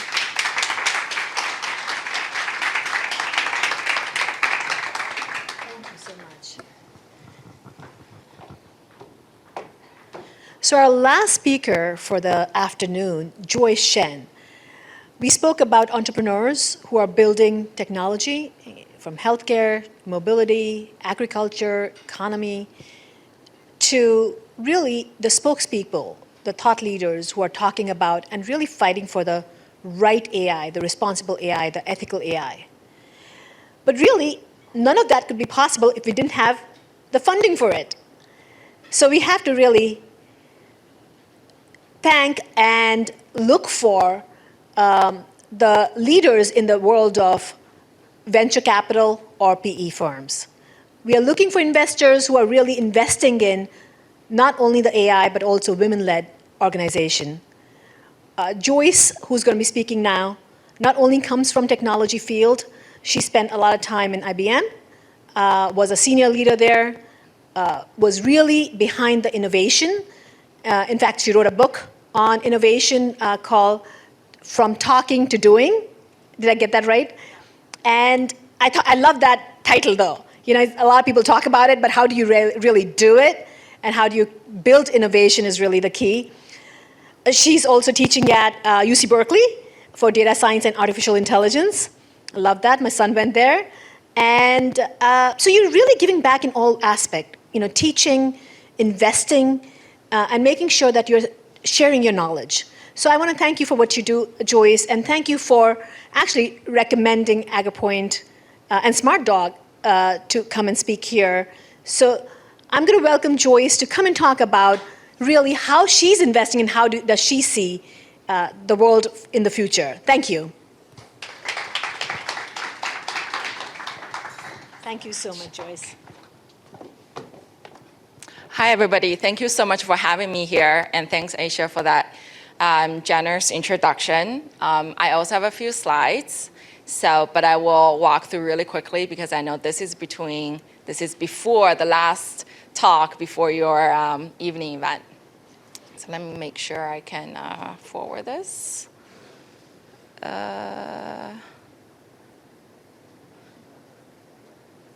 Okay. So I see some familiar faces here. I see Kevin in the back, AgriPoint. I see Keith, and a few others. So just a quick background before I pull up the slides. So I was at IBM for a long time, and I walked through what I learned there that informed the investment strategy and the evolution of the ecosystem. And then I moved from the sell side of technology at IBM, and I went to the buy side of technology and the sell side of data simultaneously, and that was at Thomson Reuters. And it was really fascinating to see how Thomson Reuters, which at that time was a $13 billion business, selling lots of data, and then I had the opportunity to go work for the global CTO and build the emerging technology practice within the CTO organization, connecting dots across all business units, and really figuring out how do you apply emerging technologies to enterprise data for financial services, legal, healthcare, industrials, and so forth. But I will talk about today very briefly is where are we in the AI investment cycle? It is one perspective, but hopefully it's a perspective that will be helpful to you. And what I want to end with is it's great to know where the AI investment cycle is, but how do we participate? What I have observed in my work daytime as an investor is that I don't see a lot of diversity, right? I see lots of male founders, entrepreneurs who are working on really, really hard problems. And as you can expect, the long-term value creation come from those products. And not a lot of women and diverse individuals and professionals are part of that journey. I also see it from another perspective, which is my work at UC Berkeley. So I teach part-time for the Master of Data Science program, where these are working professionals, and they're taking they're software engineers, they're product managers, and really want to understand how do you apply machine learning and deep learning and build impactful products. So I teach the class that really help them, all these technical professionals, to identify the right problem and to actually build it and be able to communicate to all kinds of stakeholders. So there, it's really interesting. So I've been teaching there for 6 years.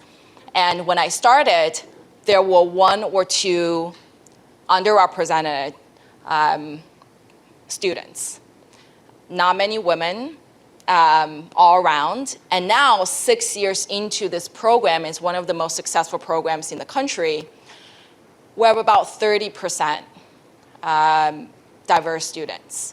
So in my mind, as someone who works mostly on the business side, I know this is where the value creation is going to be. This is where the high-paying jobs are, the data scientists, machine learning engineers, and we don't really have the right participation. If women and diverse professionals are not in these fields, they're not going to obtain part of that value creation long term. So how do we think about that? So I want to end my presentation there versus just talking about where are we in the AI investment cycle. It's interesting, but at the end of the day, it's not that interesting. But let me walk you through this. So in my mind, the AI investment cycle is about 15 years in. So I was at IBM when IBM acquired Cognos and Hyperion, right, went to Oracle and so forth. And that was a huge acquisition wave of let us acquire business intelligence products and push it to the functional areas, finance, marketing, and so forth. And then using IBM's example, which I was really familiar with, I was at the M&A team, then IBM went from business intelligence to predictive analytics, as you expect. Right? You first consolidate and demonstrate the data analytics, and then you move to the predictions. So that was the first wave. And then you start to see kind of data warehousing acquisitions and investments all around. Again, make a lot of sense because people start talking about big data, unstructured data, a lot of volume, a lot of velocity, and it's really hard to handle the next generation data and data types using existing legacy infrastructure. And then slowly, in the last 8 or so years, you see more consolidation. I remember when I went to Thomson Reuters, everybody was talking about building data lakes, using Cloudera, using Hadoop. How do we implement MapR? I was responsible for scanning all those vendors with my team and figure out how to integrate into all those different legacy infrastructure, make that recommendation to both the CTO organization, but also the business teams that rely on a lot of the analytics that has to be pulled from those data stores. And so that's kind of the wave that I see is that, naturally, as you expect working in the field, is you start at the infrastructure level and then you move up. So we're about 15 years into that cycle, lots of excitement, and I think my investments mirror that journey. So when I was at Thomson Reuters, that's when I started move from M&A to direct investments, set up the corporate venture for them. And it was a lot about let's invest early into early machine learning infrastructure tools to help enterprise to figure out how to apply data and machine learning to build new products. And then moving to some of the adjacent emerging technology areas. And then Tenfold Holdings, we started in a lot of the data investments 2017. You see kind of that evolution again. So it's much more granular than let's invest in AI, right? I'm using representative examples here. It's more about what do we invest in at the data consolidation and unification layer? What do we invest in of tools that can help data scientists and data engineers? What are the next generation tools for machine learning engineers? And where are the new opportunities in data visualization that can further push the boundary? And I have a thesis about those investments and the landscape, which I will talk about later. But then what's further more interesting for us is applied AI. So you heard a number of companies this morning. And what we're looking for are how do you apply AI with specific machine learning, deep learning, and building that integrated solution, solving really, really hard problems in the industries. And I'm sure that many of you can resonate with that because you work in the industries. It's really hard. You can't just take some machine learning models and just say, it's gonna work. It's not gonna work, right? There's tons of work from data engineering to data annotation, bias in the data, all the things that you've heard from prior talks, and actually implement it to the customers and making sure that user experience is the right experience. And then there is a whole level of process transformation, organizational transformation. But it's really interesting for us because these kinds of products, whether it's in construction, transportation, mobility, climate, supply chain, once these products are in there with enterprise customers are able to make those process transformation with these tools, and they're able to make those organizational changes, then it becomes really sticky. And it can make really long-lasting impact. So our investment area, just to summarize, is we look at commerce and big data. It's really broad and it's intentional. And commerce is not just e-commerce, it's all the pipes, software pipes and data pipes that feed into commerce is one of the fastest growing areas in addition to healthcare and other areas.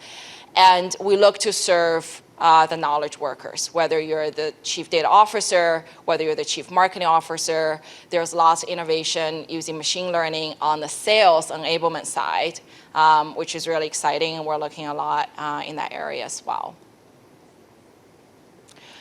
So from the work that I'm doing with our portfolio companies and the work at UC Berkeley, a couple of learnings. What I've seen, number one, is that general AI is really, really hard, right? You have companies like IBM, Google, Accenture, Microsoft, these largest organizations that have budget to explore how do you apply general AI to vast number of problems. But in practice, it's really hard. And I have that experience with students at Berkeley, and these are students who work at Apple and Google, super smart, smarter than me. And they recently got access to GPT-3, which was built by OpenAI. And not all of us can get access to GPT-3 because it's not open source yet. You actually get a waiting list, and you have to find somebody there and to actually play around with the models.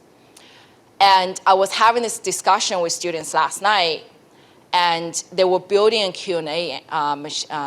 Q&A system for a particular use case to query family history and family dialogues for those, for loved ones who pass away. So how do you do kind of Q&A system? It's a little bit sci-fi, but it's kind of interesting. And GPT, what they learned are a few things. Problem framing is really important. You can't just take a GPT-3 and figure out how to kind of deconstruct the sentences into tokens and just move the dials and expect that it can complete a sentence for you. They try many times. One time it came out German, another just gibberish, right? It's really hard, and it's unbounded.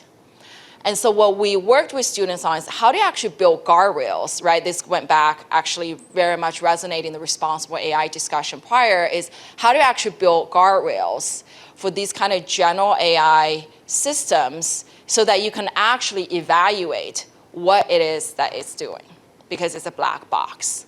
So the students figured out that before they build a QA system, they have to build guardrails to evaluate the types of questions that they want the machines to learn. They build guardrails on ethics and relevancy using different models to really figure out what is a threshold and a similarity in terms of the questions and answers. And then they build more guardrail on the kinds of answers, because you don't want to have an answer that's offensive.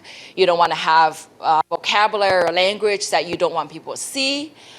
You don't want answers just irrelevant.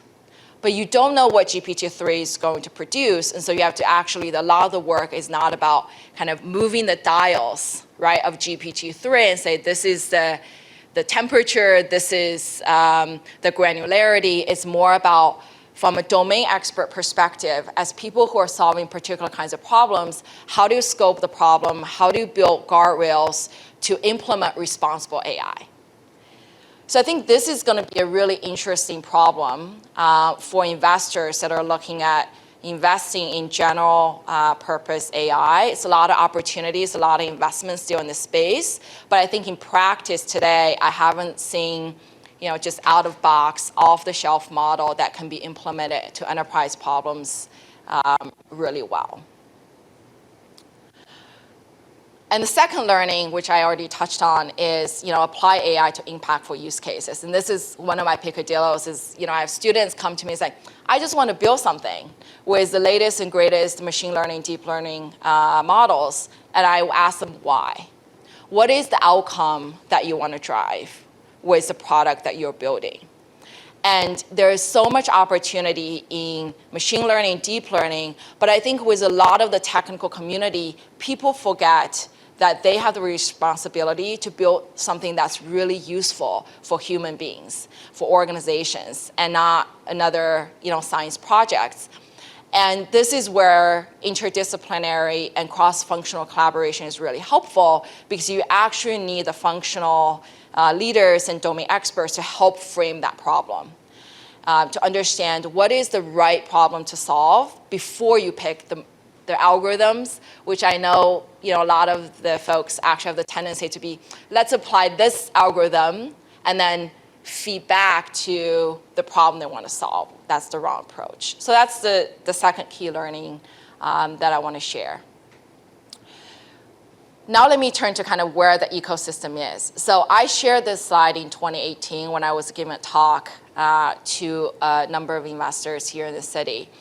And at that time, it was about, look, this is kind of a traditional stack view. Anybody who works in a technology is not surprised about this, right? And it's a very obvious strategy. You start with cloud platform, you then go to as a service, and then you build data as a service through acquisition or native stuff that you do inside the company, and then slowly for all these major vendors, machine learning, AI as a service, and then you move into these very specific packages, which you still continue to see those activities. Now, we'll argue that the ecosystem has changed a bit today because people's expectations are higher, exactly based on the discussion we had earlier. So on the top is not just about machine learning. You start to see tons of companies that are focusing on machine learning ops and monitoring. How do I actually deploy a model? How do I actually comply to regulatory requirements when a machine learning model is learning on itself outside? How do I actually re-implement a model when I have to tweak a feature or have new data sets? How do I pass those barriers and those compliance? Data ops, right? So 70% of the time, anecdotally, for data scientists is still spent on data wrangling. And I hear that all the time from my students. And you start to see tons of companies in that space around data engineering, how to make it easier, how to make it faster, how to turn existing data analysts in organizations that don't necessarily have all the most advanced skills in data science, but still be able to do data engineering. And then the other things that are really important as well, I think are part of the AI kind of ecosystem of this evolution is data governance. So a number of investments recently around how do you actually observe the data that's moving through your organization. It could be marketing data, it could be customer data, it could be IT log data. How do you actually observe the movement and the flow and the change of all those data among various touch points in different products through the algorithm? How do you observe that change? How do you track that change? Because that data exhaust is actually very important. Data privacy, data protection, all those are part of now what broadly we call kind of AI investments. We kind of bucket all in one because they should all work together. So where are we in the AI investment cycle? This is supposed to be a funny slide. We're still early in the cycle. First Mark and one of the investors put this out, I think, every year. It's so many vendors out there, right? And I really don't know that if you are in the CTO organization, if you're vetting vendors, it's impossible to know every single vendors out there. But in terms of where the investment cycle is, it's still pretty early.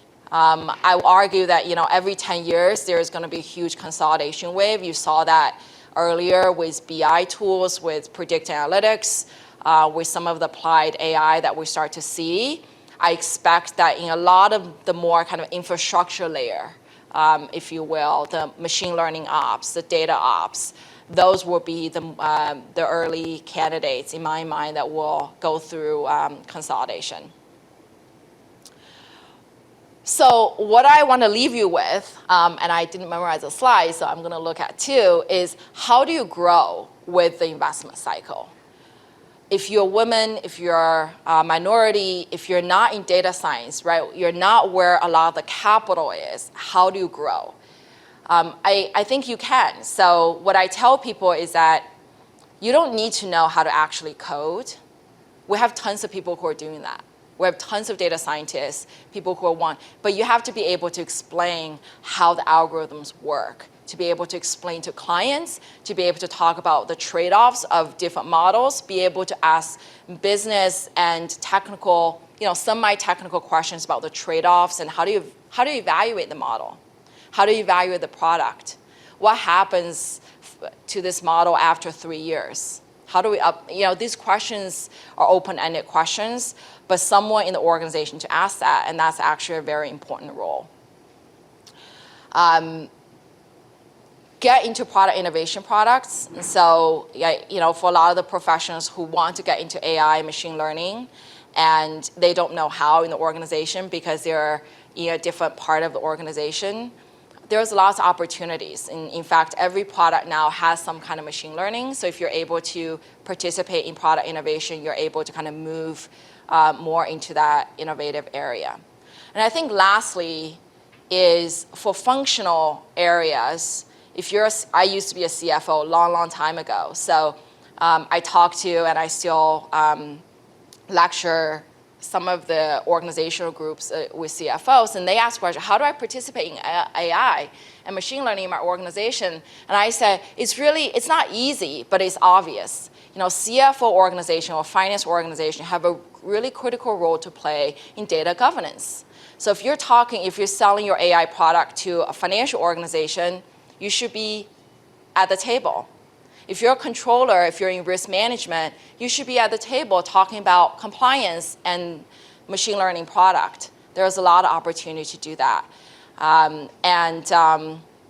just hope that some of your organizations and some of you can continue to think about how you participate in this investment cycle, because to me, that's where a lot of the value will be created. And I still don't see enough diversity who can ride the wave and obtain some part of that value. So that's my talk. So I was told that I was supposed to stay for Q&A, but I'll pass it over to Aisha.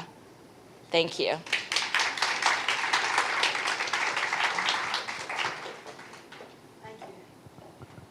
Thank you so much, Joyce. I think it's an important piece, and I think a lot of times when we are having a technology conference, we talk about technology, we talk about big data, we talk about robotics, but what we don't really touch upon is all these different elements of AI, which is technology, leadership, finance, funding, investors, and ethical and responsible. So I feel really great that we actually got such amazing speakers today. So much knowledge and so much information. So we are towards the end of the day. I know 4 o'clock we wanted to end, so we probably end a few minutes early so that you all can get back to your hotel, glam up, look really pretty. It's a black tie event. I know a lot of us are wearing gowns and guys are dressing up in black tie. So we have a little time. The event starts at the L'Oreal building at 6 p.m. So please be there sharp at 6 p.m. And thank you so much. Give a huge round of applause for all the speakers today. Thank you. Thank you so much. See you at L'Oreal's building, 6 p.m. Thank you.